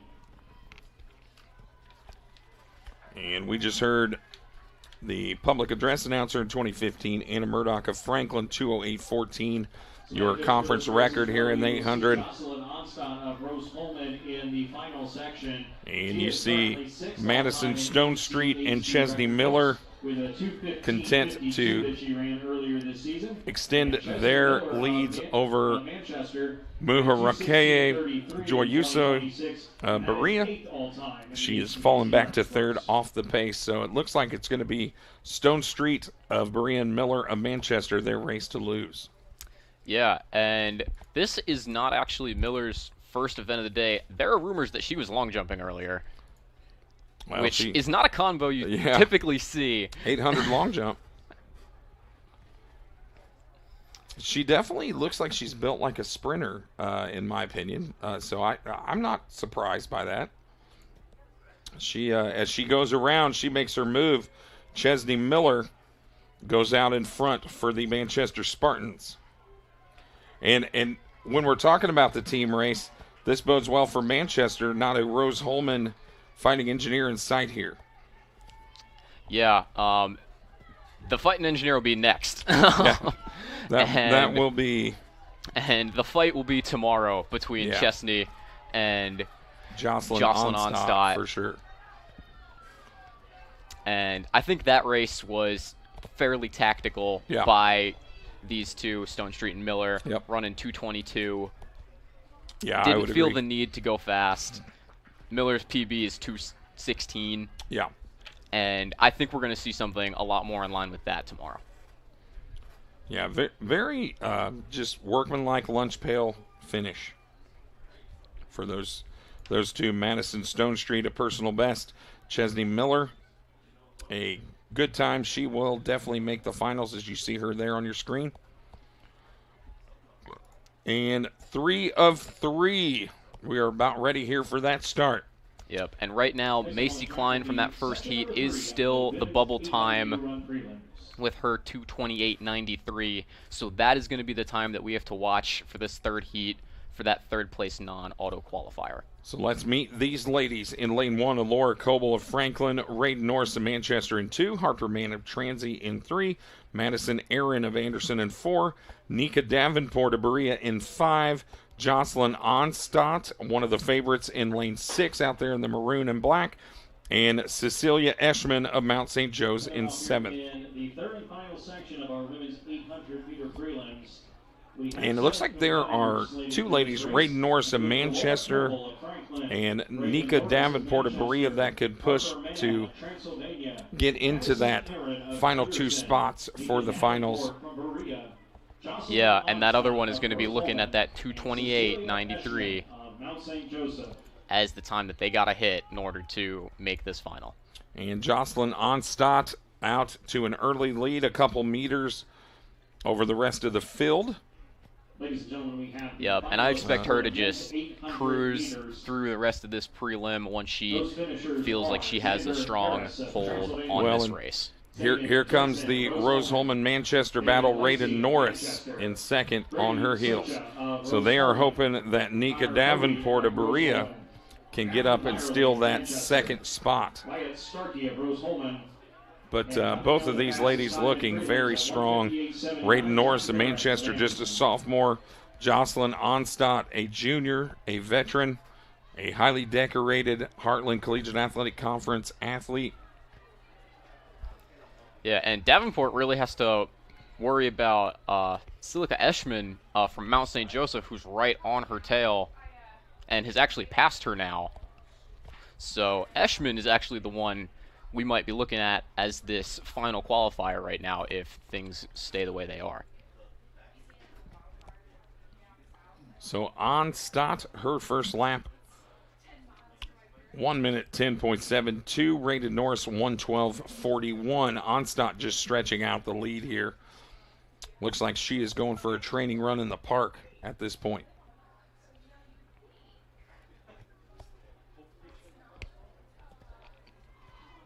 Just nice and easy for the 10-time conference champion in various events, Jocelyn Onstadt of Rose-Hulman. She's just one of those athletes that just gets it done. Yep, cruising to the finish with 25 meter lead right now. Raiden Norris just cruising as well in second. And Harper Mann had passed Eschman, and we're going to see her time. A season best, 2:34.81 for Harper Mann. I don't know that that's going to get her in. No, it will not, but this heat in general, Onstadt with a 2:26, so yeah, a little bit slower heat than some of the others. So we will get you, here are the qualifiers for the finals. Macy Klein of Hanover, Muharakeye Joyuse of Berea, Raiden Norris of Manchester, Kristen Fishley of Berea, Casey Moore of Transylvania, Jocelyn Onstadt of Rose-Hulman, Madison Stone Street of Berea, and Chesney Miller of Manchester. Those are your finalists for tomorrow's final of the women's 800. Women's 400-meter hurdle prelims at 5:45, and this is the first call for the men's. Alrighty, so the men's 400-meter hurdles. I don't know if you could hear the public address announcer set to start at 5:45. So still about 9 minutes between that. And so we are going to pause and take a break while we wait for the hurdles to start.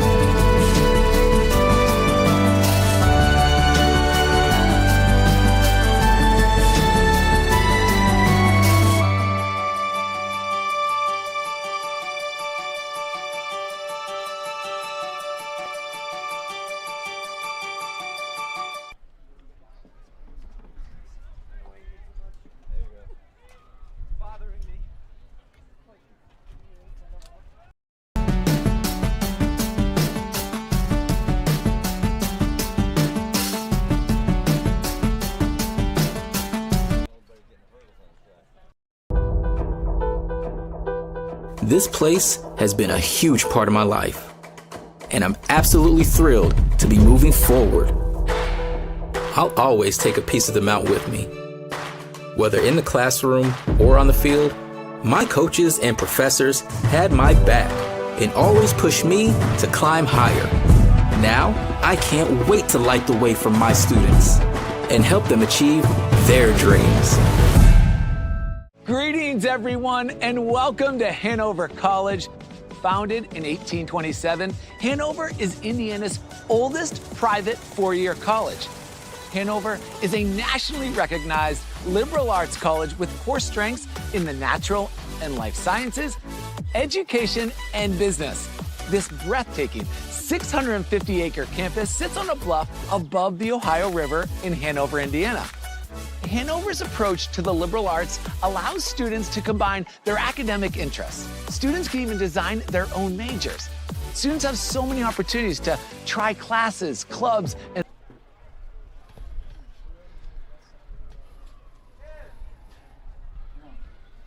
All right, folks, we are back, about ready to start our next event on the track. That is the men's 400-meter hurdles.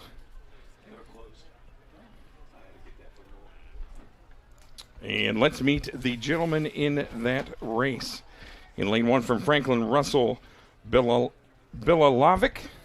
In lane 2, Colton Plow of Manchester. Lane 3, Caleb Eldridge of Anderson. Lane 4, Jalen Drummer of Berea. Lane 5, Robert Russell of Berea. Lane 6, Fred Fleming of Mount St. Joe's. Lane 7, Jordan Diaz of Bluffton. And in lane 8, Christian Summer of Mount St. Joe's. Yep, and this one is one of the hardest races in track and field. And it's always so much fun to watch because by the end of it, these guys are dying.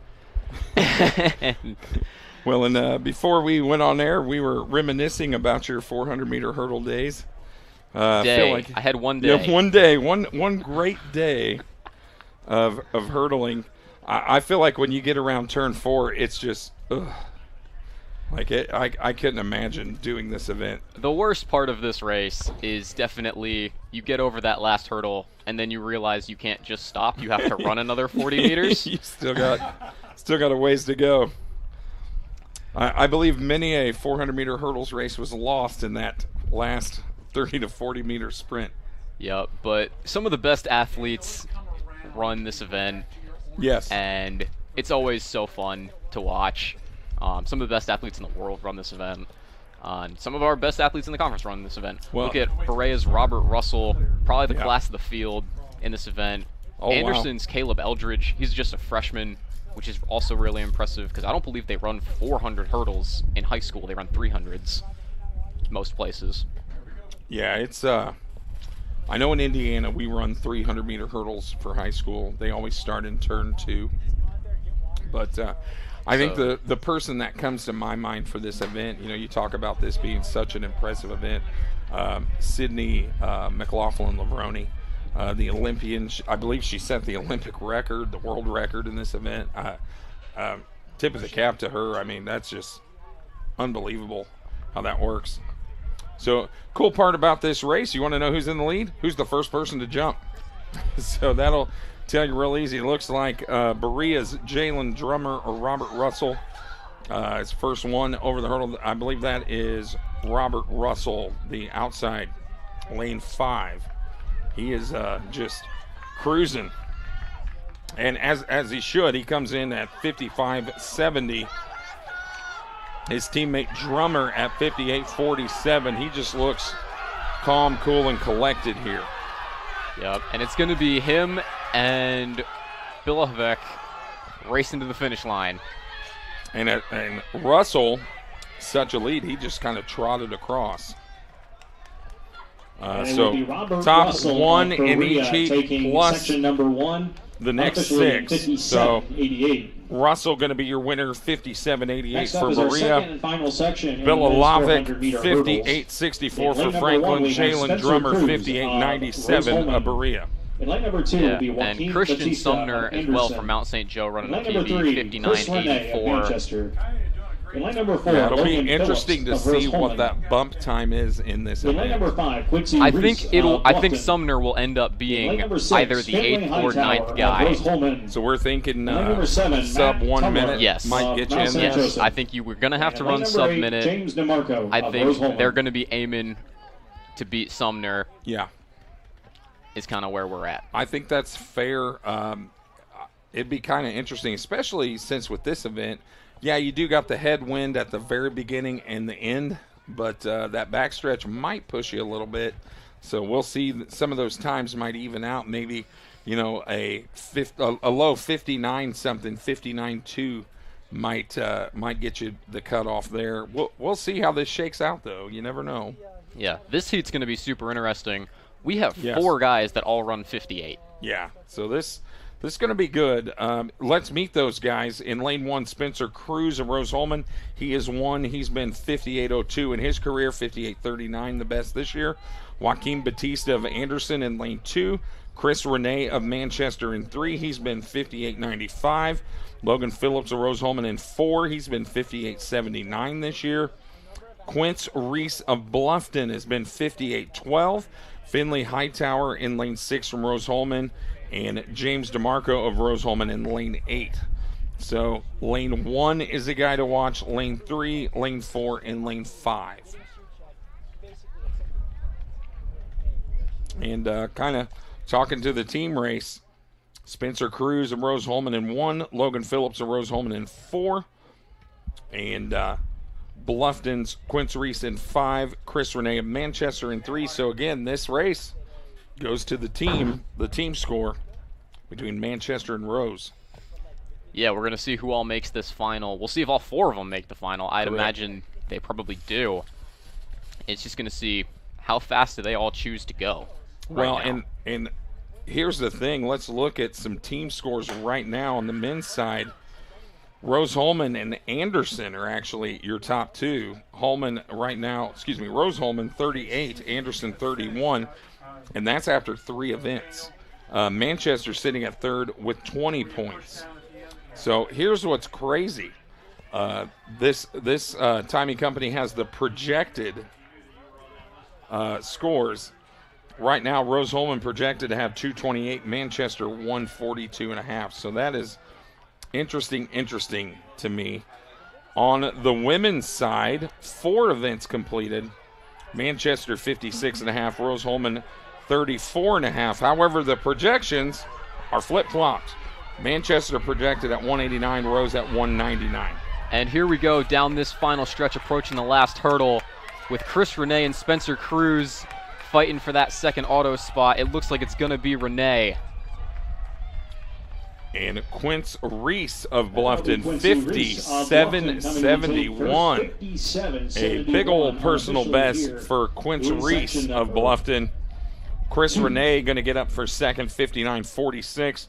Spencer Cruz, 59.91. So that'll be interesting to see how Cruz shakes out for that final qualifying spot.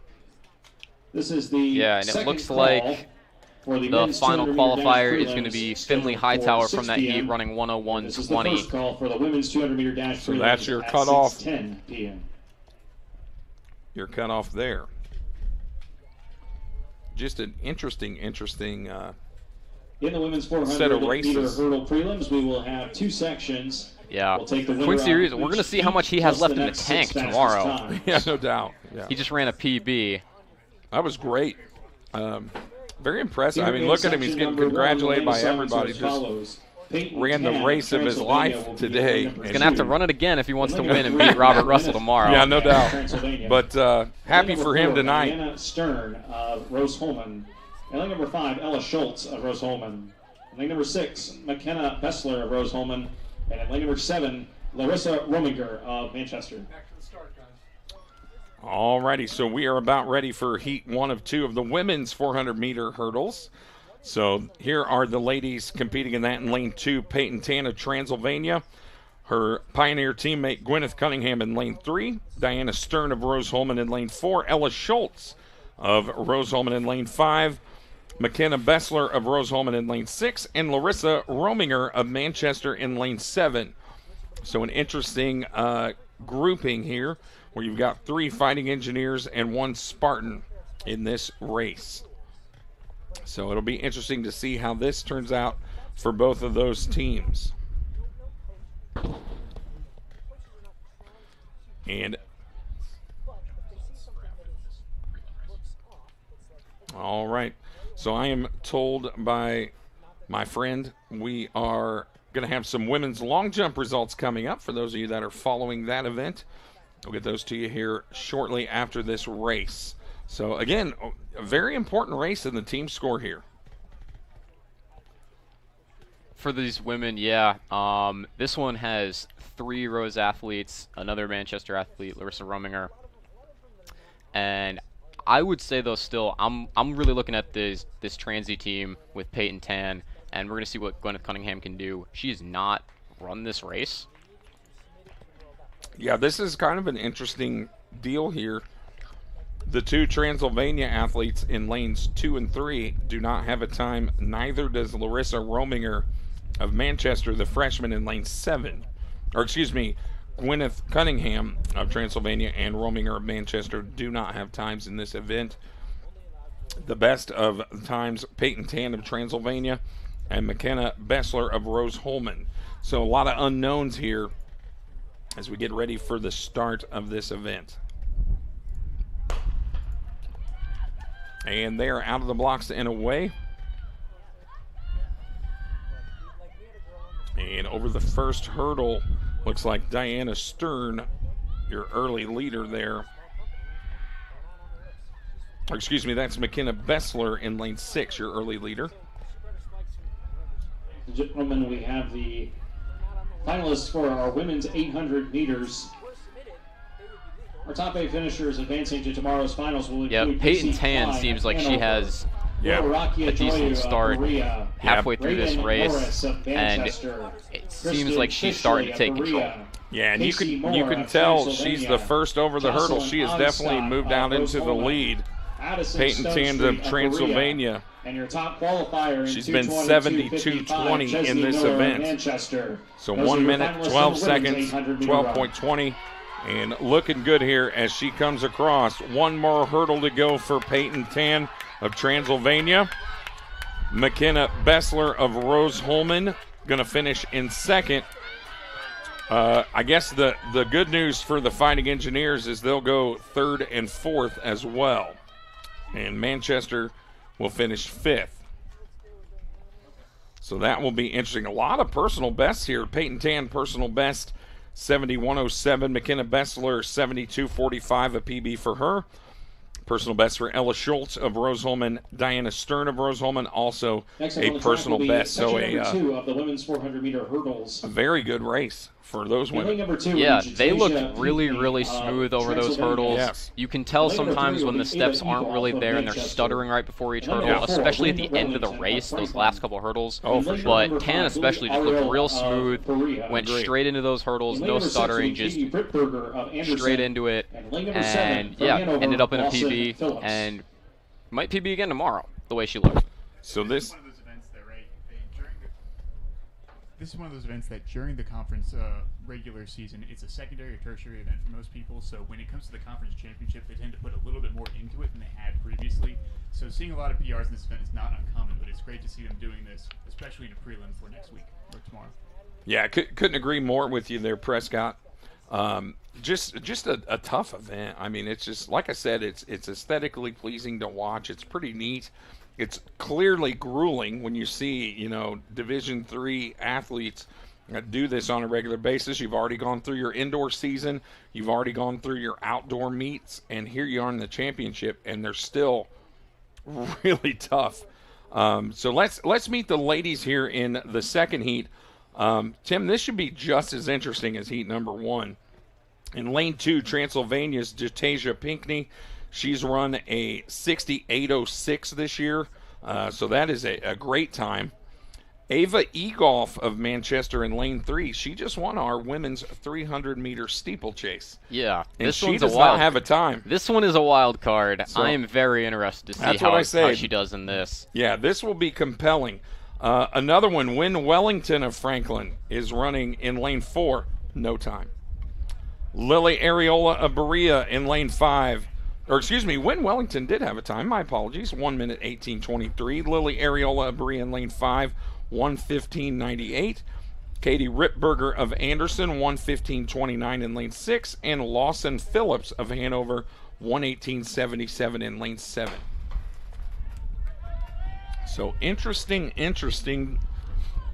race here. We see early, Jatasia Pinckney of Transylvania got out of the blocks quickly. She is out in front. We'll see how long she can stay there. She's got a pretty solid lead as Katie Rittberger out there in lane 6 in that bright orange top with the black bottoms of the Anderson Ravens.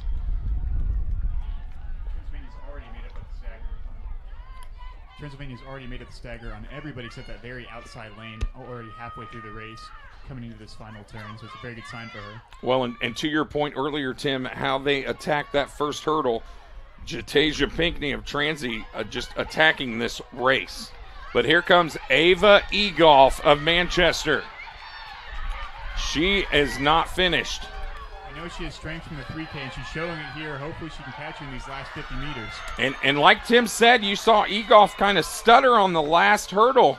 So whatever chance she had of overtaking Pinckney kind of went by the wayside with that stutter. However, good enough for second place. Chances are she is probably going to advance. Jatasia Pinckney of Transy, she's ran 70.55. So again, top winner plus the next 6 best time. Let's see if we can get you those qualified results. Ladies and gentlemen, that concludes the women's 400-meter hurdle prelims. This will now bring up our third and final call for the men's 200-meter dash prelims, set to begin at 6 p.m. This is the second call for the men's 200-meter dash just prelims like at we 6:10 thought. p.m. And this is the first call for the men's 10,000 So here meter are run your finals, qualifiers set in the for women's 6:20 400 p.m. hurdles.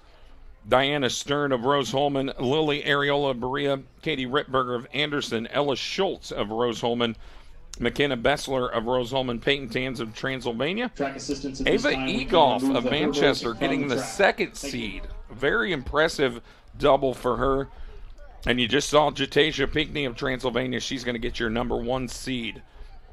But again, we talk about the team race. I don't see, other than Ava Egolf, there are 1, 2, 3 Rose-Hulman Fighting Engineers, 1 Manchester Spartan. That is a big advantage. Christian Sumner of Mount St. And Joseph. we have some women's long jump results for you guys, and I'm going to say right now, this was one for the ages. The way that this competition played out. Your top qualifier in time of 57.71 from Bluffton. I will say the headline from this is that Grace Tincher did not start this event, which also would be why we didn't see her in the 100 earlier. Yeah. So we wish her the best, but yeah, she didn't compete in this event. And this event was incredibly tight with these top 9 athletes who were in finals for this event. With the top 5 athletes separated by 2 centimeters. Yeesh. Absolutely nuts. 8th place was Oriana Perez Pena with a 481. In 7th was Amelia Adams with an 845. But she was actually tied with Rose-Hulman's Ainsley Coffey and Kennedy Lakins from Hanover, and was only in that spot just based off of other jumps. Yeah, when's the last time you saw a 3-way tie in long jump? This one might be a first. Or ever, yeah. I've seen two-way ones. I've seen two-way ties in this. This one might be a first for me. And then it's crazy because Gianna Blakely and Abigail Drum from Manchester and Rose both tied again with 487, and their jumps and their placement was made off of jump backs as well.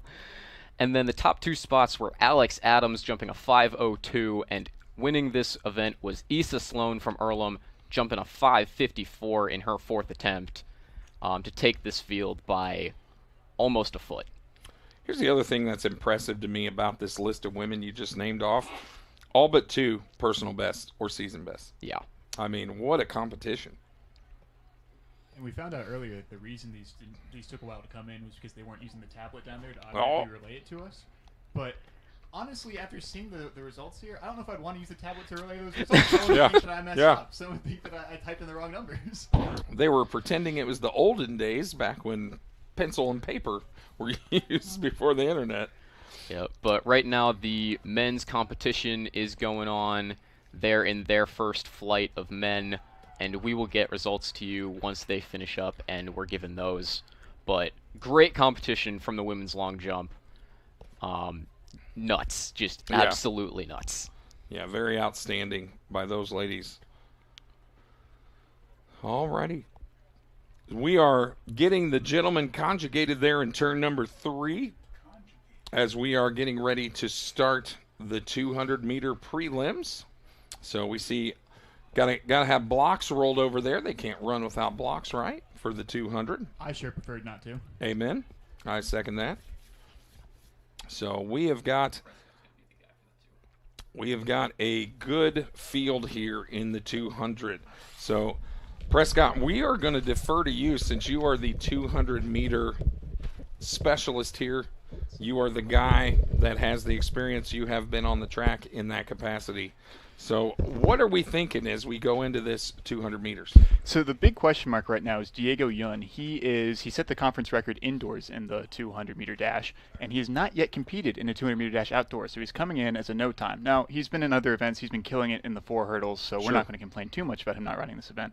But his coaches have decided that for this meet, because he's so good at it, and because it's a relatively energy-low event, they want him in this to see what he can do points-wise. So I believe he's in this first heat, and he's the big question mark right now. Everyone else has run multiple times. We kind of know what they're supposed to be coming in at. We have a pecking order, sort of. But he's the really big question mark. So in this first heat, watch Diego Yun from Mount St. Joseph. He's the one to watch. Well, and I think we talked about him when we went on the air as definitely somebody to watch. He's just been impressive this year or in the recent past. So we're definitely excited to see him run. Yeah. So, and he's, I believe, ranked number 4 or 5 nationally in the 400 hurdles. He's way up there, and he's not running it at conference this year, which should tell you something about what they think he can do in this 200. They really believe in his ability to come out and run a fast time and do it with relatively minimal effort, so he can perform in other events. Yeah, and the other thing that's going to be tough, Tim and I talked about this, that headwind as you come around turn number 4 and run that curve, you're going to hit that headwind. It's still a little bit windy. And so I got a feeling we're probably not going to see those low 22 times, but still himself, Braden Wilkins of Franklin coming in with very good times, season best of 21:82 for him. He's only a sophomore too. I mean, he's just going to get better and better. So there's a lot of talent in this.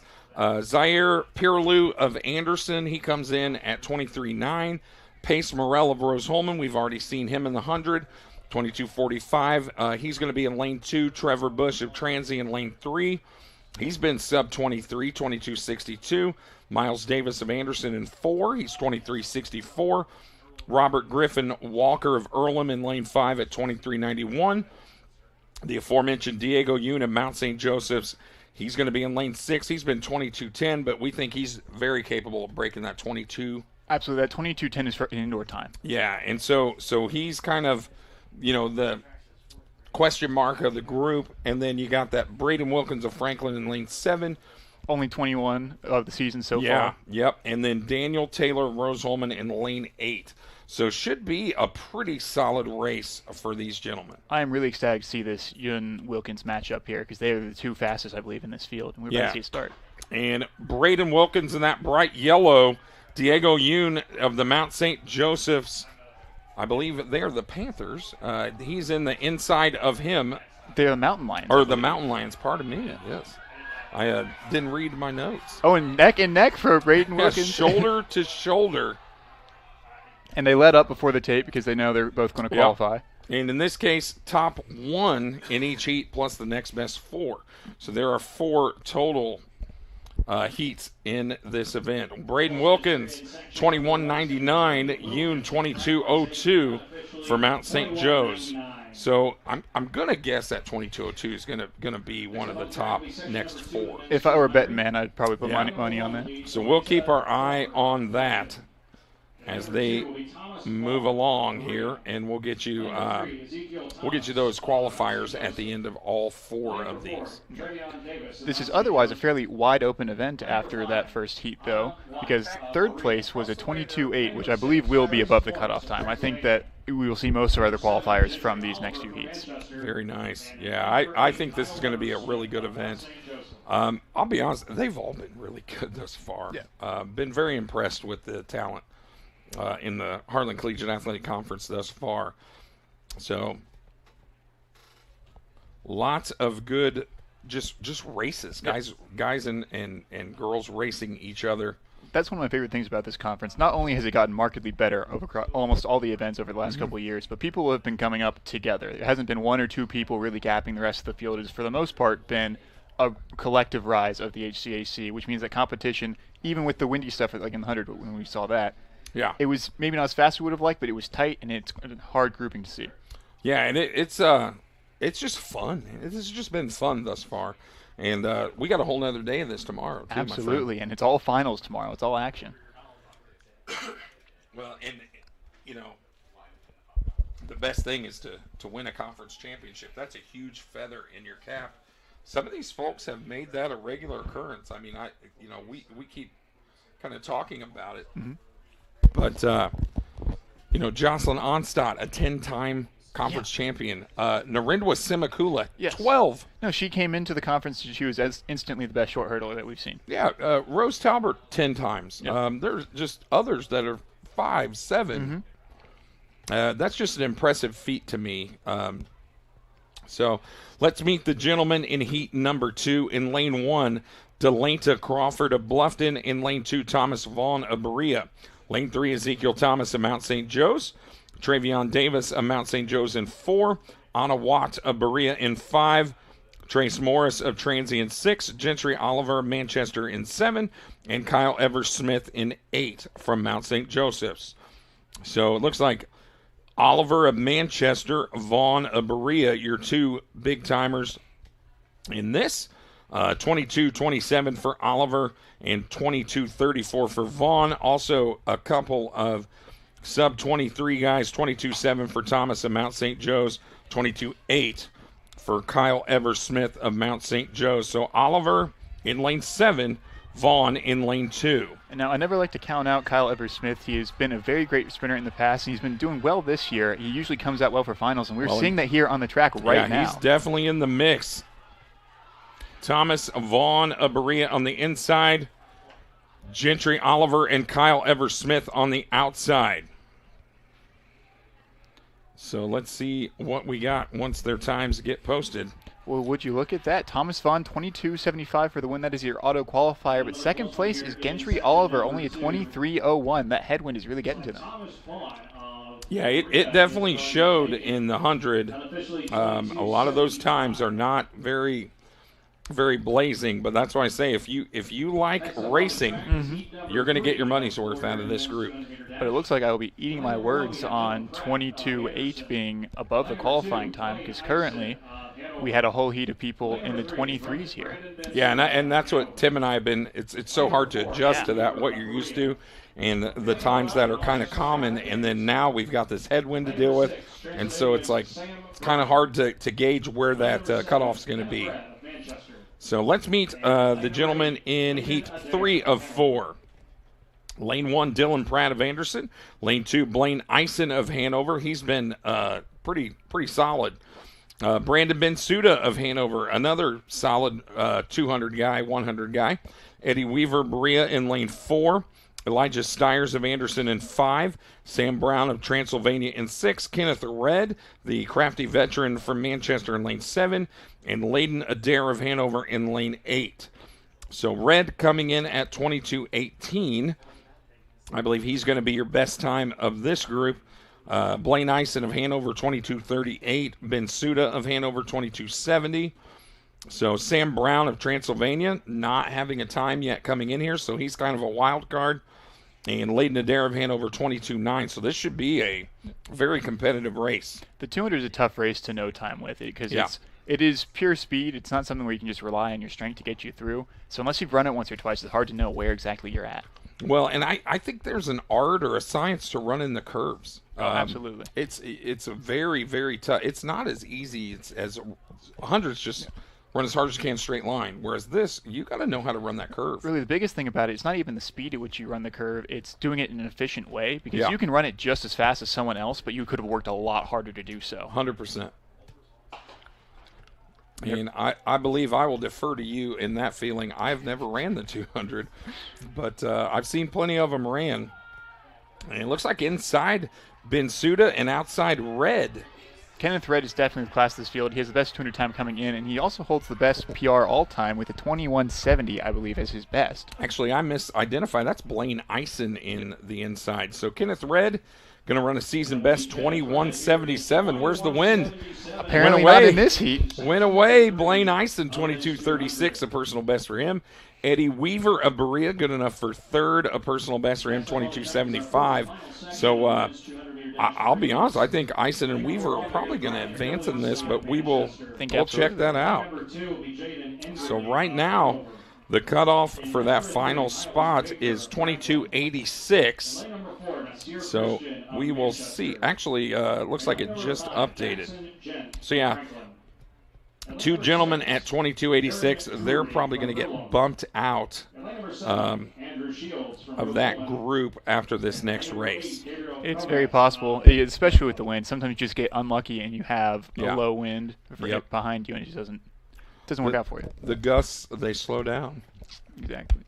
I would be curious to see what the wind was on that last heat, because if it was high, then Kenneth Red just had the performance of a lifetime. 21.7 into a headwind is extremely impressive. Yep.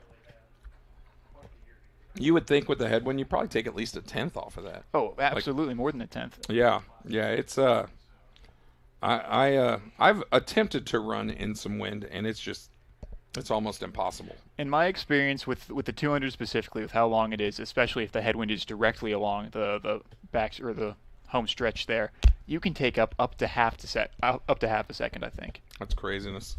Especially depending on your build, because Kenneth Red is a tall guy and he's relatively skinny, so he catches a lot of wind. I'm very impressed that he ran that. All right. So we should have one more heat here of the 200 meters for the men. See if I can get us heat 4. Yeah, it looks like we're having some difficulties here with the website, so we'll kind of play that by ear as they get ready out there. One person to note that I can see from here is Andrew Shields from Rose-Hulman. He, I believe, has the fastest time second fastest time in the conference coming into this event. He runs a 22:1 at the moment. He also ran the 400 earlier today, and I believe won the prelims with a 48. Yes, it showed very well of himself. Shields there with his signature headband tied around his head. I feel like he's had that for quite some time. That's kind of his thing. He's had that forever. It's a carryover from cross country for him. He was a cross country runner when he first came to this conference, and he was cross country 800. And as he continued to run throughout his freshman year, we kind of realized that he had a gift for the sprints, and we've kind of been forcing him into these shorter distances, and he's taken to it quite well. Yeah, there we go. We are updated here so we can tell you who's where. In lane number 1 from Manchester, Brian Billingsley. In lane 2 from Hanover, Jaden Enderly. Lane 3, Miles Baker of Franklin. Nasir Christian from Manchester in 4, Jackson Jen of Franklin in 5, Aaron Drury of Earlham College in lane 6, Andrew Shields of Rose-Hulman in 7, and Gabriel Gomes of Franklin in 8. Shields going to have your best seed time here, 22:19 coming in. We'll see if Shields maybe gets the same courtesy as Mr. Red in our previous heat, see if he can break that 22-second barrier. We shall see, but they're off well, and that looked like a good start for Shields, especially given his 400-meter background. He's off the curve well. Yeah, he is definitely running that curve well. When he comes around, it looks like it's going to be between him and Miles Baker inside there. Shields slingshot out of turn number 4, looking great. Looking very relaxed down that home stretch. Yeah, just easy work for Andrew Shields of Rose-Hulman, the junior. 23.02, so the win did get him. Yep. And Miles Baker, 22.35, 23.85 for Gabriel Gomes of Franklin. So let's see what our qualifiers are here. See if we can get that information from you, or for you. 23.35 might be too slow to qualify, so Miles Baker might be out of luck here. Yep, so looks like oh, bless our hearts. I was looking, it just changed over on me. All righty, so let's get this. So we got a tie for 8th, it looks like. Trevor Bush of Transylvania and Pace Morell of Rose-Hulman tied for 8th. So they should actually be good to go. Top 9 go, correct? And 8 points. So there we go. Ben Suda of Hanover in 7th. Blaine Eisen of Hanover in 6th. Diego Yun of Mount St. Joe's 5th. Shields good enough for 4th for Rose-Hulman. Thomas Vaughn of Berea 3rd. Braden Wilkins of Franklin, your 2nd qualifier. And there he is, Kenneth Red, with that 21.77, your top qualifier for tomorrow. A season best for him. Just an impressive run. I am very curious about that wind reading there. It's either he got very lucky and did not catch very much wind, or he just ran one of the most impressive times we've seen in a while. That's a bit of an anomaly. So, all righty, we are ready for the women's 200. Heat number 1 of 3. And there she is. I've been calling them the queens of the track. Narendra Simakula, 12-time conference champion. If that isn't the queen of the track, I don't know what is. It might be Olivia Sparks in this race. She is the 200-meter class of the field. Yeah, she's remarkable. As good as Narendra Simakula is, her season best time's been 21:47. Sparks is 24:92. Yes, she's ridiculously fast in both the 2 and the 4. Yes.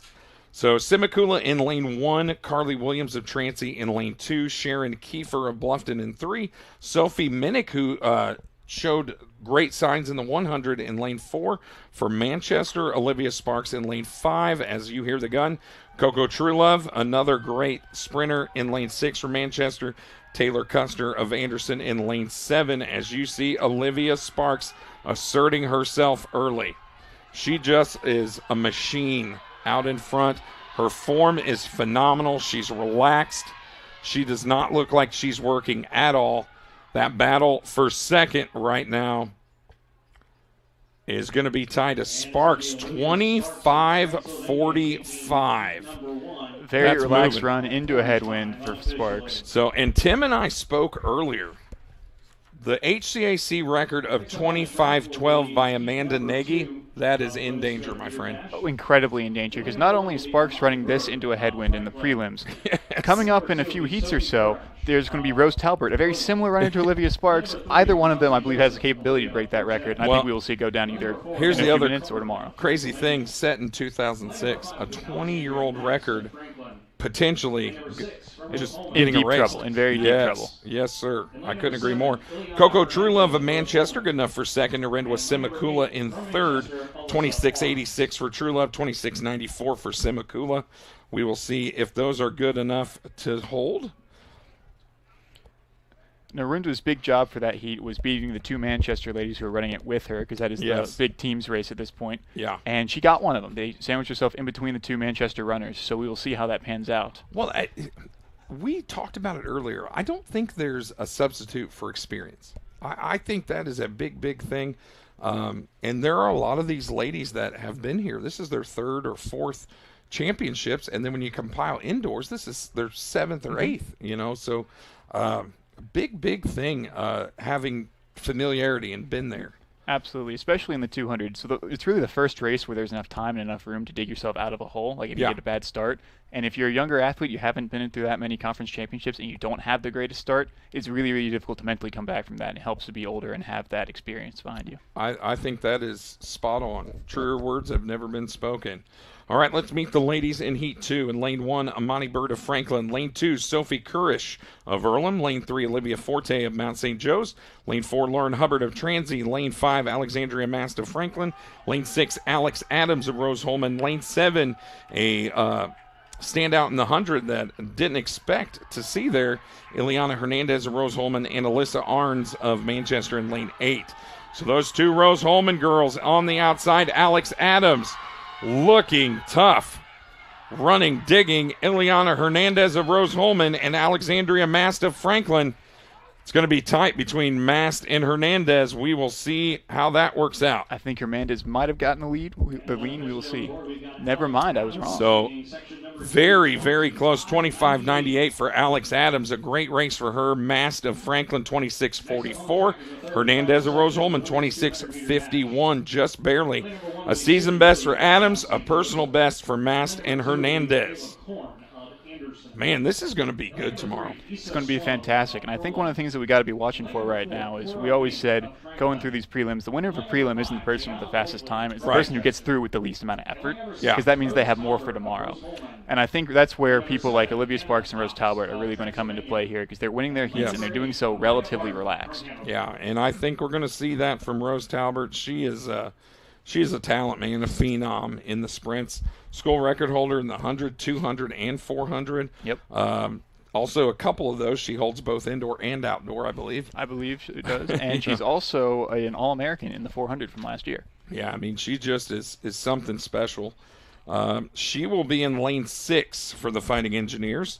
So let's go over these ladies. In lane 1 from Mount St. Joe, Sydney Williams. Lane 2, Michaela Korn from Anderson. Lane 3, Issa Sloan of Earlham.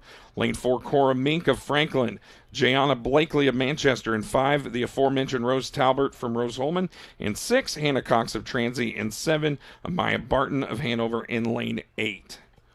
So 25-27, the season best time for Rose Talbot.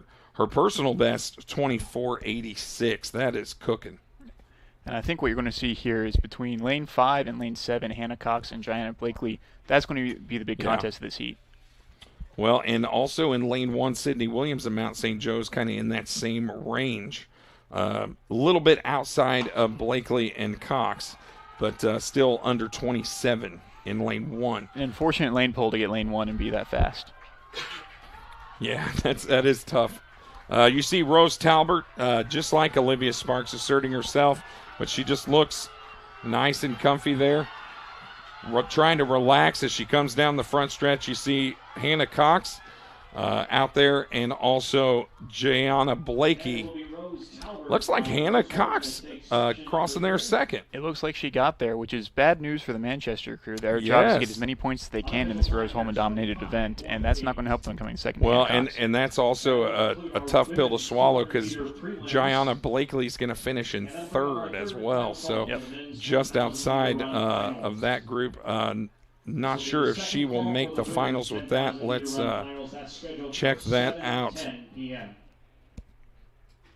Let's see who made it out in the women's 200. Alrighty, here are the finalists for that women's 200. And just like we said, in that 9th place for Manchester, Jayana Blakely. So she is outside looking in. Finishing in 8th, Hannah Cox of Transylvania. Narendra Semakula, the veteran, in 7th. Coco Truelove of Manchester. She is a sophomore. She is running great. She'll get 6th. Ileana Hernandez of Rose-Hulman in 5th. Alexandria Mast of Franklin in 4th. Look at all of these Rose-Hulman Rose-Hulman getting 4 ladies in that final is great for them. And one of them has the capability to go out and win this thing. This is just bad news for everyone not at Rose. Yeah, Alex Adams ran outstanding, 25.98 for her. She'll be in 3rd. And the 2 favorites, Rose Talbot, 25.80. She is going to qualify 2nd. Olivia Sparks, 25.45, will qualify 1st. As you see, Rose Talbot sharing embrace there. But very impressive runs by she and Sparks of Transylvania. Our next event, the men's 10,000 meters. Tim Yount, tell me, do you know anything about the 10,000? Other than it's really, really long. We had a discussion about the longest race of my life one night at Rose-Hulman. 3 ladies running the 10,000 meters. Correct me if I'm wrong. It's 25 and a half laps. 24 and a half, pardon me. That is that's a lot of work. Yeah, it is very intense. Yeah, and I will tell you, this race will not be 3 people. This is going to be quite a few, 15, looks like, going to be entered in this race. So that'll probably start here in just a little bit. Looks like we got ahead of schedule here. So 6:23 on the clock. Yeah, that gives us a good chance to check back in with the men's pole vault. Sounds wonderful. That is going on still. And right now, it looks like we have 3 competitors left with Hunter Isaacs, Sean Woods, and Colton Nanko. And Colton Nanko seems to be in some peril right now, having scratched twice at 440, which was the height he came in at. Yes. So if he scratches again at that height, he will just no height out of the competition. And that would be the favorite in the event, not even scoring points. That is a tough situation to be in. Pole vault is such a precarious sport, or precarious event. I've seen some strategies maybe in the past where I just go, what are they thinking? What's the rationale behind that? It's so tough. So men's pole vault, a little bit of a conundrum. Yep. So, and shout out to the Isaacs twins from Anderson, who both PB'd today and are right now sitting in 2nd and 3rd in this event. With the lowest they can go is 3rd and 4th currently. So a great day from both of those freshmen. Yeah, and big points for Anderson. We could probably take a moment to update the team scores while we're waiting. Actually, let's see. It doesn't look like there's been a whole lot changed on the scoreboard. So, yeah, it looks like we're still, as far as reported events, they haven't really been updated on our timing website. So we'll set tight on that. Also, ongoing the men's long jump. So it looks like we have 2 flights of that. I'll at least inform you who those gentlemen are that are competing in the long jump. Hassan Green of Bluffton, Nolan Mills of Bluffton, Bryce Chin of Rose-Hulman, Joaquin Batista of Anderson, Nathaniel Mitchell of Berea, Desan Ritchie of Mount St. Joe's, Declan Grossbeck of Rose-Hulman, Delanta Crawford of Bluffton, Alpha Jop of Berea, Patrick Hardiman of Earlham, Jeremiah Sweeney of Rose-Hulman, Noah Ketting of Transylvania. Those are the gentlemen in flight number 1. Flight 2, Gentry Oliver of Manchester, Mo Williams also of Manchester, Levi Campbell, a 3rd Spartan of Manchester, Logan Brown of Earlham, Tommy Reddick of Earlham, James Kaunis of Rose-Hulman, Josiah Marshall of Anderson, Kenneth Red of Manchester. He kind of does it all for the Spartans. Leroy Freeman III of Berea, Hampton Crow of Franklin, Thomas Vaughn of Berea, Marquise Hill of Transy, and Alex Bauer of Hanover. As you look on your screen, the men are off and away of the 10,000 meters. Again, they start on the backstretch, so 24 and a half laps for these guys. Let's meet those gentlemen. And I will read off their hip numbers as well. So number 1, Joshua Pohl of Rose-Hulman. Number 2, Reese Phelps of Rose-Hulman. Chris Lynn. John Grease, also of Rose-Hulman. Darius Osborne of Manchester. Logan Ferris of Manchester. Cole Stevens of Rose-Hulman. Riley Devening of Franklin. Got a little special place in my heart for Riley. He's a former Decatur Central Hawk, one of my athletes. Currently sitting in 2nd, so that makes me very happy. So Riley Devening of the Franklin Grizzlies. Colin Kistler of Hanover. Alex Taft of Mount St. Joseph's. Finnegan Adams of Franklin. Cole Davies of Manchester. David Stansberry of Anderson.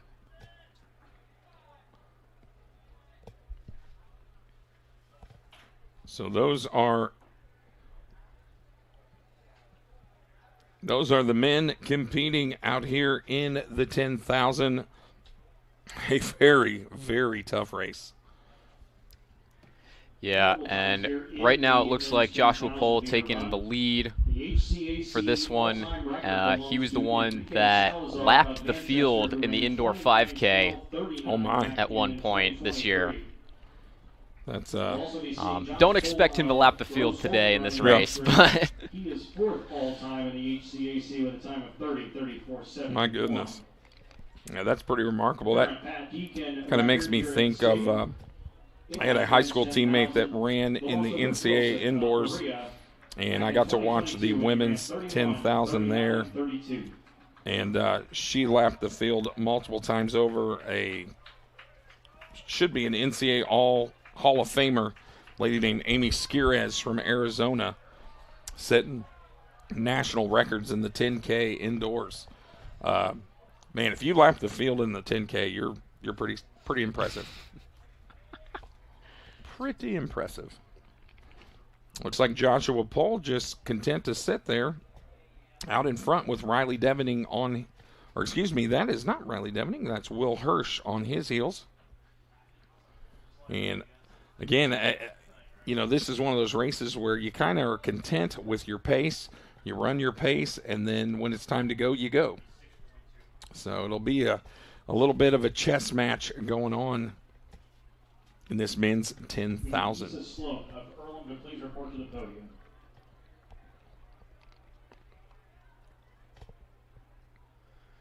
These guys running about 74 to 75 seconds per lap. I would challenge anybody out there to try and run that pace for 10,000 meters and then get back to me if they could do that. I could do it. Am I able to talk to those guys and make sure that we get like the final couple jumps from Phil every time that they jump? Like if I look out for it. I can tell. So we'll kind of sort these gentlemen out as they come across. 22 laps to go for this group. Logan Ferris of Manchester out in front. He is running now 73 second splits. Joshua Pohl of Rose Holman running 76 seconds. And we are going to give way to our fearless leader. I just want to let you know I could do this. All I need is my moped. Well, amen to that. If I had my moped, I could do this. I think I could top 75 minutes, 75 seconds. You probably run out of gas before the end of 10,000 meters with a moped. I didn't realize it was 6 miles. Oh yeah, it's like this thing is brutal. Like this is not something your everyday average citizen does. So here's my $1,000 question. All right. Why?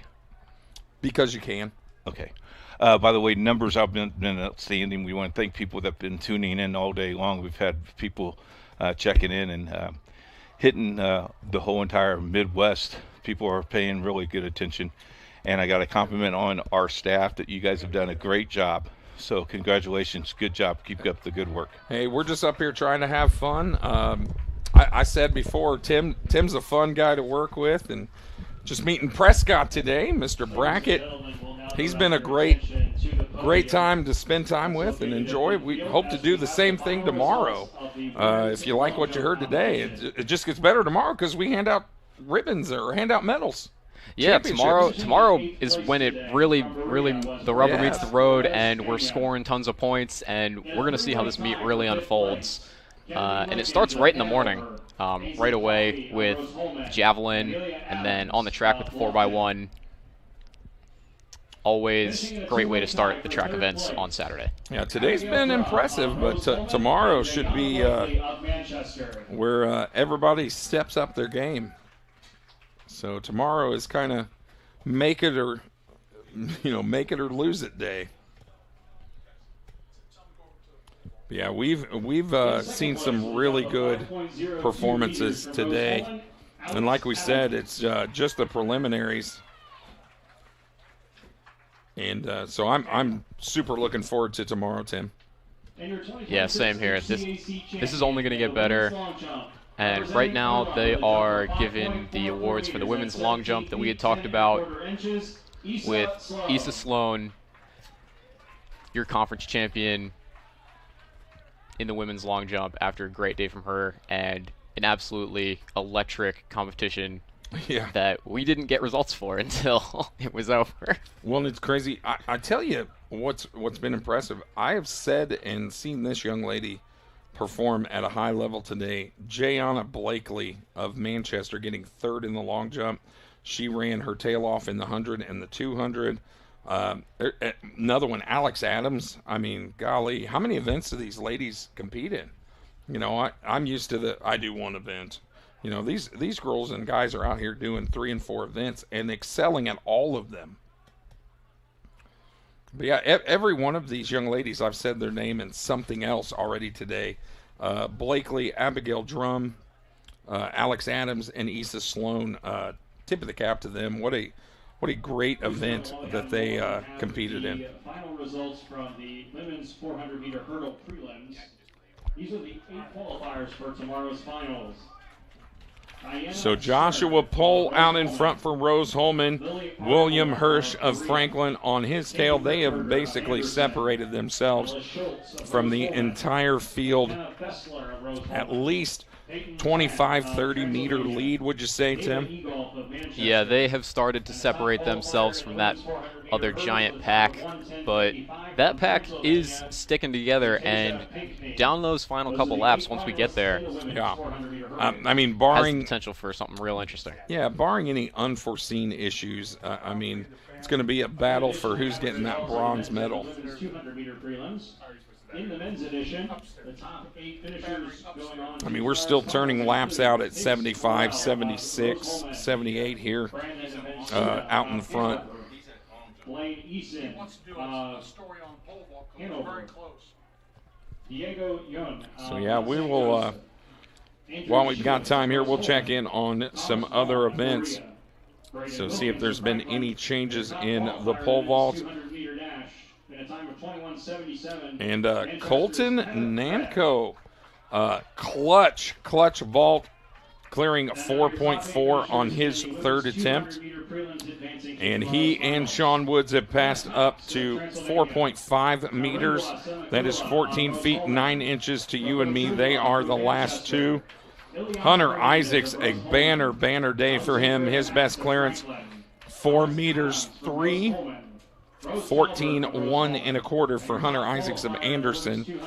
So they will go 2, 3, and 4. And that is the Isaacs twins. Personal best for both Isaacs. So a great day. Garrett Isaacs clearing 4 meters even. That's 13-1 and a half. Hunter Isaacs getting over 14-1 and a quarter. So Colton Nanko and Sean Woods are going to battle it out for the title at 4 meters 5. Right now, Woods has the edge over Nanko in misses, so we will see how that shakes out.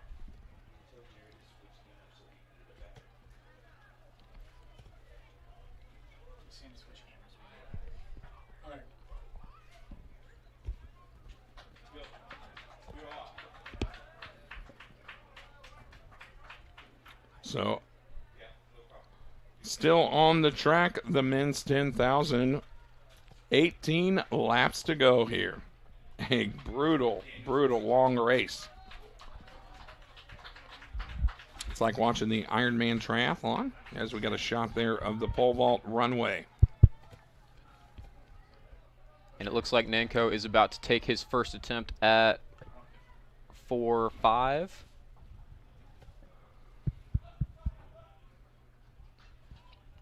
And a miss for Ninko.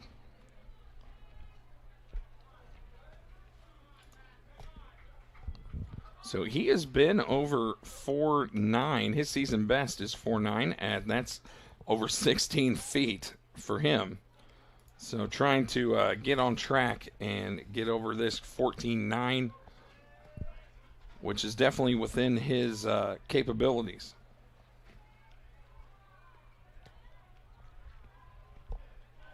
As we've just passed the 11-minute mark in this 10,000 meters. So 17 laps to go here. Here come your leaders as they cross the start-finish line. As we continue to watch the pole vault, we'll keep you updated on that 10,000 as well. And like we said, the only other event going on right now is the long jump for the men. So they are going, and looks like they are not using the technology, so we're not getting real-time live updates, but that's all right. So there are your leaders in the men's 10,000. Joshua Pohl of Rose-Hulman, he's a senior. William Hirsch of Franklin, a sophomore. We'll see if their experience levels play into the finish of this event.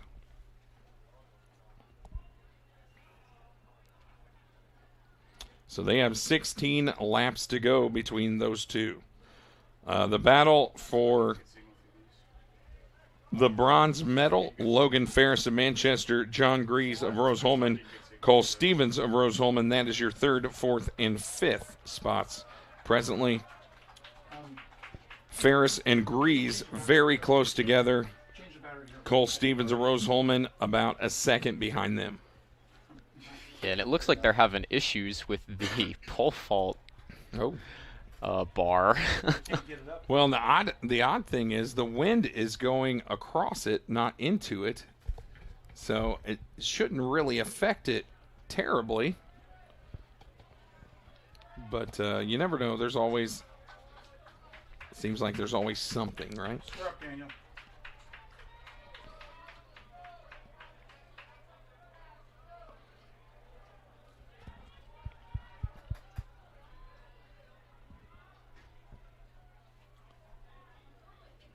And you see the leader, Joshua Pohl of Rose-Hulman. Looks like he's taken off a little bit here on William Hirsch of Franklin. He is definitely increasing his lead on this lap.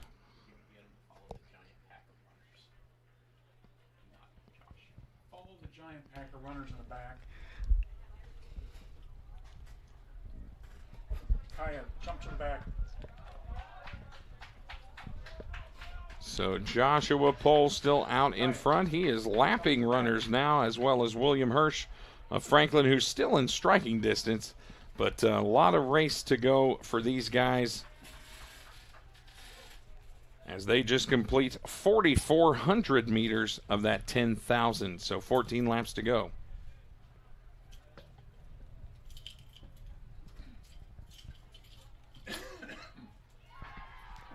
And there was Sean Woods clearing 4-5.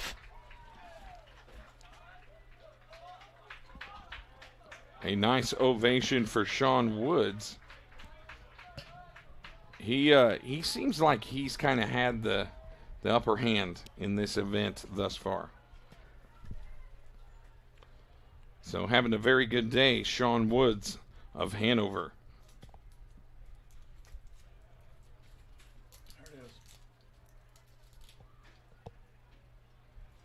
Man, a beautiful, beautiful attempt for Sean Woods. Yeah, that one was awesome right there. Great from him.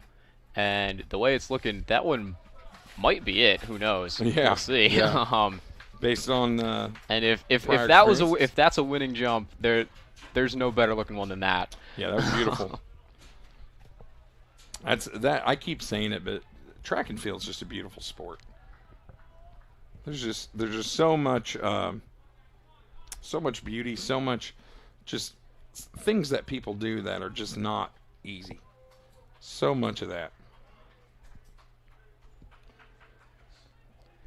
Yep, and we still have Joshua Pohl rolling through the field with Hirsch slightly behind, and hopefully we can get the giant pack of runners that is led through the rest of this field with athletes that will be scoring. What's crazy is the leaders are half a lap ahead of the rest of the field. Very impressive by them. So that looks like Josh Pohl, your leader out in front from Rose-Hulman. William Hirsch of Franklin in second. Cole Stevens leading that second pack. John Grease of Rose-Hulman in fourth. Logan Ferris in fifth. So those are your top five.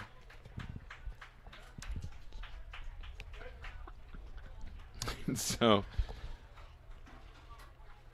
the leader, Joshua Pohl, crossing the line. He is just plugging away, man. Just plugging away. His His pace must be around 75, 76 per lap, because he is just set your clock to it. Been humming along.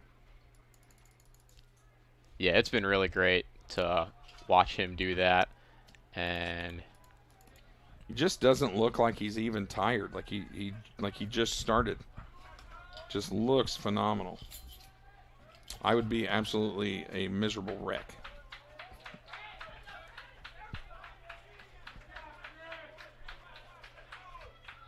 Yep, and we see moves starting to get made in this pack as athletes jostle for position for these incredibly important scoring points in these 4, 5, 6, 7, 8 range. Yes.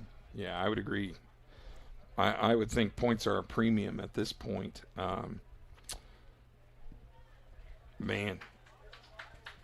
So John Grease of Rose-Hulman still content to lead that pack. Chris Lynn of Rose-Hulman, Braden Oden of Manchester, Cole Stevens. So let's see, there are 1, 2, 3, 4, 5, 6, 7, 8, 9 guys in that pack. So Oden of Manchester, Stevens of Rose-Hulman, Ferris of Manchester, Davis of Manchester, Stansberry of Anderson, Osborne of Manchester, Kistler of Hanover.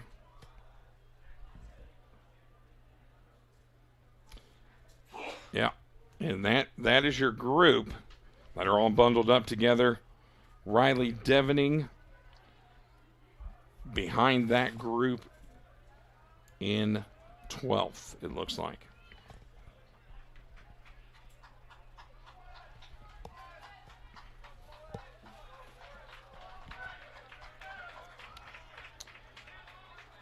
Well, the nice part, Tim, is we are more than halfway done in this race. We are over the halfway mark. As we pass, this group should pass, it'll be 5,600 mark of 10,000. Yep.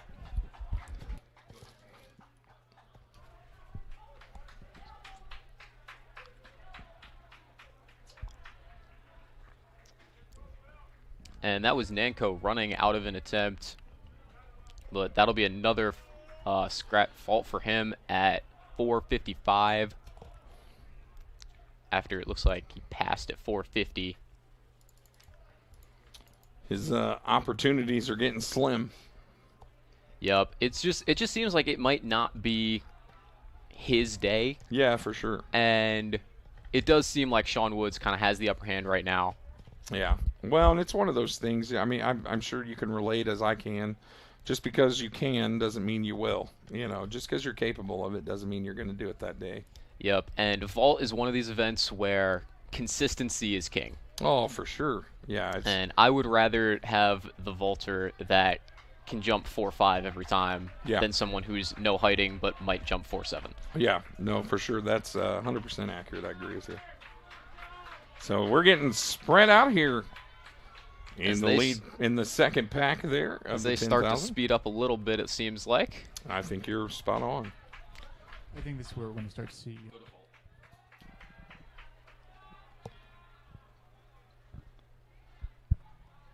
He just cleared that. Yep, and that's Sean Woods clearing that with what looked like relative ease. Yeah, that was I gotta be honest. He seemed real comfortable with that one. And yeah, that was smooth as silk. I believe that was up at 4.7. Oh my. So he is having himself a great day. Yeah, he definitely, you can see a rhythm in his movement. He just has a nice rhythm. Just a good plant, good finish. Plenty of height. Outstanding. Yes, outstanding vault. Yep, it was definitely beautiful. And it seems like this competition is turning into Nanko is passing to whatever Sean is doing and attempting to clear it.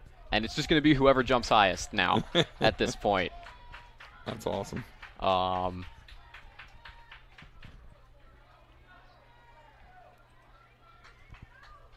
Well, looks like the 10,000 meter group has kind of slowed it back down after the assertive last lap.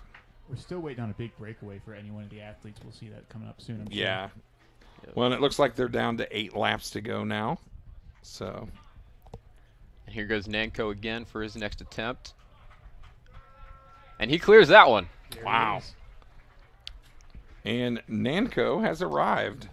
That is outstanding. It's definitely a confidence booster. Even if you're having a bad day, to know that you have the best PR in the field, that you've been hitting it relatively consistently throughout the year. It's just a good feeling and it helps. Yeah, that's huge. And he just asserted himself into that competition, man. Yep. Now it's back to pretty much even. If they tie, Woods will win. But Yeah. if it is now who will jump higher, and that's the kind of competition we love to see. Well, and it looks like, so now they were going up 1/10 of a meter, and now it looks like they're going to go up a 5/100ths of a meter. So it'll go to 475, I believe.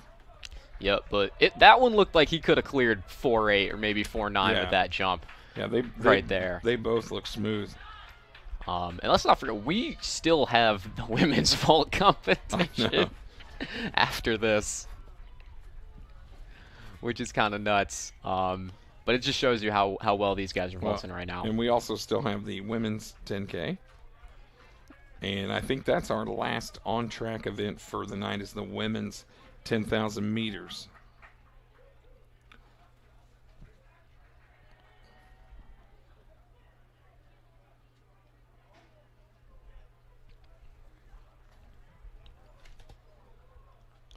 So just looking, your leader, his best time is 30 minutes, 34.71.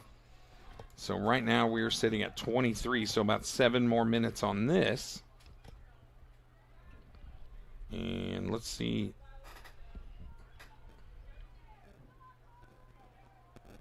So the ladies will be around 40 minutes or so, maybe a little more than 40 minutes, and theirs will take. So we've got some time. Yeah, and it seems like Pole has actually lapped the field. Yeah. Or most of it, anyway. So. It's amazing. 'Cause he is now leading that pack that we were following. It's amazing how good some of these distance guys really are. I mean, it's just unbelievable. And keep in mind, for him, this has to be a relaxed pace. He wouldn't Yeah. be going all out when he's Yeah, doing for that sure. as much, right? So he's very relaxed and lapping people. Well, and he's just been just rolling off 76, 76, 76, 75. Like I said, it's impressive that his internal clock is just so good. Whereas the guy in second, William Hirsch of Franklin, he's been 79, 80, 78, 80, 78, 78. So he's just, a couple seconds every lap. He's pushing a little closer to his threshold than I think Pole is, which means that he's going to be a little bit less consistent lap by lap by lap. Yeah, I think that's fair. But yeah, this is a great showing, and it means I'm really interested to see what he's able to do tomorrow in a 5K at the end of the day. Yeah. When he actually has to go and race Gavin. Right. That's going to be a great fight between those two. Depending on how things shake out, that could be a very, very relevant fight at the end there, too. It's the second last event of the meet. Yeah. Well, and I also didn't take into account earlier when we were talking about team scores. Today was a lot of preliminaries. So the reason why the men have only done three events thus far. Men's 3,000 steeplechase and both discus throws. Whereas our ladies have done the 3,000 meter steeplechase, discus throw, hammer throw, long jump. So that's what's showing as those events. So those really haven't changed hardly at all, which makes total sense based on the nature of today's events. Yep, and we've still got the men's long jump competition going strong, and we will get results for you guys as soon as we have them in that competition. So we are 2,000 meters away. So the leaders have just crossed the 8,000 meter mark. Can you imagine having the mentality of going, only 2,000 meters to go? I know, isn't that crazy? I couldn't do 2,000 meters right now unless I was walking. I could walk it. I don't know if I could walk it. You could. You totally could. If you can run a 200, you could walk a 2,000. I don't know if I could run a 200. I'm retired. I'm retired at 23, 24. I'm 24. I'm an old man. that's good.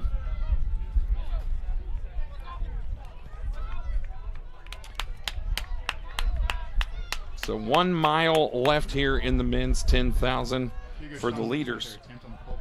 And there's Sean Woods.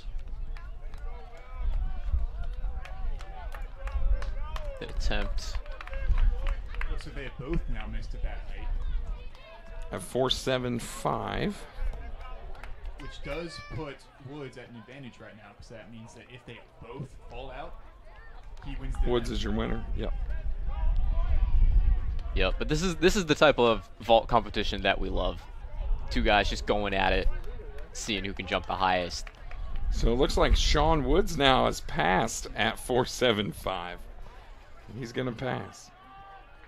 Again, those strategies get me every time. Which I'm with you based on that. Colton Nanko is going to pass as well. Well, he doesn't. Yeah, that's the strange thing about this is Woods doesn't technically have to clear another bar to win. So it's in Woods' favor. And so so as soon as he fails, he will pass. Yeah, well, to the next bar to see if he'll clear that one. Well, that's what I was going to say. In this case, if Colton Nanko clears the bar at 4.75, now he's in the catbird seat. So what a back and forth strategy. It's like mental mind games the whole time. That's insane to me. It's definitely something that we don't get to see over on the track side, and it's amazing to watch this happen. Yeah. The vertical jumps. Yeah, it is definitely. It's almost a form of intimidation a little bit. I'm trying to psych you out of what you're trying to do. That's awesome. That's kind of what Colton Nanko did indoors. He cleared the same thing that Sean Woods did and got up on score, and then just raised it higher than he thought either of them could jump, and went for it. And went all out. Well, you never know. What if you clear it? I mean, there's unbelievable possibilities.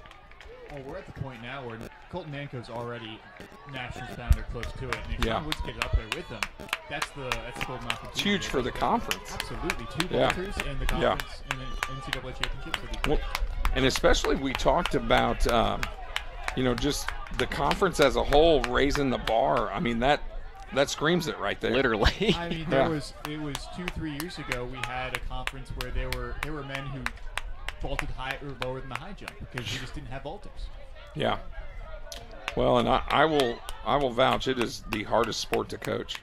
If you did not vault, it is extremely difficult to relate to pole vaulters. I cannot imagine trying to coach vault. I've looked into it. It is infinitely difficult. Yep. And if you have never vaulted, it is unbelievably hard to coach it. Nanko just misses another attempt there. Yep, and that was another miss for Nanko. At 4.75. Some of the 10K runners are starting to file in here at the finish of the race.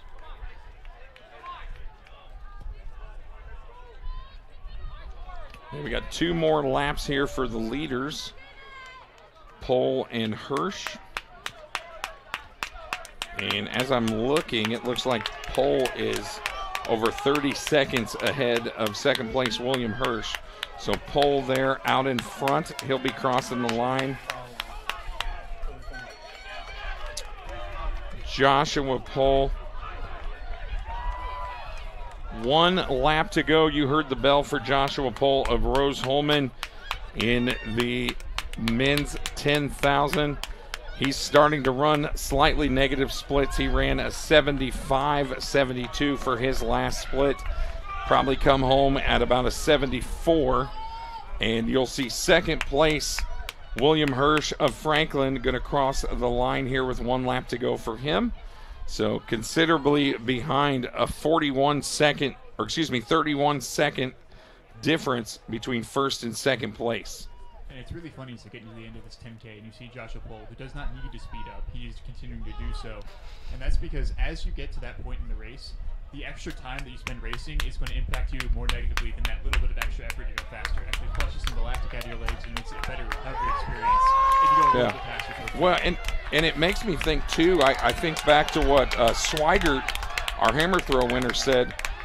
He might be looking down the road to nationals So this, he's challenging himself. And as you see Joshua Pohl crossing the line, your winner, his time's going to be 31 minutes, 36 seconds. So on the money. And like we said, his final lap, 70.58. I don't know if I can do that for my first lap. Yeah, just a great finish for Joshua Pohl. As we see William Hirsch now coming in second. Just a few meters for him, the sophomore from Franklin. 32 minutes, 7.15. His last lap also 70.32. Or excuse me, looks like it has corrected to 71.41. Still very impressive finish. A personal best for William Hirsch. Yep, and we're about to see Sean Woods take another attempt here. I believe at 4:85. And a feverish finish here for Logan Ferris of Manchester. Chris Lynn of Rose-Hulman. A big exchange of points. Chris Lynn of Rose-Hulman passing right before the finish to give Rose-Hulman first and third, Manchester fourth. However, Manchester may go fifth and sixth. Darius Osborne going to finish in fifth. Cole Davies going to finish in sixth. So Manchester getting fourth, fifth, and sixth. But Rose-Hulman first and third. So 16 points for Rose-Hulman. Both these distance spots are incredibly deep, which means that when looking at scoring, what really matters is who gets those first couple spots. It's weighted top heavy. And that was Rose-Hulman today. Yeah. Yep. You are spot on. Also finishing in eighth, John Grease. So he'll get a point added on to that total for Rose-Hulman. So that'll change the scores a little bit once those get reported.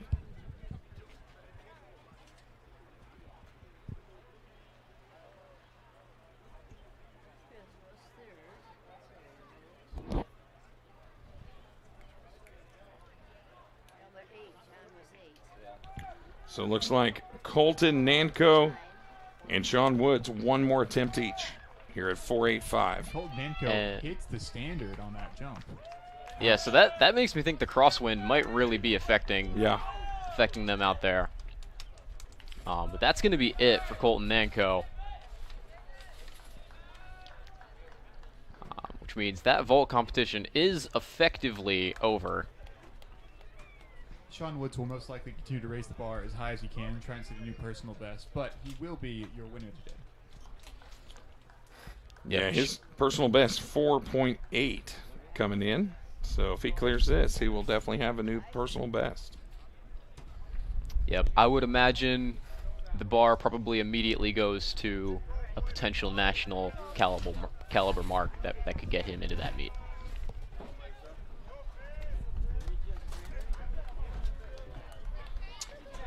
Alrighty, I'll give you a quick rundown here of the top finishers once again in the men's 10,000 as the final runners are coming through the line. Here are the gentlemen scoring points. Finishing in eighth from Rose-Hulman, John Grease, 33.30.5. Brendan Oden of Manchester finishing second, 33.17.82. Cole Davies of Manchester in sixth, 33.14.34. Darius Osborne of Manchester finishing fifth, 33.09.09. In fourth from Manchester, Logan Ferris, 32.49.67. Your third place finisher, Chris Lynn of Rose-Hulman in dramatic fashion, 32.48.97. Your runner-up, a personal best for Franklin's William Hirsch, 32.08.24. And your winner from Rose-Hulman, Joshua Pohl, 31.36 even.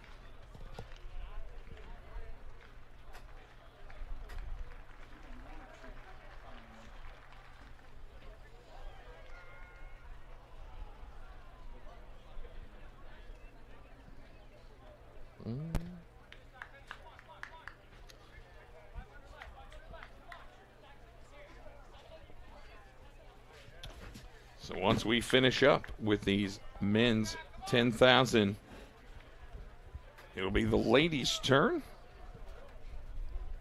There are 20 ladies in the field for the women's 10,000 meters. And that was Sean Woods just clearing a huge bar, I think 485. That is massive. 15 feet 11 inches for Sean Woods. Looks like he's probably going to attack 16 feet. Would be kind of the threshold. 4.9 is 16 feet and 3/4 of an inch. So that'll be his next conquest, if you will. Yeah, right now I'm sure that his sights are set on nationals. He's probably also consulting that list, seeing where he needs to fall in order to get himself into that meet. I may have that information for you here. Let me take a look and see what I have.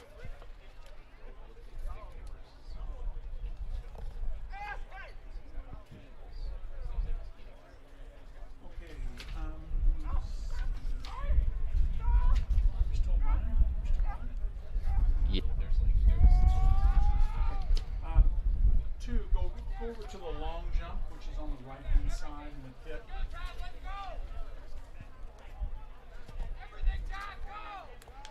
And push in, see what you get. See what you get there. That might be finishing.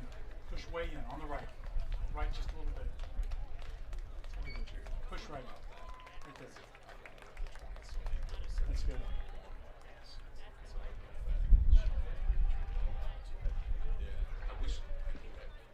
There he is. Follow him in. Okay. And there we have Marquise Hill long jumping. So we're going to try to bring you With some the of the conclusion of the men's 10,000 meter long jump run, competition as this is it going looks to be the end. third and final call for the women's 10,000 meter run finals beginning at 7:10 p.m. So just a little bit of information that I might have here in the pole vault. This is the D3 pole vault list. Colton Nanko sitting at 21st on that list right now at 16 3/4 of an inch. So he's been 4.9 this year. Tim, not really sure what the list is. Usually is at the top 24, right? It'll be the top 22. 22. So if Colton Nanko, or excuse me,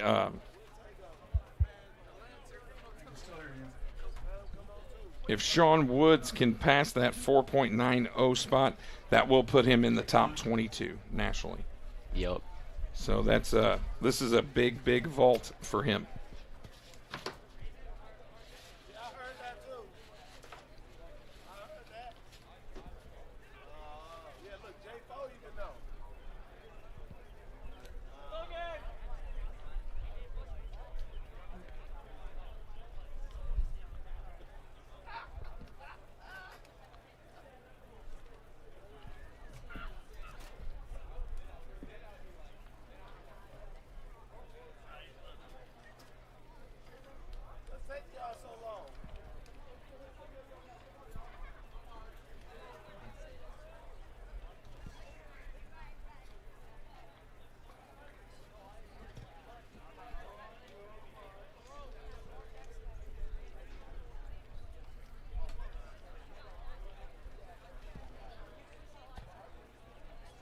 So we still got some drama going on in the pole vault. We're waiting to start the women's 10,000. That is upcoming. The ladies are on the line in two groups. Like I said, there are quite a few of these ladies competing in here, about 20. As you hear the gun go off, let's meet these ladies. These are their hip numbers. Number 1, Callie Swigman of Hanover. Number 2, Cleo Schultz of Earlham. This is our final race Amanda out on the track Zerhausen tonight, of Mount St. and we have Joseph's. 20 Hip number 3. scheduled to Hip number appear. 4, Addison Those Stirk of individuals Manchester. include Cleo Schultz Number of 5, Earlham, Lauren Todd of Amanda Hanover. Zerhusen of Brooke Mount St. Donnelly Joseph. of Berea is Addison number Stirk 6. of Number Manchester. 7, Rebecca Testa of Rose-Hulman. Number 8, Chambers of Berea. Number 9, Ellie Thornsbury of Transylvania. Anna Walpole of Anderson is 10. Sammy West of Earlham, 11. Haley McCain of Hanover, 12. Cameron McDonald of Bluffton, 13. Cadence Fox of Manchester, 14. Chloe Garcia of Manchester, 15. Ella Detchen of Transylvania, the freshman, is 16. Maggie Simmons of Transylvania is 17. Heaven Smith of Roseholman, 18. Brooklyn Couch of Roseholman, 19. Aubrey Carroll of Manchester is number 20. That is your field of the women's 10,000 meters.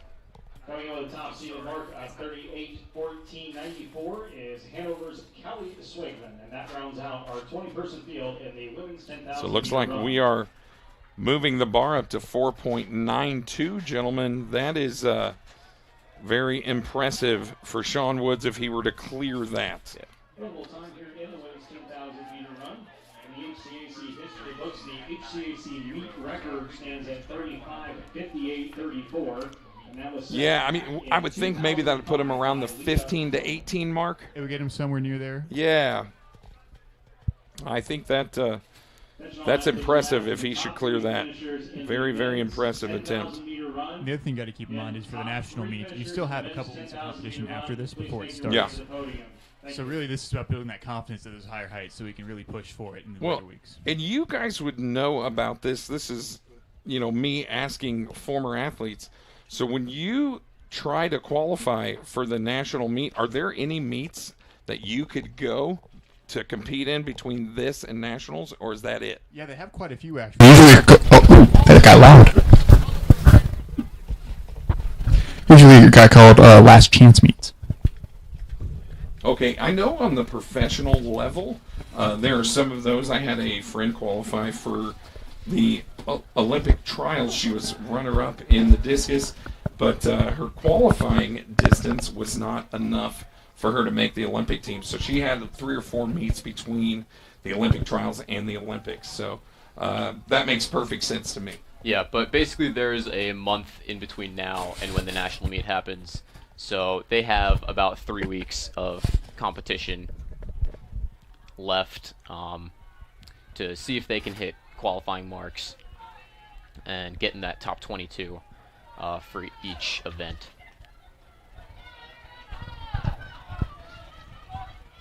Yeah, and Tim actually qualified for nationals through a Last Chance meet one year, did he not?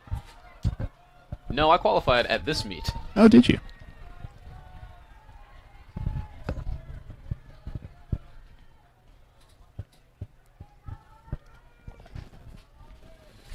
Yeah, so far a pretty tight top group here in the women's 10K. No one's really breaking away like there was in the men's.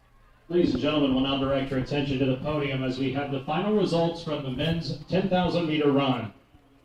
Finishing in 8th place today was John Greaves of Rose-Hulman.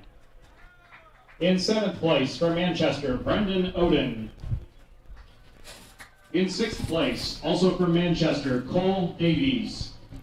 Well, and to make your point for you, gentlemen, the D3 Outdoor National Championships held May 21st in 4th place, through 23rd. Logan Ferris of Manchester. That'll be at the University of Wisconsin. And your top 3 finishers on the podium today. A kind of far-away trip for these athletes all the way up to La Crosse, Wisconsin. Yeah, I don't really envy them to have to go to Wisconsin for outdoor nationals. Yeah. I can't imagine that's super fun. I got to go to some fun places. Well, and here's the scary thing. I've spent a lot of time in Wisconsin in the month of May. It could rain, it could snow, it could be hot, it could be cold. You just never know.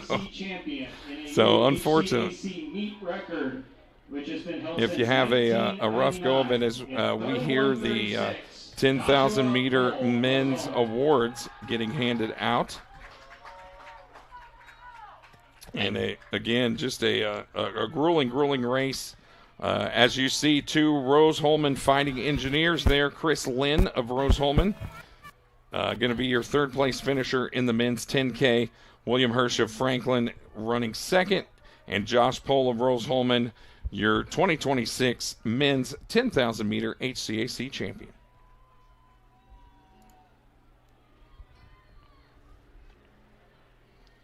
So we're going to do a quick check-in on the women's 10,000. So right now, Amanda Zierhusen of Mount St. Joseph's out in front. Callie Swegman of Hanover running 2nd. E. Chambers of Berea running 3rd. It does actually look like on the backstretch there's been a little bit of position changing. We'll get you reshuffled once they come around here. Yeah, it looks like Zerhusen's still out in front. Ella Detjen, the freshman from Transy, sitting in second. Callie Swegman in third. And Chambers sitting in fourth.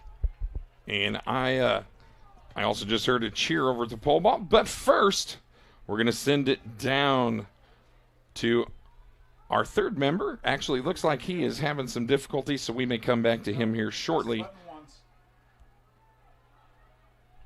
Nope. Try it.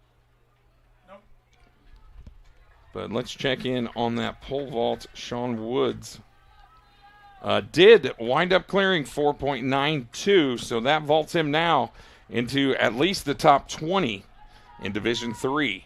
Yeah, I don't know if that's going to be enough just yet to get him into that national meet, but it sure does help. And especially with a month to go. Yeah, and though, this is a great way for him to end today. Oh my, yes. With this, and just a great job from him. He totally had it dialed today. So here's a better question. Does he just stop? Are you satisfied that you got the 4.92, or do you? Oh no, you keep push going. It? Okay. You keep going. Okay. I was just making sure. You keep going, obviously. Yeah, because I sure would if it were me. So on the track, this women's 10,000, Amanda Zerhusen of Mount St. Joseph's out in front here. Ella Detjen of Transylvania, Callie Swegman of Hanover, Cleo Saltz of Earlham, and one more in that lead group, Cadence Fox of Manchester. Those five have kind of separated themselves from the rest of the field. When they come around, though, Tim, still 20 laps to go.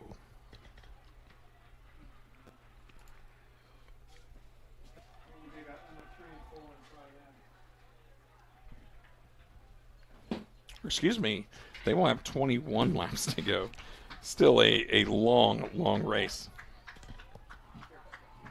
Yep, I do think that this one will be a fight, potentially to the end, with how these athletes are rolling. I'm interested to see if anyone decides to make a move at any point to try to take the lead. Yeah. And really go out hard.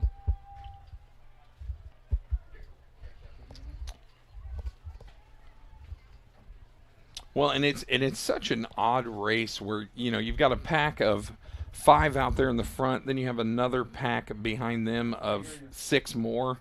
Then you have a few other ladies kind of spread out across the track behind them. Just a brutal race to run. We talked about it. Just running a couple laps around the track is enough. This is 24 and a half, 25 and a half. Not my cup of tea, friend. Yep, I got it. Is that number 2? This is number 2, yeah.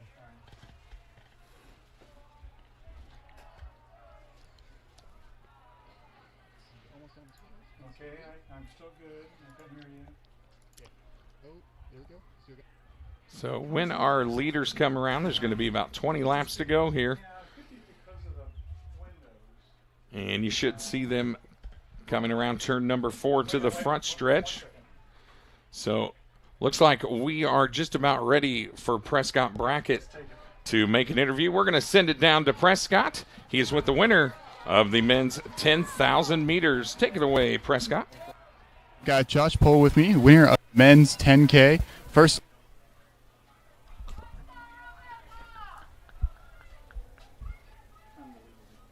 Well, unfortunately, it looks like we are still having some microphone difficulties. We apologize for that. Also, we apologize to Josh Pohl there as we are trying to get his thoughts on his banner day and the 10,000 meters. Clearly, he's got to be a special individual to do that and do it at such a high level. Yeah, and he's been doing it for years. We can hear now, right? He's a senior and has been lighting it We're up stay right here. in the 5 and 10K since his freshman year. So, okay, All right. Now I have Josh Pohl from the men's 10K, winner of the men's 10K. First very long race of the day. Josh, you kind of beat everyone by a fair margin there, and you actually sped up at the end. Can you tell us the logic behind the pace you ran, Was that intentional? Were you trying to win by a larger margin for any particular reason? That'd be no, really. I already knew all my training has led to this point with our last meet at Lee. It was a really good showdown, but most of all, we had a lot of guys in here, and we really wanted to get them on the right foot. So it was my duty to basically go out and try and pace them as best as I could to get a really good time for them and get everybody on the right foot for day one. Went out and set the tone. We love to see it. That said, that strong performance there, how do you feel going into your next few events? How do your legs feel? How do you think you're going to do? Well, I just got the 5K, so, I mean, right now, I don't want to say too much, but I'm feeling pretty good. The wind was kind of crazy, a little bit, put a little strain, but legs-wise, feel good, ready to kind of shut down for the night and crank it back up tomorrow and get ready for it. Awesome. Well, thanks for talking to us. Thank you for trekking all the way up here after you just ran a 10K to talk to us. So go get your rest, and we'll see you tomorrow. Appreciate it. Thank you. And amazing, kind of like we spoke earlier, Tim, Joshua Pohl confirming the wind is crazy down there, huh? Yeah, feel vindicated that at least we weren't crazy. Right. Yeah, and you know what's cool about this, he says he's got one more event. It's like we said, it's a showdown between him and Gavin Byerly in that 5K. I'm stoked to see that.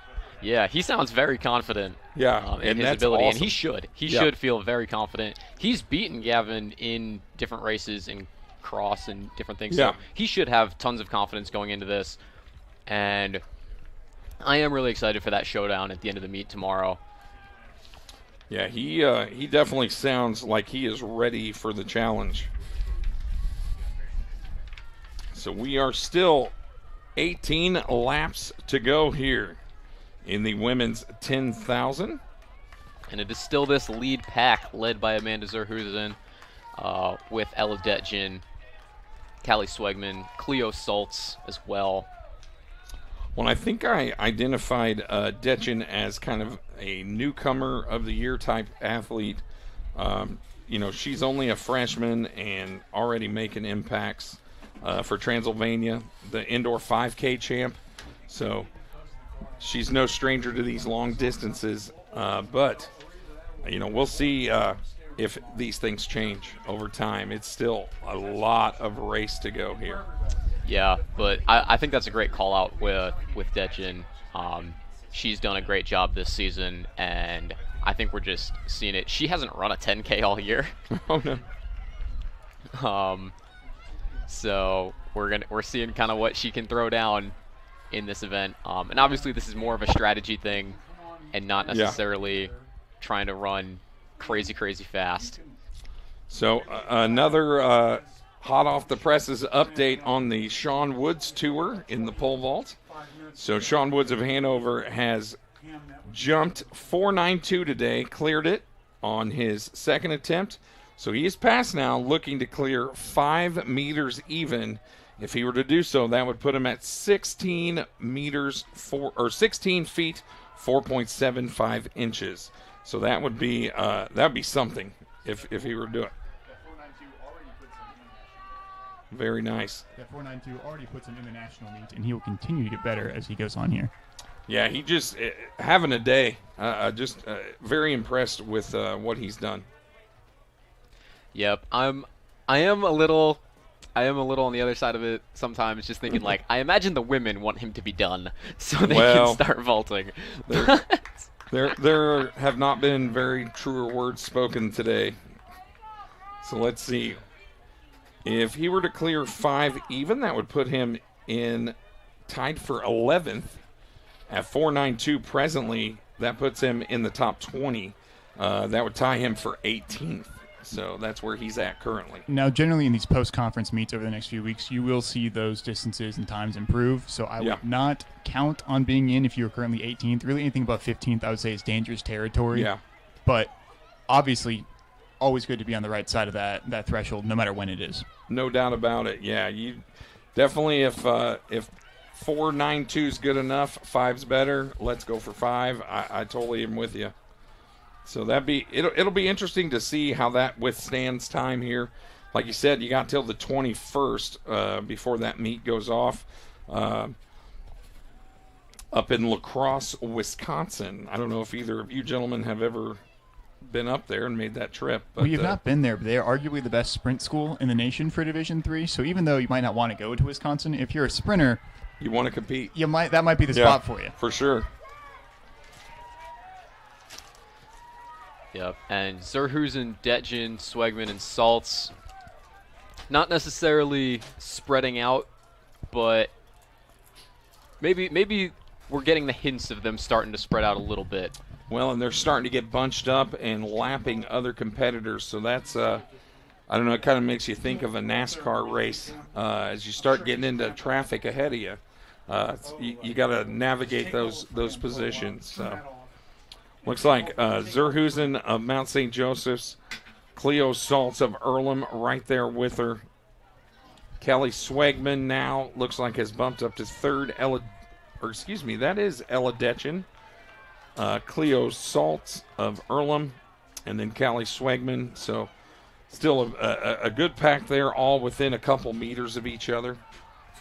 Yep, and if they stay like that, that means it is anybody's race, because I can't imagine that any of them have that much more energy than one another when it gets to the last 2 laps. For sure. Yeah, I agree.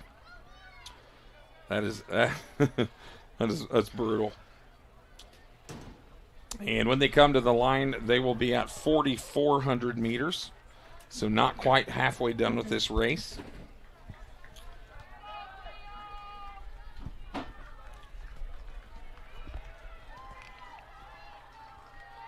So there we get a little better look of the top 3 or 4 there. Zerhusen of Mount St. Joe's, Detjen of Transy, Saltz of Earlham. Callie Swegman of Hanover still kind of there. She's fallen off a little bit behind that group in 4th. But the splits, 92.56, 91.72 for Zerhusen, her last 2.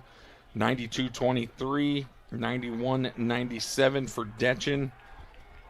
So they're all kind of right there together. Cleo Saltz of Earlham, 92.91, 91.31. So very good paces, kind of like the men. The internal clock of these ladies has to be just unbelievable. Yeah, and I'm always the one that's like, what are you all thinking about while you're running this and doing 20 however many laps? I used to run a fair amount, and I always would have songs in my head. I'd be singing every time. And it just kind of worked. It made it go. But yeah, that's a great, I'd be interested to know what goes through your mind in 24 laps. Because at the start of the race, you're thinking about the race things. At the end of the race, you're thinking about race things. But I feel like there's 17 laps in between. Of what do you got? Well, and the other thing that gets me is the 3 ladies out in front, they look exactly like they did on lap 1. Yeah, which unbelievable. is very, very impressive. At least when you're running with other racers, you're looking at their strides, how they're feeling, there's stimulus around you. But if you're one of these people who end up kind of by their lonesome for most of this race, I don't know. I don't know what you're thinking about for all that time. Yeah. Yeah, they could be thinking of dinner. Let's hurry up and get this over so we go eat. I think about dinner like when I ran my sprints. I'm going to be honest with you. Yeah, yep. I can relate to that. I think about dinner a lot, and I'm not a sprinter or an athlete, per se. If you picture a steak at the finish line, you tend to run a little faster, in my experience. Steak equals speed. That's just good life advice. It's true. It's true. Tim was more of a waffle guy. He had waffles before every meet. Steak and waffles or chicken and waffles? I think he just had waffles. Chicken and waffles are a good combo, though. Oh, yes.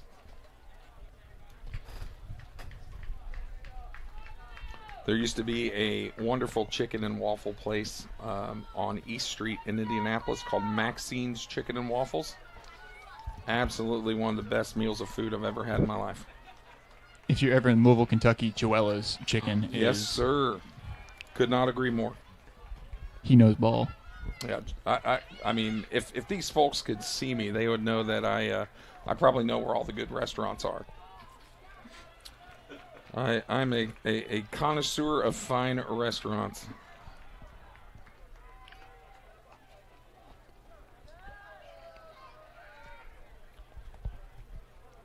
Folks, you are hearing from Kentucky native Prescott Brackett. He coming home to announce this meet. Has it been a good time for you? Have you been close to home? It's been nice. Yeah, I've been living in St. Louis, so going back to Louisville, Kentucky before this meet was nice. Got to see the parents, got to see my dogs, which is always a plus. Love the dogs.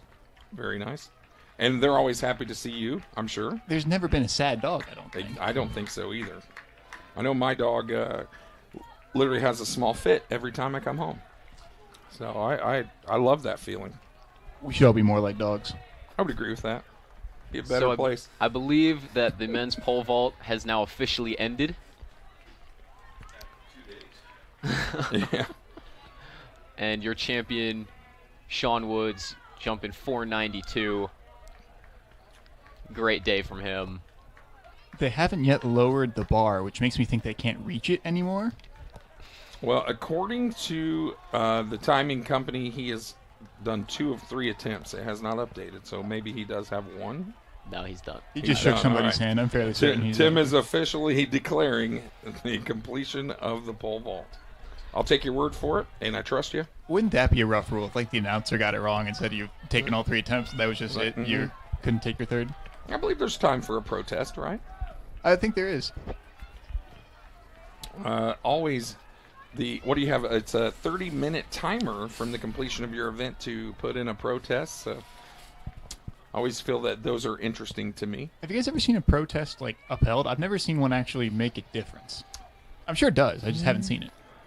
I can't recall, and I've been around college track meets for about the last 3 years. Yeah, I can't recall any protests actually getting overturned and gone the way of the protester. But I feel like that also happens in the high school ranks. I coached track for about 30 years in Indiana high school, and I can't recall any high school protest either getting overturned. I think it's a conspiracy. I think they're trying to make you think you have power when you don't. Yeah, I mean, I guess they're just an option for you, you know. Could be a mind game, per se. So we are 5,600 meters into 10,000. So 4,400 to go. Only 4,400 meters to go. As the leaders are crossing the line with 10 laps left. So again, Amanda Zerhusen of Mount St. Joe's, the sophomore, looking fresh as a daisy. In the women's 10,000 meters, Ella Detchen of Transylvania, the freshman. So this is a young woman's race here. Freshmen and sophomore out front.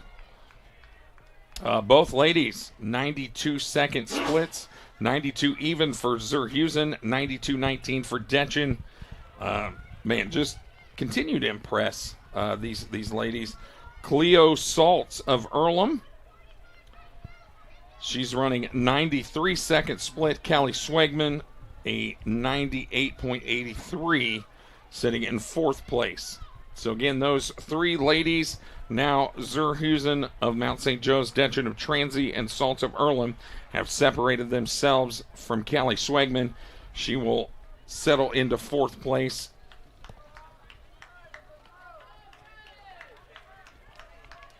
Also wanted to mention back home in Indiana, pretty severe storms going on. So those of you that are paying attention, we hope you're safe, hunkered down from the tornadoes and such. I received a few messages from people back home that storms are pretty bad. So we hope that you are safe and sound in your residence in central Indiana. That feels like a theme across the Midwest these last few weeks. It has definitely been the struggle from going from cold to hot temperatures. The storms do like to form. Looks like the storm's coming here in about an hour. Well, I think we'll be clear. I'm not sure about the women's pole vault, but definitely on track events should be over by then. A large ruckus over at the men's long jump. I assume something wild happened. We will get that update as soon as we possibly can. It looks like the Manchester crowd is quite excited. Definitely. It looks like Manchester black and gold celebrating.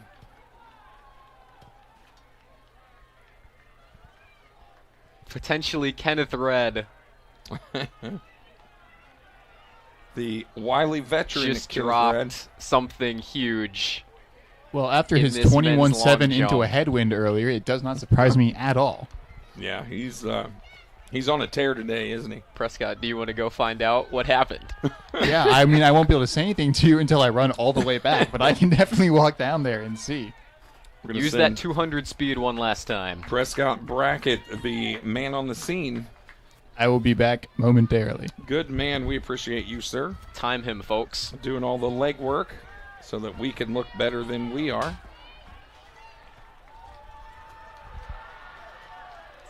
And Cleo Saltz of Earlham looks like she's got her eyes on making a move here. And she looks like she's maybe cut off a little bit. So she will file back into third place behind Ella Detchen and Amanda Zerhusen. Yep, those three have been going strong this entire meet. I can imagine those are going to be your top three most likely, but it's just which one is going to take the title. And from the way it looks, it could be any of them the way that they're running right now. No doubt. And I know it's kind of clichéic, you know, what I said earlier. They look exactly like they did on lap number 1 right this minute. And we're in 8 of 24. I mean, yeah, they have not slowed down. Their last lap was 133. They were running 132s for 5 laps. Yeah. Well, I mean, here, just to make your point, Amanda Zerhusen's first 2 laps, 98.35, 97.75. Her last 2 laps, 93.87, 93.87. She has ran 2 identical laps in the last 2 laps, and they're several seconds faster per lap than the first 2. Yeah, running identical splits this late in the race is kind of insane. Yeah, and there goes Cleo Saltz again trying to push, and Zerhusen not having anything of it. But so she makes the pass on Detjen, who looks to take the spot, potentially right back. Yeah, just a weird little cat and mouse game as they go around just testing each other out here, seeing who's got what. Yep, as we enter the final 3K of this race. Just back from the men's long jump, it appears Kenneth Red has jumped a 7.29. Ay Dios mío. Kenneth Red, is that a new record? Oh, he's close. 7.34. 2009, the Franklin Grizzly Jim Larkin. So, I mean, that's got to be at least a top 5 in conference history. Absolutely, I would assume so, and that also puts him in the Nationals conversation for the first time. Man. Was that his final attempt? I believe so. I think it is now over. Well, he was one of the favorites in that long jump competition. Him and his teammate Gentry Oliver, both 7-meter jumpers. And it sounds like... Well, let me tell you, Kenneth gentlemen, Red. 7.29 puts him at 11th. So that's pretty good. Based on your logic from moments ago, he has solidly solidified his spot. That is most likely a national level mark. Yeah, for sure. I would agree with you. Yeah, I think he's put himself into that. And I don't know if we've been paying attention, but Ella Detchen of Transy has decided she's taken over. Yep, that's where the move happened. This last lap, she dropped a 119 after running 132s for about the past. She has turned it up a notch. Minutes. Zerhusen also dropped a 123, so yeah, went with her, but Detjen has decided to absolutely take control of this race and make sure everyone knows it. Yeah, and Cleo Saltz of Earlham solidly in third. She's still kind of on her pace. 62, 61, 75. Okay. So she's going to probably be content to finish third if all things, considered stay the same. Yep, but I was wondering when a move was going to get made by one of these women, and Detjen just did it, and we're going to see if it was too early. Yeah, that's my concern. She did it with 7 to go. When she crosses the line, she'll have 6. But man, she's moving. This lap looks equally fast as that 119. So yeah, she is moving, and Amanda Zurhusen has definitely lit a fire under herself as well. Detjen's last lap now 75.55, or excuse me, 85.55. Zurhusen 88.85. Also, this just in, the women's pole vault will be competed tomorrow. They have decided that Sean Woods' pole or height is too high for them to reach. They can't get the bar down. So until the wind knocks it over, they're gonna wait till tomorrow. Oh, buddy.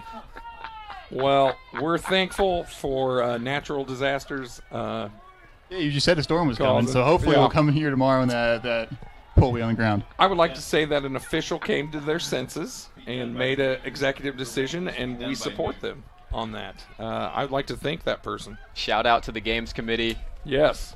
Their aim is to be done by noon. Hopefully that doesn't disrupt the rest of the flow of the meet. Very, very nice.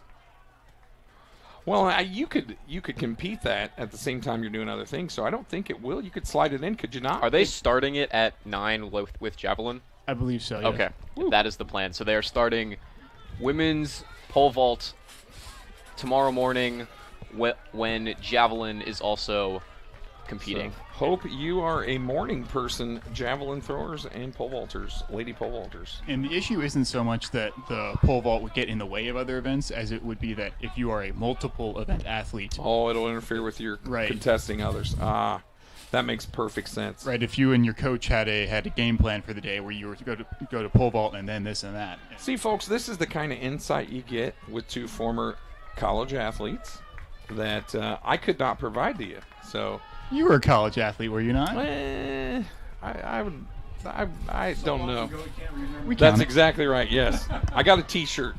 He was in the WWE back in the day. That's right. That's right. You were a professional athlete. Is what I'm hearing. I was a jobber. I used to get beat up by Hulk Hogan and the likes. That's more impressive than anything I've ever done. But Detjen out here, she's spinning laps, man. Out here lapping the field, or attempting anyway, as she expands her lead on Zurhusen and Cleo Saltz with what seems like every lap. Yeah, she's impressed these last 3 laps here. Man, she just definitely decided I'm turning it up another notch, and Zurhusen is trying feverishly to stick around. I mean, she just looks so calm, so collected, so compact. Just easy peasy for her. Yep, and 3 to go. I think this spells danger for anyone who thought they might have a chance in a 5K tomorrow. Yeah, she looks magnificent. And Amanda Zurhusen from Mount St. Joe's, she's no slouch either. She looks great as well. Just running her pace. But Detjen's just a tick faster. Again, Detjen just ran 87.61. Zurhusen ran 91.49, and that's really just the difference in where they're at now. It's just that couple seconds. Yep, just super impressive. Yeah. From some, and not to mention again, she's only a freshman. Yeah. So. Well, and Zurhusen's only a sophomore. Yeah. And while we're at it, Cleo Saltz of Earlham is a sophomore. Yep. So again, underclassmen game here. But been very impressed by these ladies. I just, like I said, 10,000 meters is pretty tough to commentate on, but this has been great. And even others, Cadence Fox of Manchester, she's going to cross the line here. She's your 4th place young lady. She just crossed at 98.66. And she's in 4th, 2 laps to go for the leader.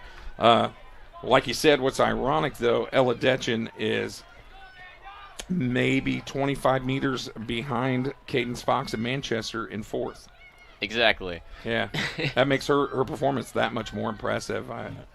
She may potentially pass the entire field before it's over. I don't think that's going to happen. Zerhusen's not that far behind. Yeah. But in the span of a 10K anyway. Well, and she'll get the bell when she comes around here. Ella Detchen of Transy, the freshman. Man, just been very impressed watching her go.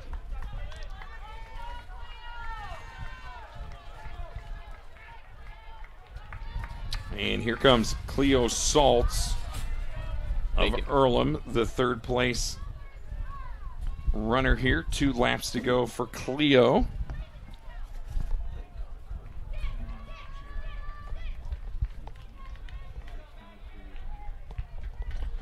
Also, while we are at it, talking about folks that we are impressed by, thanks to our director, Mr. Jerry, we appreciate you greatly.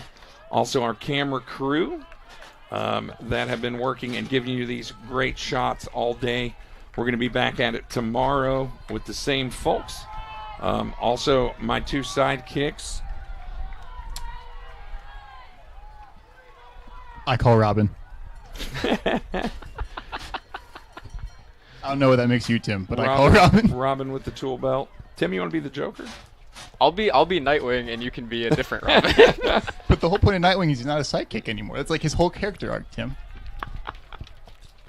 I'll tell you guys, it's been a pleasure getting reacquainted with you guys. I know I don't technically really know you, but I've talked to you a little bit. I know I've interviewed Tim before in the past, but Prescott Brackett, Tim Yount, 2 standouts for the Rose-Hulman Fighting Engineers.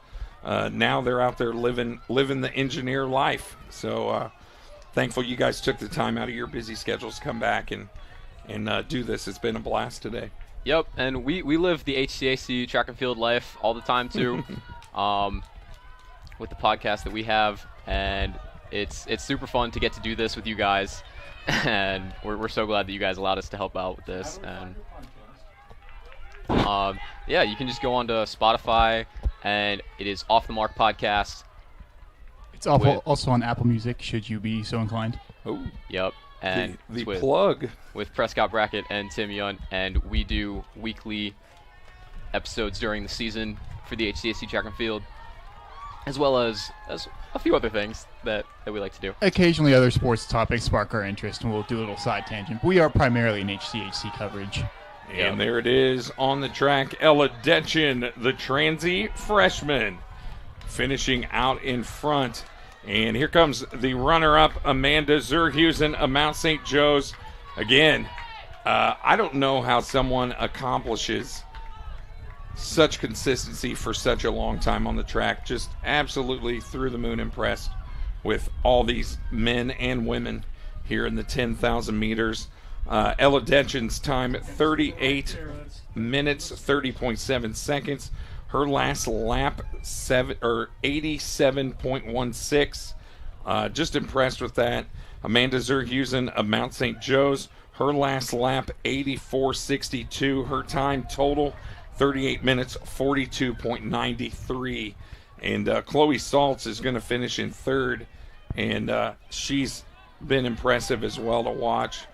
Kind of an odd running style. She almost looks like she's tiptoeing as she comes through, but man, she's just like a clock, as consistent as can be, running. As she'll finish here in just a moment.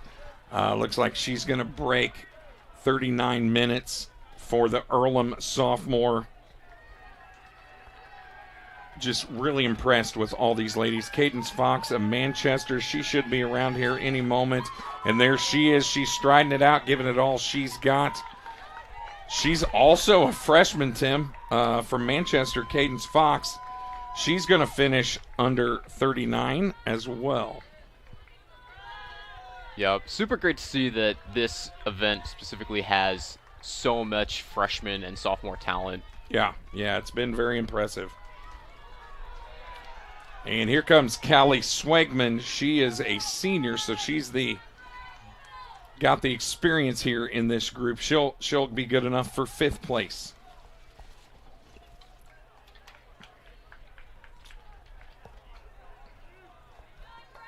Just a very, very impressive run by all these ladies.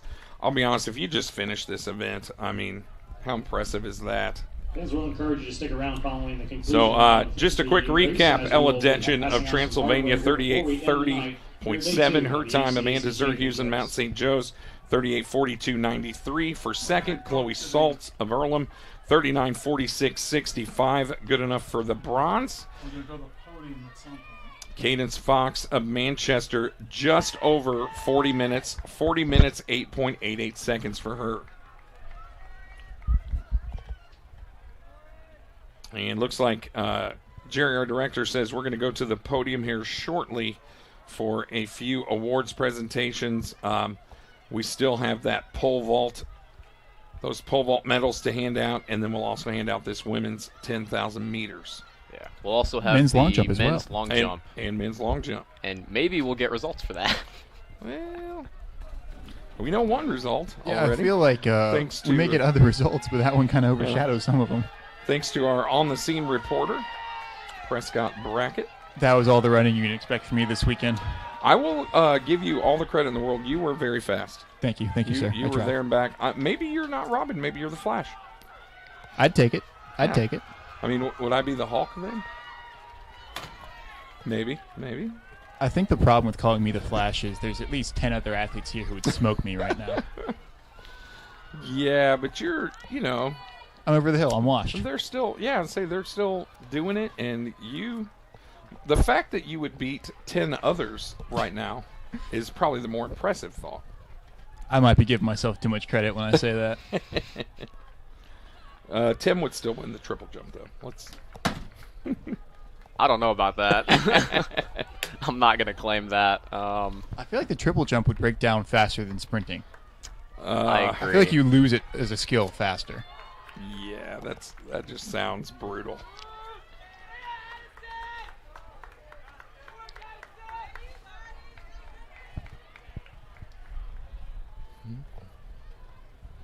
As we still have a few ladies here coming in the 10,000 meters. Looks like we are in the 43-minute mark here in the women's 10K. This is one of the more impressive things that I think about the 10K, right? If you get lapped, once or twice in a 10K, I think I would lose track 100%. of what lap I'm on because the lap counter no longer tells you; it's no longer accurate for you. Yeah. I would definitely stop a lap short or run a lap long. I wouldn't get that right.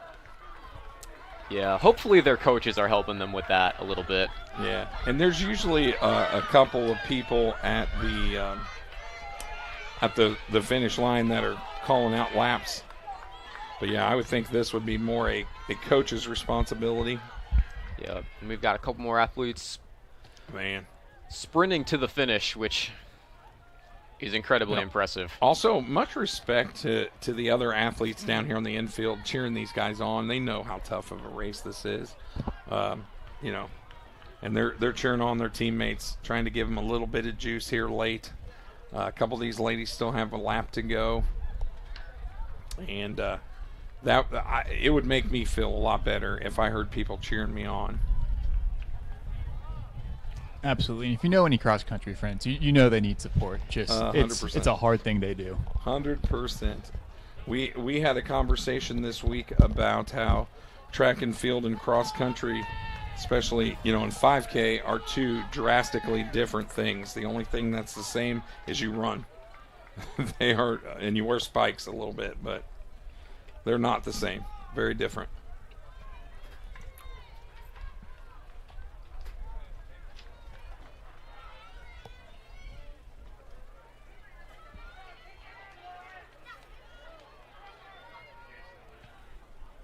And another runner going to finish there. It looks like a couple of Hanover teammates going to finish their race just over 45 minutes.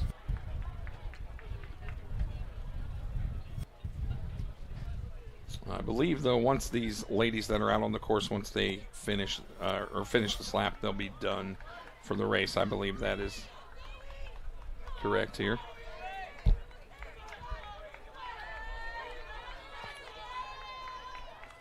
Looks like Chloe Garcia of Manchester there, crossing the line.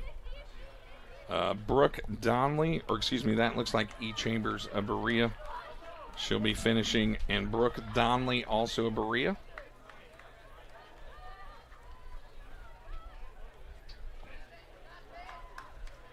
Heaven Smith and Brooklyn Couch of Rose Holman coming home here.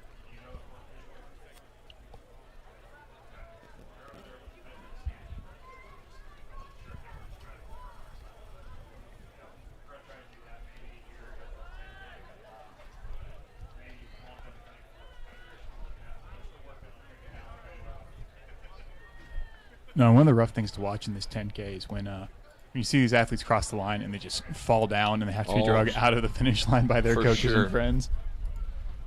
I remember like a special ESPN report a few years ago of a young lady who was just an absolute standout in distance events like the mile, and she would literally collapse in her coach's arms at the end, and they did this big deal about it, and just a crazy situation. Well, Tim and I were volunteers at a cross-country meet one time, and that was an entire job. That is a job. Someone's whole role is to wait at the finish line and drag athletes that have fallen and drag them out of the path. Please do not get stepped on. Yeah, I've witnessed a few of those in my day in Terre Haute. And it was so funny when they were briefing us at the beginning, but they're like, hey, at first you're going to try and be gentle, but if they don't immediately start responding to you, you just drag them. It was far better for you to get them out of the way than for them to be trampled. Yeah. And sadly, the truth is that would have happened. So it looks like we still have 4 runners out on the track. One here is finishing. I believe perhaps that's Sammy West of Earlham.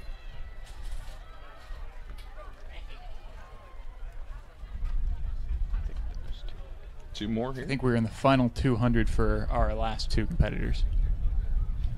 Good deal. Trying to be as accurate as I can here.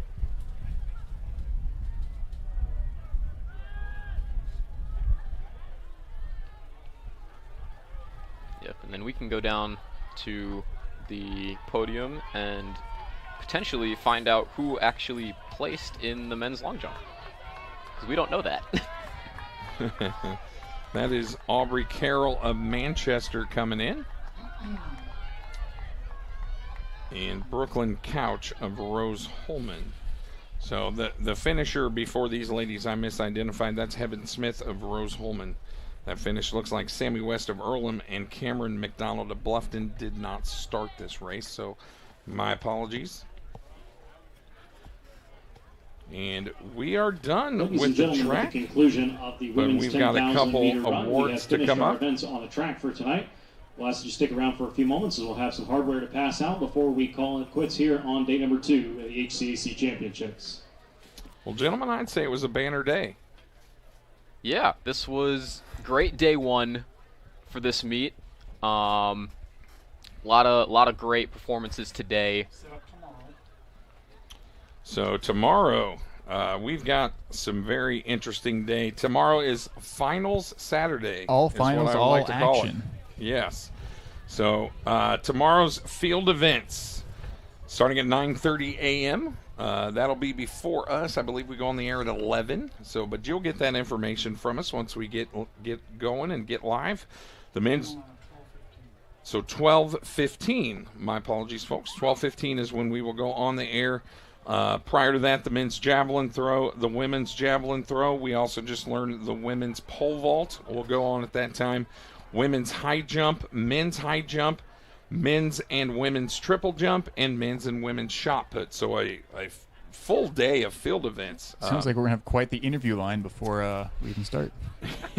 Prescott is going to be a busy, busy guy tomorrow. So let's talk about on track.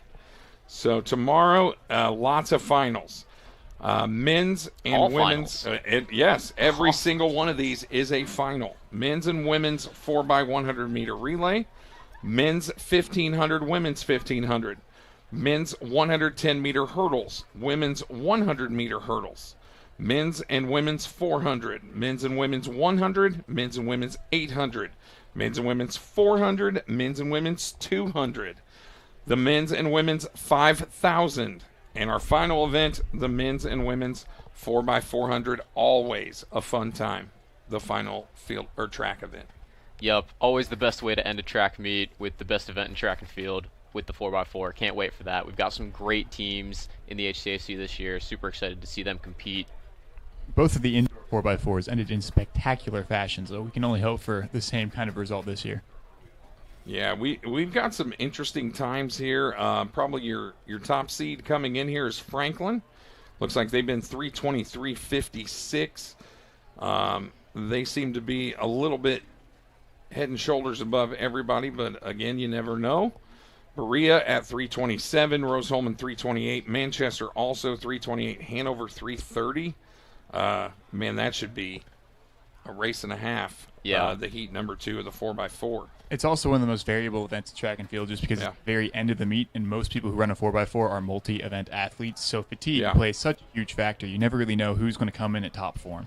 Well, and you also never know in the course of the day, heaven forbid, something happens to somebody, and now you got to put an alternate in there. That changes everything. It's not a track meet until someone pulls a hamstring. Indeed. But yeah, I'm super excited for these finals tomorrow. There might only be 1 or 2 events where there's a clear head and shoulders favorite going in now. Everything is going to be a dogfight tomorrow, and every single point, every single position is going to matter for the scoring. Well, speaking of our scores, in the men's side, 4 events have been scored. So that's the men's 3,000 steeplechase, men's 10K, men's discus, men's hammer. As we set right now, Rose-Hulman has 55 points, Manchester 34, Anderson 31. Rose-Hulman projected to have 209, Manchester 147.5. So that remains to be seen how that will work out. On the women's side, we told you it's going to be a battle between Manchester and Rose-Hulman. So again, after those 4 events for them, that's women's 3,000 steeple, women's disc, women's hammer, women's long jump. Currently, Manchester 56, Rose-Hulman 36, everybody else in the teens.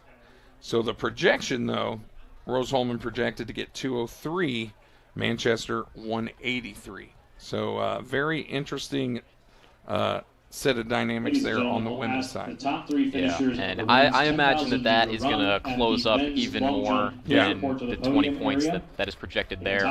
I'd imagine a 6-point margin. Yeah, I think less than 10 is going to be interesting.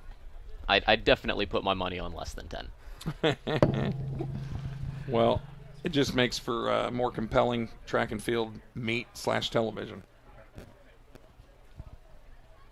I think we're trying to corral the 10K ladies so we can hand them out awards.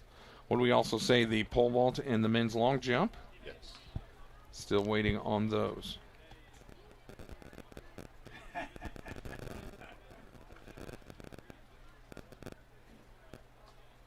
Missing the cameraman. Yeah, he's right here, exhausted. Just lamenting about how exhausting a day like this can be. We've got a whole nother day ahead of us, folks. Tomorrow, I can guarantee you, though, tomorrow goes quick. Yeah, I was going to say, the one that'll go quick, and I can guarantee you all these athletes down here are way more tired than us. Because every event is a final, we don't have multiple sets of every single event, and Correct. Additionally, there is no 10K. Man, oh man, that's good news for all of us. It makes it faster, for sure. Again, all my respect in the world to the 10K, but woo, that is a lengthy. We are just going to put it out there for the public. You heard it here first. Wouldn't track and field be better if the 10K was really the 800-meter steeplechase? There you are. I do have a counterpoint to this. I want you to think from the parents' perspectives for a minute, right? If you're a parent coming to watch a sprint race, you drive however many hours, sometimes 3+ hours to come watch your kid run for 10 seconds. You get way more ROI on a 10K.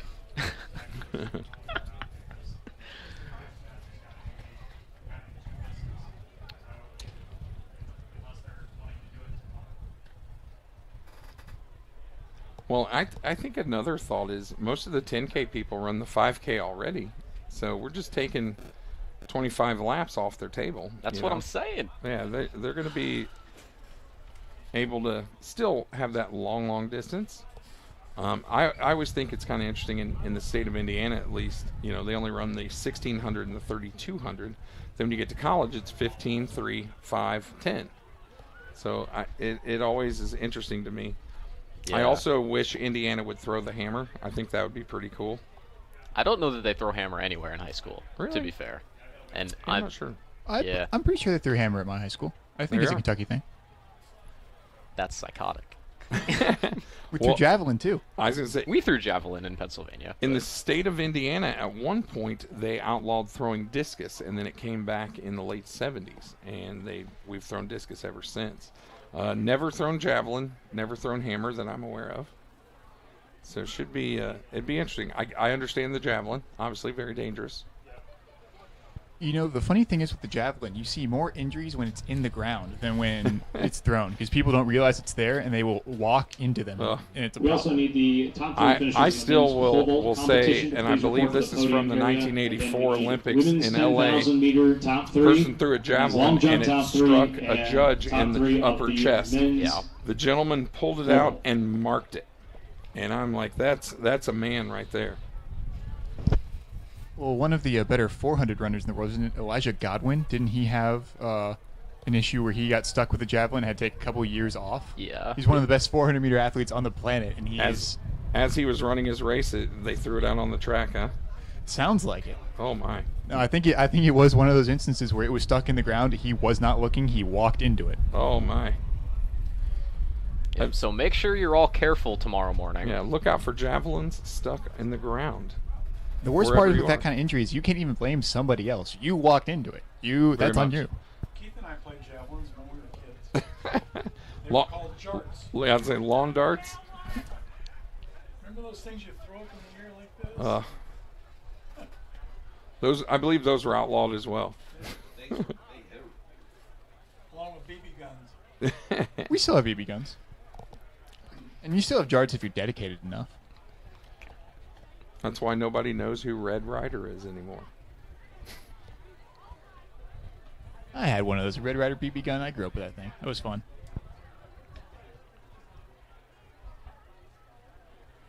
So it looks like we are getting this is our pole vaulters, it looks like. Yep. We're also looks like we're still waiting on men's long jumpers and women's 10Kers. They're probably doing their cool down laps. Actually, some of them are talking to family, it looks like. So hopefully we can get this show on the road here quickly.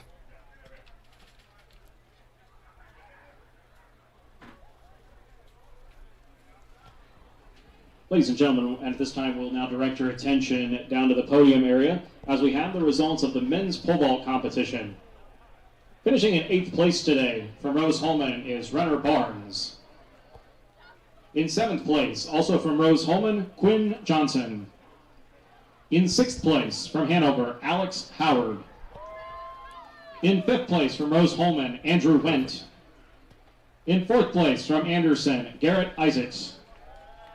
And your top 3 finishers, and on the podium, in 3rd place with a clearance of 4.3 meters, that's 14 feet, 1 1/4 inches, Hunter Isaacs.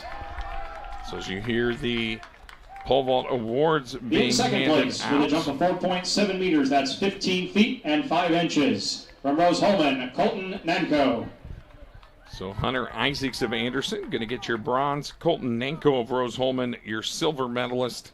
And your 2026 HCAC champion in the men's pole vault, representing Hanover, with a jump of 4.92 meters, that's 16 feet, 1 3/4 inches, Sean Woods. So Sean Woods of Hanover, your 2026 HCAC outdoor pole vault champion.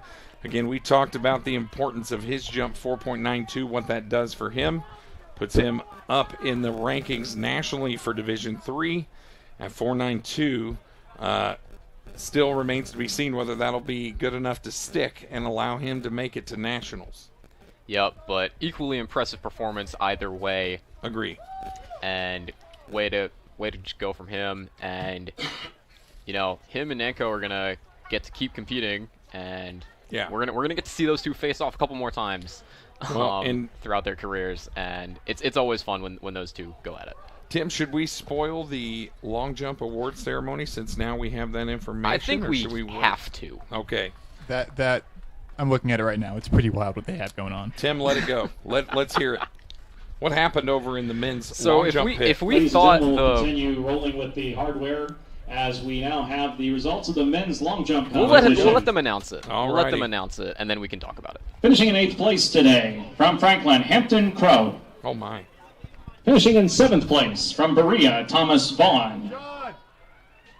In 6th place from Manchester, Mo Williams. In 5th place from Earlham, Tommy Reddick. In 4th place from Manchester, Levi Campbell.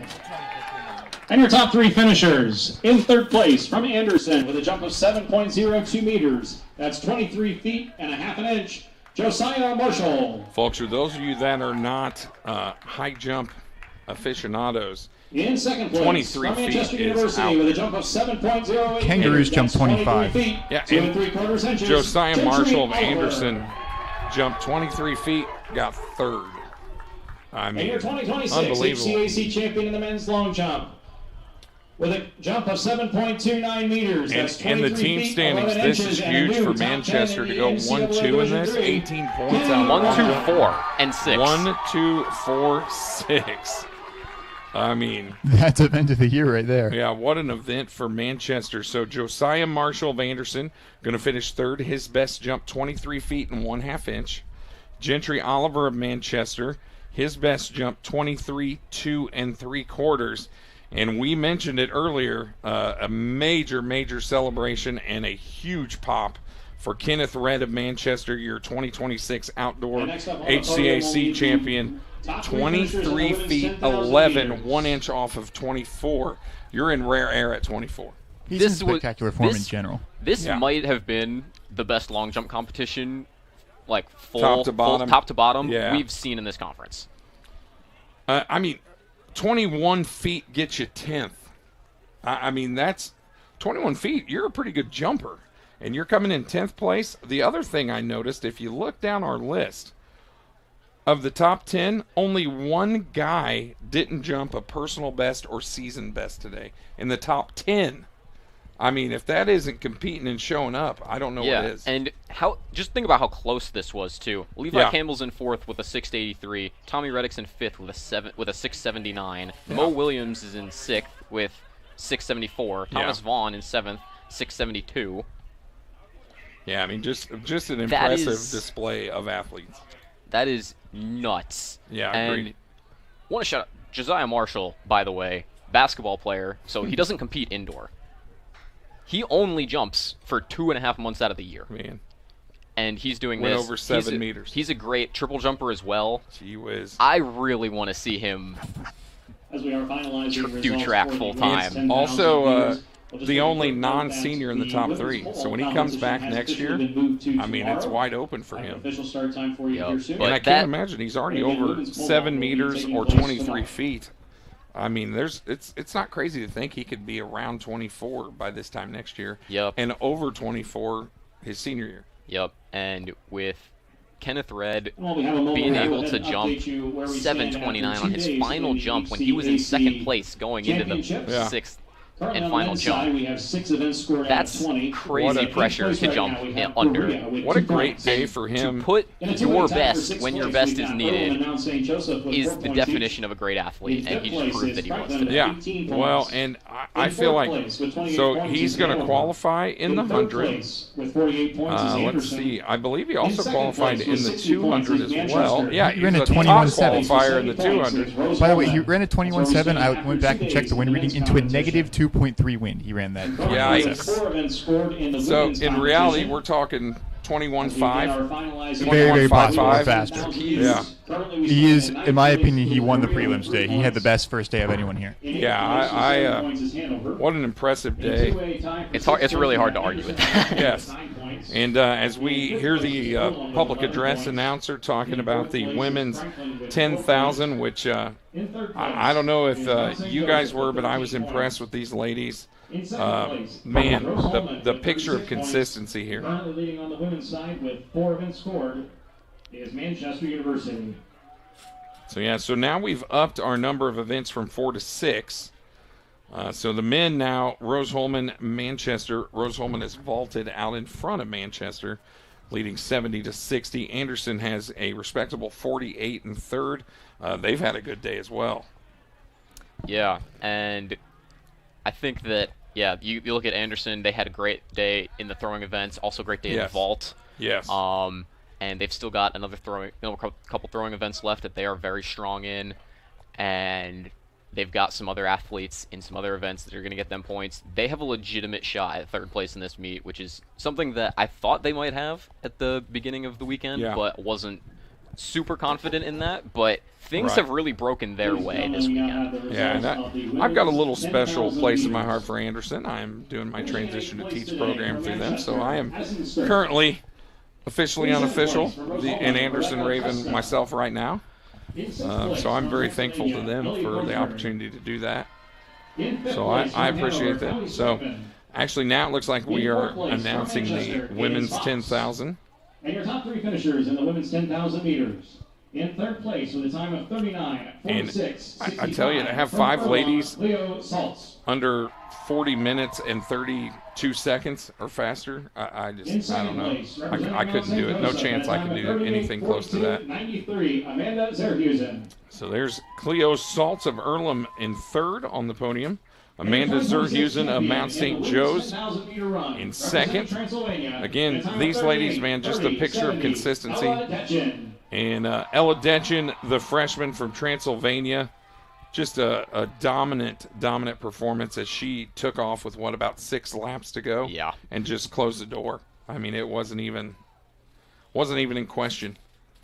Nope. And I'm sure in her mind, from the very jump, it wasn't in question. Yeah. Even though she was sitting in second for the first. Well, and that type of confidence as a freshman is just super impressive. We'll start at 9 a.m. with the women's javelin and the men's javelin. So that'll do it from Lexington, Kentucky, and Transylvania University here at the Harry Stevenson Complex. I am Jason Schanzel, with me Tim Yunt, and also Prescott Brackett. Also, thanks again to our direction crew, and thanks again to our camera. We will be here tomorrow, 12:15 our start time, so we will see you once again tomorrow from Lexington, Kentucky and Transylvania University. Thanks so much for tuning in, folks. Have a great night.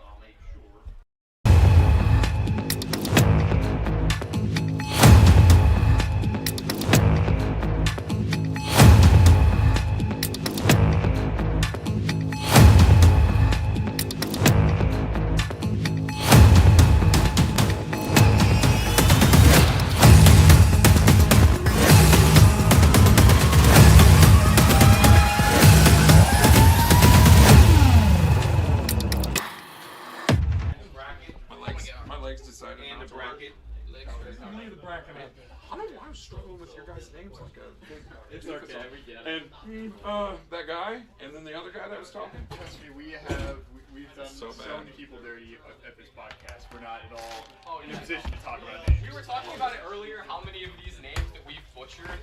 No. And we actually we learned how to say some of them by watching the broadcast of the indoor championship. No, I get it, man. And we were like, we've been butchering that. I worked at a high school.